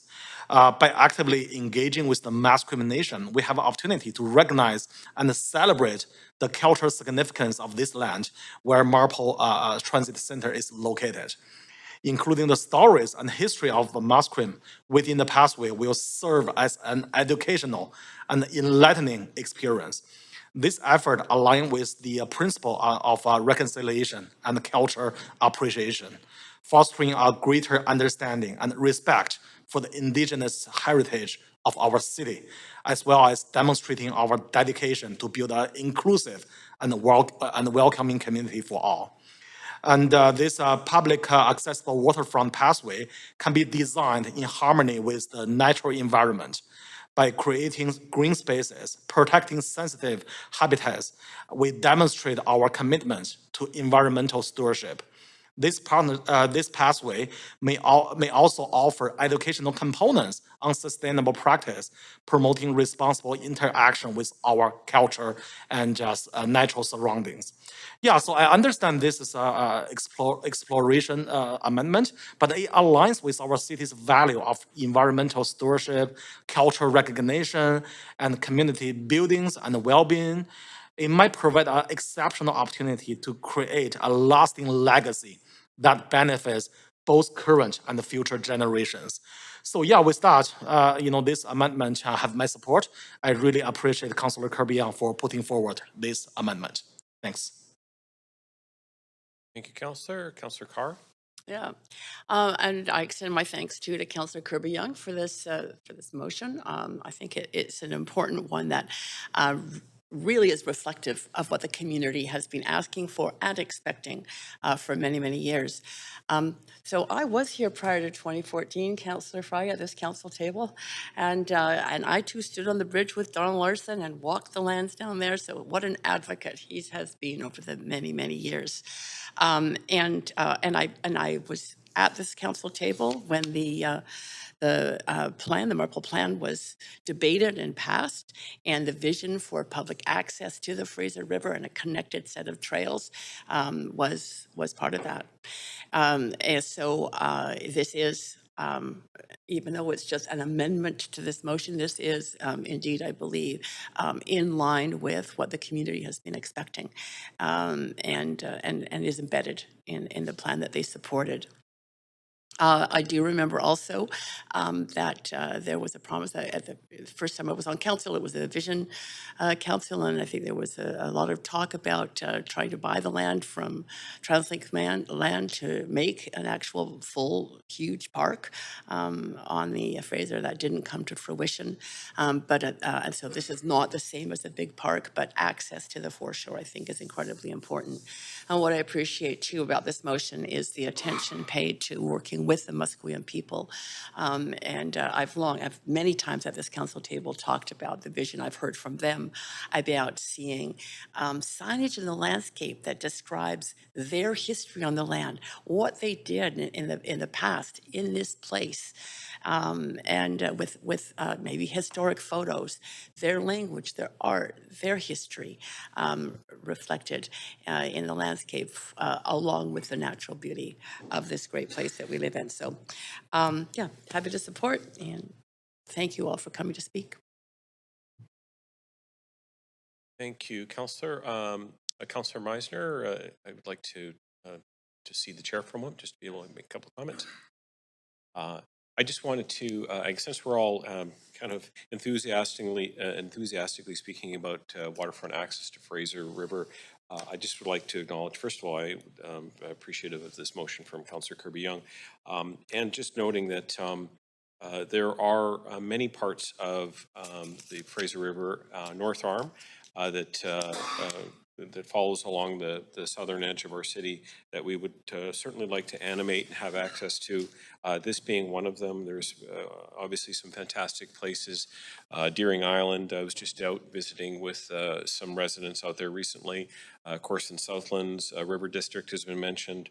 And now this area in the Marpole neighborhood, I think would be wonderful to include. I think it would be wonderful to sort of see in the longer term. I know we have some housing on Marine Drive at Fraser and Marine Drive. And I went down there just recently to try and see what the end of Fraser Street looked like. And it's not a very inviting place. In fact, it's got a lot of challenges. So I think someday it would be really nice to see those parts of the Fraser River have access for the South Vancouver neighborhood as well. So with that, I will just move this forward, and thank you very much. Chair, back from you. All right. So we will vote on this amendment now and bring this forward.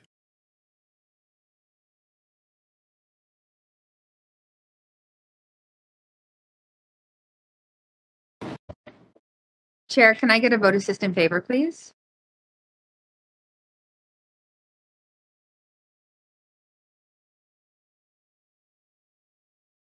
Okay. Here we go. That passes unanimously with Mayor Sim absent. All right, we'll go back to the main queue. We have a number of speakers that did speak to the amendment. Councillor Kirby-Yung, Councillor Zhou, Councillor Kirby-Yung. Nothing further. All right, we'll move forward. Councillor Zhou, any other I'm good, comments? thanks, Chair. All right, Councillor Boyle. Also, most of this was communicated around the amendment, but wanted to say appreciative of the community effort and advocacy that's gone in for so long into the shoreline access and more green space overall, and has been clear in these chambers. It continues to be a priority for us all around the table, very strongly on our radar, that we appreciate you coming to make sure it is too, and we'll keep following on those pieces, and happy to support. I'm very excited about the electric buses and the difference that will make on in so many parts of Vancouver where we will have fewer fumes on our streets. Thanks. Thank you, Councillor. Okay, with that, we will call the vote. Can I have the voting screen?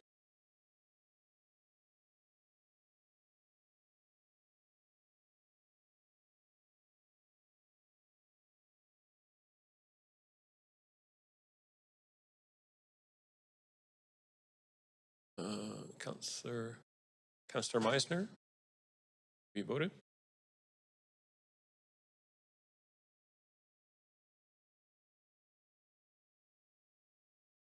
Okay, and there we go. Passes unanimously with Mayor Sim absent with the amendment. Thanks very much, and thank you to all of our speakers for coming out today and to staff for making this presentation. Thank you. All right, we will now move on to the next item on our agenda.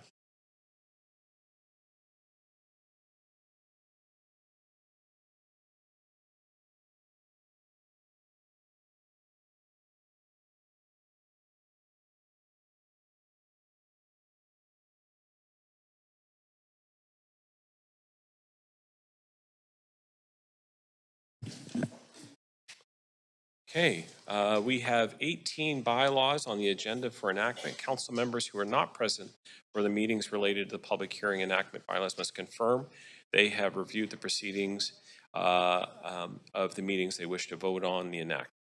So bylaw 1 is from the public hearing of July 11th, 2023.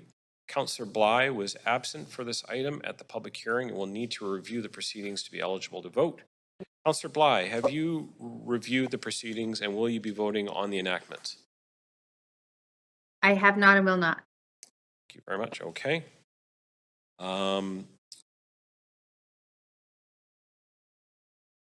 Bylaw 5 is from the public hearing of November 16th and 23rd, 2021. Councillor Bly was absent for this item and public hearing. Councillors Meisner, Montague, Joe, Mayor Sim, and myself were not on council at the time of the public hearing and will need to review the proceedings to be eligible to vote. Councillor Bly, have you reviewed the proceedings and will you be voting on the enactments? I have not and will not. Very good. Councillor Meisner? Councillor Montague? I have and I will. Councillor Joe? And I have and I will. All right. Mayor Sim is on leave of absence. Bylaw 6 is from the public hearing of October 14, 2021. Councillors Bly and Dominato were absent for this item at the public hearing. Councillors Meisner, Montague, Joe, Mayor Sim, and myself were not on council at the time of the public hearing and will need to review the proceedings to be eligible to vote. Councillor Bly, have you reviewed the proceedings and will you be voting on the enactment? I have not and will not. Very good. Councillor Dominato? Okay. Councillor Meisner? Councillor Montague? Have and will. Councillor Joe?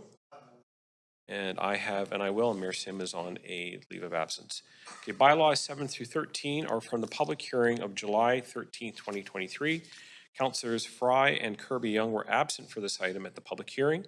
Councillor Fry, have you reviewed the proceedings and will you be voting on enactment? Okay, Councillor Kirby Young? Very good. Bylaws 14 to 16 are from public hearing of June 29, 2023. Councillors Bly, Montague, and Mayor Sim were absent for this item at the public hearing and will need to review the proceedings to be eligible to vote. Councillor Bly, have you reviewed the proceedings and will you be voting on the enactments? Councillor Bly, could you call Councillor Bly chair? Yeah, with regards to bylaws 14 to 16. Yeah, I have not and I will not. Very good. Councillor Montague? I have and I will.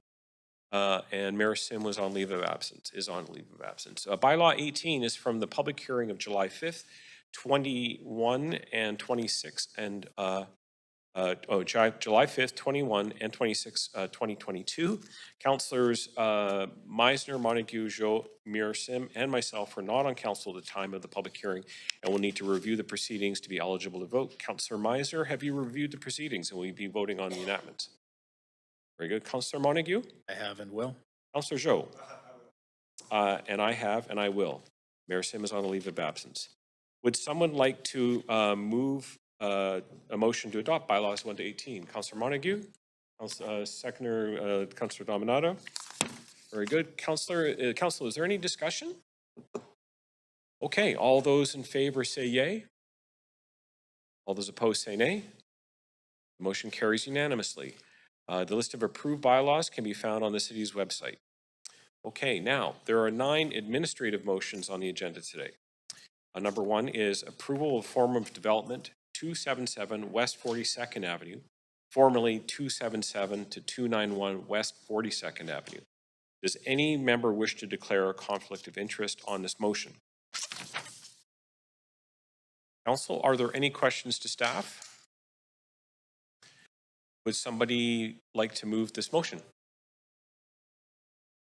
Or didn't hear the mover. Councillor Carr? Councillor Carr and seconding Councillor Dominato.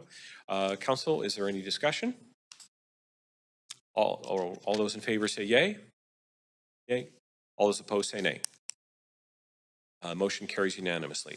Item number 2 is approval of form of development 188 West 41st Avenue, formerly 146 to 186 West 41st Avenue and 5726 Columbia Street. Does any member wish to declare a conflict of interest on this motion? Council, are there any questions to staff? Would someone like to move this motion? Councillor Zhou, second. Councillor Dominato. Council, is there any discussion? All those in favor say yay. All those opposed say nay. Motion carries unanimously. Number 3, approval for development, 601 West Pender, formerly 443 Seymour Street. Does any member wish to declare a conflict of interest on this motion? Council, are there any questions to staff? Would somebody like to move the motion? Councillor Meisner and second Councillor Montague. Council, is there any discussion? All those in favor say yay. All those in favor opposed say nay. Carries unanimously. All right, Councillor number 4, approval of form of development 8633 River District Crossing, formerly 3480 East Kent Avenue South. Does any member wish to declare a conflict of interest on this motion? Council, are there any questions to staff? All right, moved by Councillor Kirby, second by Councillor Montague. Is there any discussion, Council? All those in favor say yay. All those opposed say nay. The motion carries unanimously. Number 5, approval of form of development 219 East 24th Avenue, formerly 3970 to 3998 Main Street. Does any member wish to declare a conflict of interest on this motion? Councillor, are there any questions to staff? Would somebody like to move the motion? Councillor Montague, seconded by Councillor Dominato. Any discussion? All those in favor say yay. Opposed, nay. Motion carries unanimously. Number 6, approval of form of development 1098 Harwood Street, formerly 1066 to 1078 Harwood Street. Does any member wish to declare a conflict in this interest in this motion? Councillor, are there any questions to staff? Somebody like to move the motion? Councillor Meisner, second Councillor Zhou. Councillor, is there any discussion? All those in favor say yay. Carried unanimously. Approval of form of development 1099 Harwood Street, formerly 1065 Harwood Street and 1332 Thurlow Street. Council, does any member wish to declare a conflict of interest on this motion? Are there any questions to staff? Would somebody like to move the motion? Councillor Montague, second. Councillor Meisner. Councillor, is there any discussion? All those in favor say yay. Nay, carried unanimously. Okay, number 8, administrative motion, amendments to rezoning policies. Subject to the approval of these. So does any member wish to declare a conflict of interest on this motion? Council, are there any questions to staff? Would someone like to move the motion? Councillor Kirby-Young, second, and Councillor Boyle. Any discussion? Okay, all those in favor say yay. Okay, carried unanimously. Okay, number 9, resolution, closure of a sale of portion of road adjacent to 9001 Heather Street. Does any member wish to declare a conflict of interest on this motion? Council, are there any questions to staff? Would someone like to move the motion? Councillor Meisner, second. Councillor Zhou. Councillor, is any discussion? All those in favor say yay. Carried unanimously. Okay. Here we go. Are there any notices of council member motions for upcoming council meetings? And I see Councillor Kirby-Young. Yeah, thanks. Acting Mayor, I just wanted to reflect on the record and remind that I called notice previously on a motion for the September 13th, entitled Addressing the Hotel Supply Gap to Support the Tourism Economy and Reduce Pressure on Local Housing.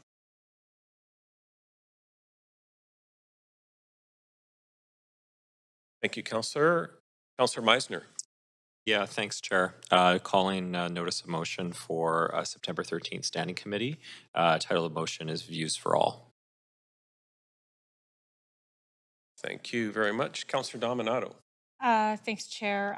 Notice of motion enabling purpose-built affordable student housing for the October 4th Standing Committee meeting. Thank you very much, Councillor. Clerk, can you let me know, can I actually do my notice of motion right here? So I have a notice of motion establishing a City of Vancouver Major Events and Sports Hosting Advisory Committee for the council meeting on September the 13th, 2023. Okay. All right. Thanks very much. We'll see if we have any new business on the agenda today. So we have a request for leaves of absence. Councillor Dominato on July 26, 2023 for civic business from 9:30 to 12 p.m. Would somebody like to move a motion? Councillor Kirby-Young, Councillor Meisner second. All those in favor say yay.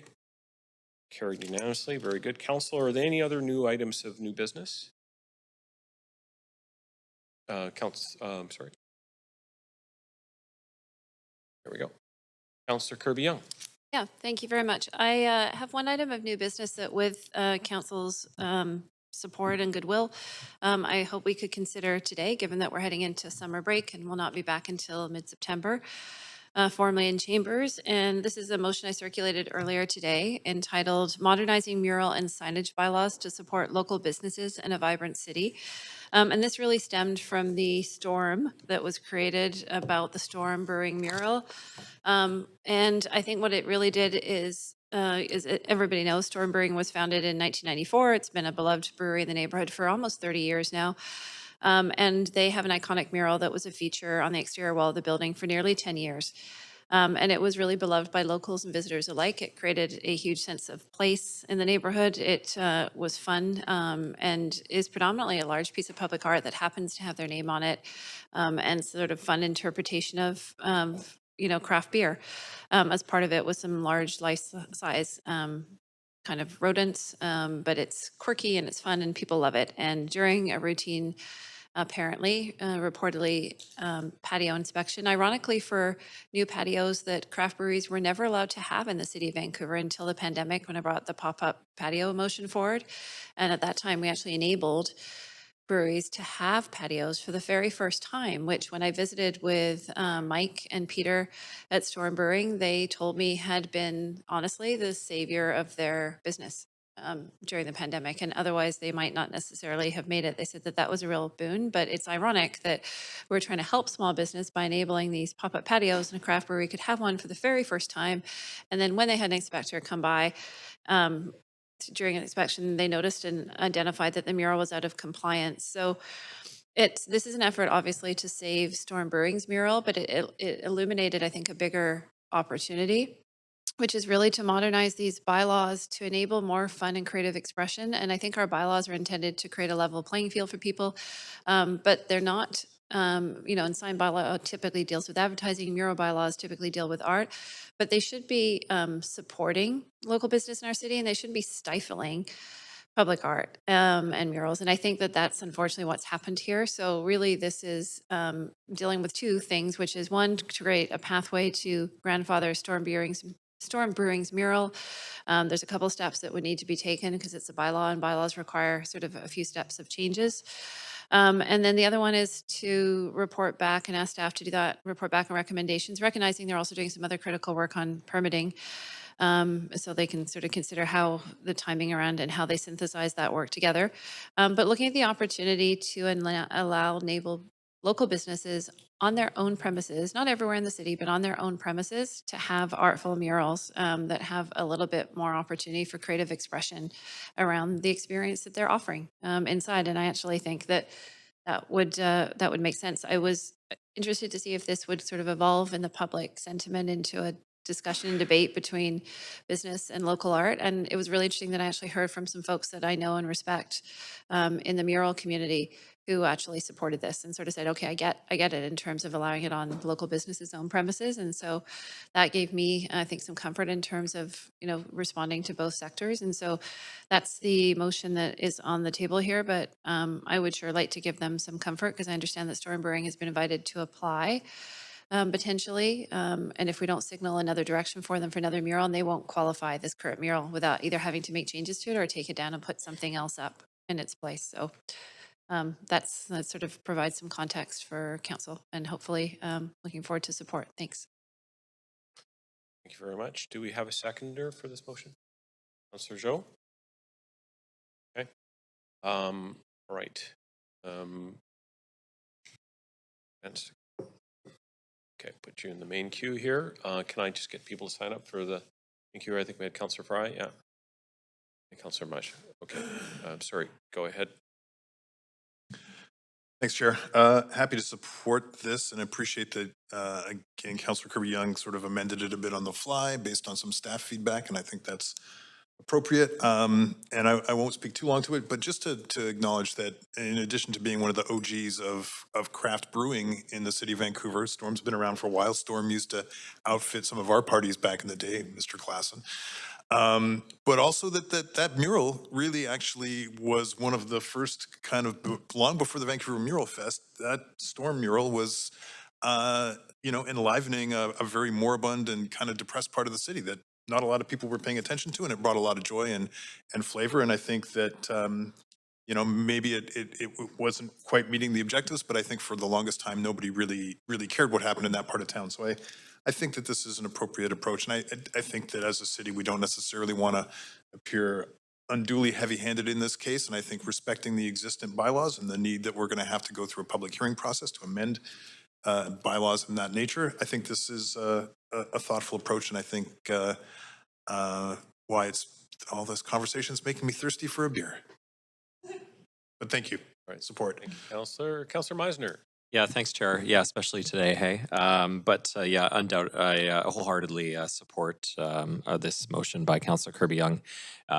Storm, as mentioned, is a small business. This isn't a big multinational company. This is really a pioneer in the craft beer community, one of the first craft breweries in Vancouver. So, and in addition, this mural was up for 10 years without any issues. So I would certainly like to see if Storm Brewing would like to have this up for another 10 years. So I think this is about modernizing our bylaws and in supporting our small business. So very happy to support this. Thank you, Councillor Kirby-Young. Yeah, maybe I'll just close by saying thank you to council for considering under new business. I know we normally call notice, but there was, I think, a time sensitivity to this one, especially because we have a long break.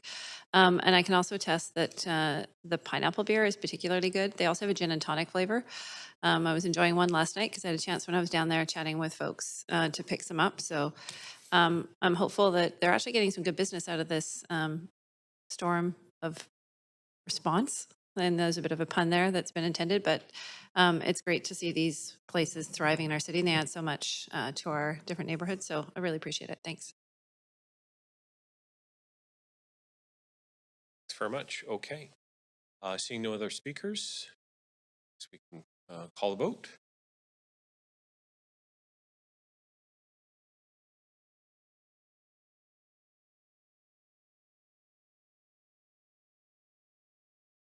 And it passes unanimously with Mayor Sim on civic business or personal on leave of absence. Thanks very much. Okay, now we can move on to inquiries and other matters. We still have new business?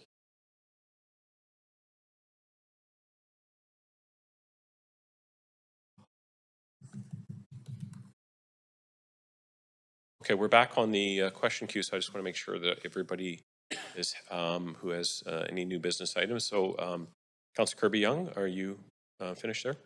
I was on for the next thing for inquiries, but I think there were others ahead of me. Did we not just move to a new queue? I'll move you forward. Councillor Fry? Oh, I'm on for inquiries and other matters. Okay, Councillor, okay, and I'm just going to move you forward here. Councillor Carr? Yeah, I am on for inquiries, right? Is that, you're proceeding with that? Okay, are we all on for inquiries? So we're all done with new business? All right, so that's clear. I'm in inquiries and other matters. Okay. Yeah. All right, is that okay? Okay, that's good. Thank you. Thank you very much. Yeah, I have a question. It's probably posed to the city manager, deputy city manager. Bimini's, I think everybody's talking about beer, so we probably all know Bimini's, is trying to host a Women's World Cup game. Canada versus Ireland is on at 5 a.m. tomorrow morning. And the city has said no. to that license.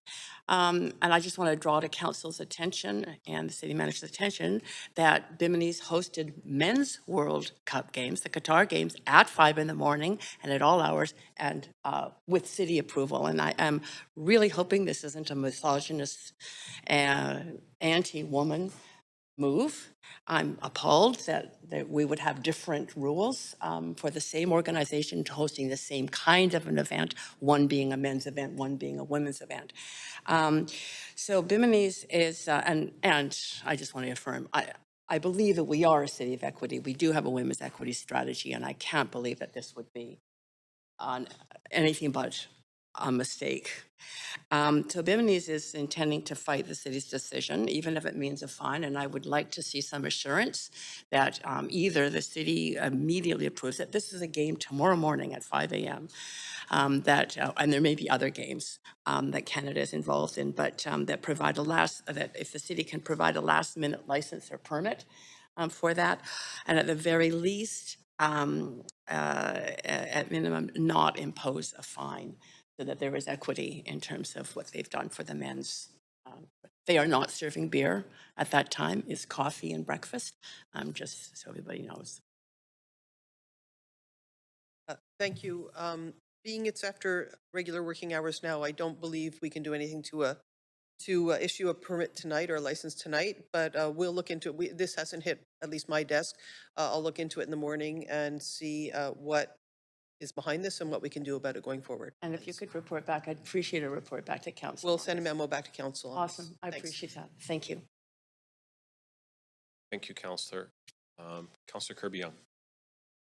Yeah, a couple of things. And I just want to follow up. I'm not sure if the deputy city manager will be able to address this question, but it was one I previously asked last meeting of the city manager, and we got some information back. But I'm just looking to clarify in the record with respect to the U Street pilot and what the intention was there. And I just wanted to confirm if I'm correct, because I know there's been some different information flying back and forth that this is a pilot which will cease at the end of August, but there isn't an intention to continue it beyond that at this point. And just looking to provide some clarity before we break for summer to residents and businesses in the area. We've had a lot of feedback, I think well-intentioned around this, but seeing some issues with this specific implementation. That is my understanding, that the pilot is meant to close up toward the end of August, middle and August. Again, I think the best thing for us to do is speak to the engineer tomorrow and get a memo back to council this week on the status and the timing. Okay. And then sort of under sort of other matters, I just wanted to note that we're coming into, well, we're actually in festival season. I think councillors have been really busy attending a number of different festivals, and there's a lot going on. And I think that's a phenomenal problem to have if you can't be at all the different events on a Saturday because there's so many to choose from. So they're certainly alive and well, but I did want to flag a couple coming up and just give a general shout out to the arts, festivals and events community. We had a fantastic time at Catsalano. That's just to name one. There was the Latin Vancouver event happening in David Lamb Park. There's Indian Summer Festival that was going on. And they're all delivering, I think, they're all back in force. They're working hard to get ramping back up after the pandemic. Some of them are seeing extraordinary crowds coming back with pent-up demand. And I really appreciate all the work they're doing coming up. And I think a couple things to note, and hopefully everybody in Vancouver can get out and support. One is we have the Pride flag raising here at City Hall, raising the Pride and the Progress flags on Monday, July 31st. And I think we're seeing still, unfortunately, a lot of transphobic hate and other things. So I think it's more important to celebrate than ever. And then the following weekend, we'll have the Pride Parade with a new route, which I think is going to be exciting for Vancouver. They'll end on Pacific. And so that's, I think, a great opportunity for gathering. I understand there's going to be a lot of misting stations down there to cool people off. Which I think is going to be a whole lot of fun with the crowd down at Pride.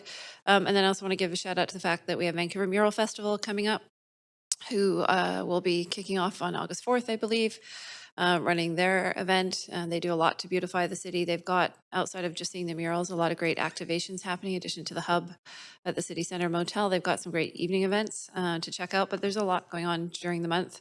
And I'd really encourage everybody to get out and support our events sector because they work really hard to deliver a lot of fun for the city. Thanks. Thanks, Councillor. Councillor Fry. Yeah, thanks, Chair. First off, I have an inquiry of the Deputy City Manager, and I was off the grid last week when the letter and announcement about the Yaletown OPS lease termination was released. And I note that this was a decision of staff with no overt political direction to terminate the lease. But I'm curious if we have a staff lead on this that is working to actively look for a new space, working with Coastal Health on a city property or otherwise. And if staff requires some sort of council direction to actively participate and assist in finding a new location for life-saving interventions in this part of town. Thank you. Staff is working, supporting Coastal Health to find a new site. I don't believe we need any further council direction to do that work. We're actively engaged. Okay. A follow-up to that, I had previously asked about, inquired about the Lugat, the former Howard Johnson, and the parking lot adjacent, which is also owned by BC Housing at the time, suggesting that would be an ideal location for possible relocation with a sprung tent on that parking lot. And at the time, Shane Ramsey, BC Housing, said no. I'm wondering if there's been any new conversations to that effect. With respect to that detail, I'd have to get back to council with a memo. I don't know offhand. Okay, lastly, have we seen any reduction in consumption in the area? Is there a reduced need for overdose prevention services? And Again, I would need to get back to you with those statistics. okay, I appreciate that. And then totally changing tack, as it were. I was off the grid last week because I was privileged to join with the Canadian Leaders at Sea program and embarked upon the HMCS Winnipeg FFH 338, which is a Halifax-class patrol frigate, one of 12. It's the slightly younger sister to the HMCS Vancouver, whose bell hangs in our hallway here. And I got to observe and participate in active duties drills and ship life for a few days. I bunked with the enlisted Navy crew in a 12-rack mess that would rival the smallest Vancouver micro apartment. And I got to helm a 135-meter-long, 50,000-ton ship on high-speed evasive maneuvers, which was awesome. It was an amazing opportunity to look behind the scenes and see some of the very impressive machinery and systems of our Canadian Navy, but the most impressive thing was the people, the professionalism, fortitude, camaraderie, and inclusiveness displayed by the men and women of the Royal Canadian Navy was something that should make us all very proud, and I was very grateful for the experience. And if anybody's interested, I would love to make some connections for you to experience it as well. It was a fantastic voyage. Thanks very much, Councillor Fry. It's good to hear that you got your sea legs. Got my sea legs. Very good. Okay, so that concludes inquiries and other matters. Can I get a motion to adjourn? Councillor Fry, second by Councillor Montague. All in favor? The meeting is now adjourned. Thank you very much.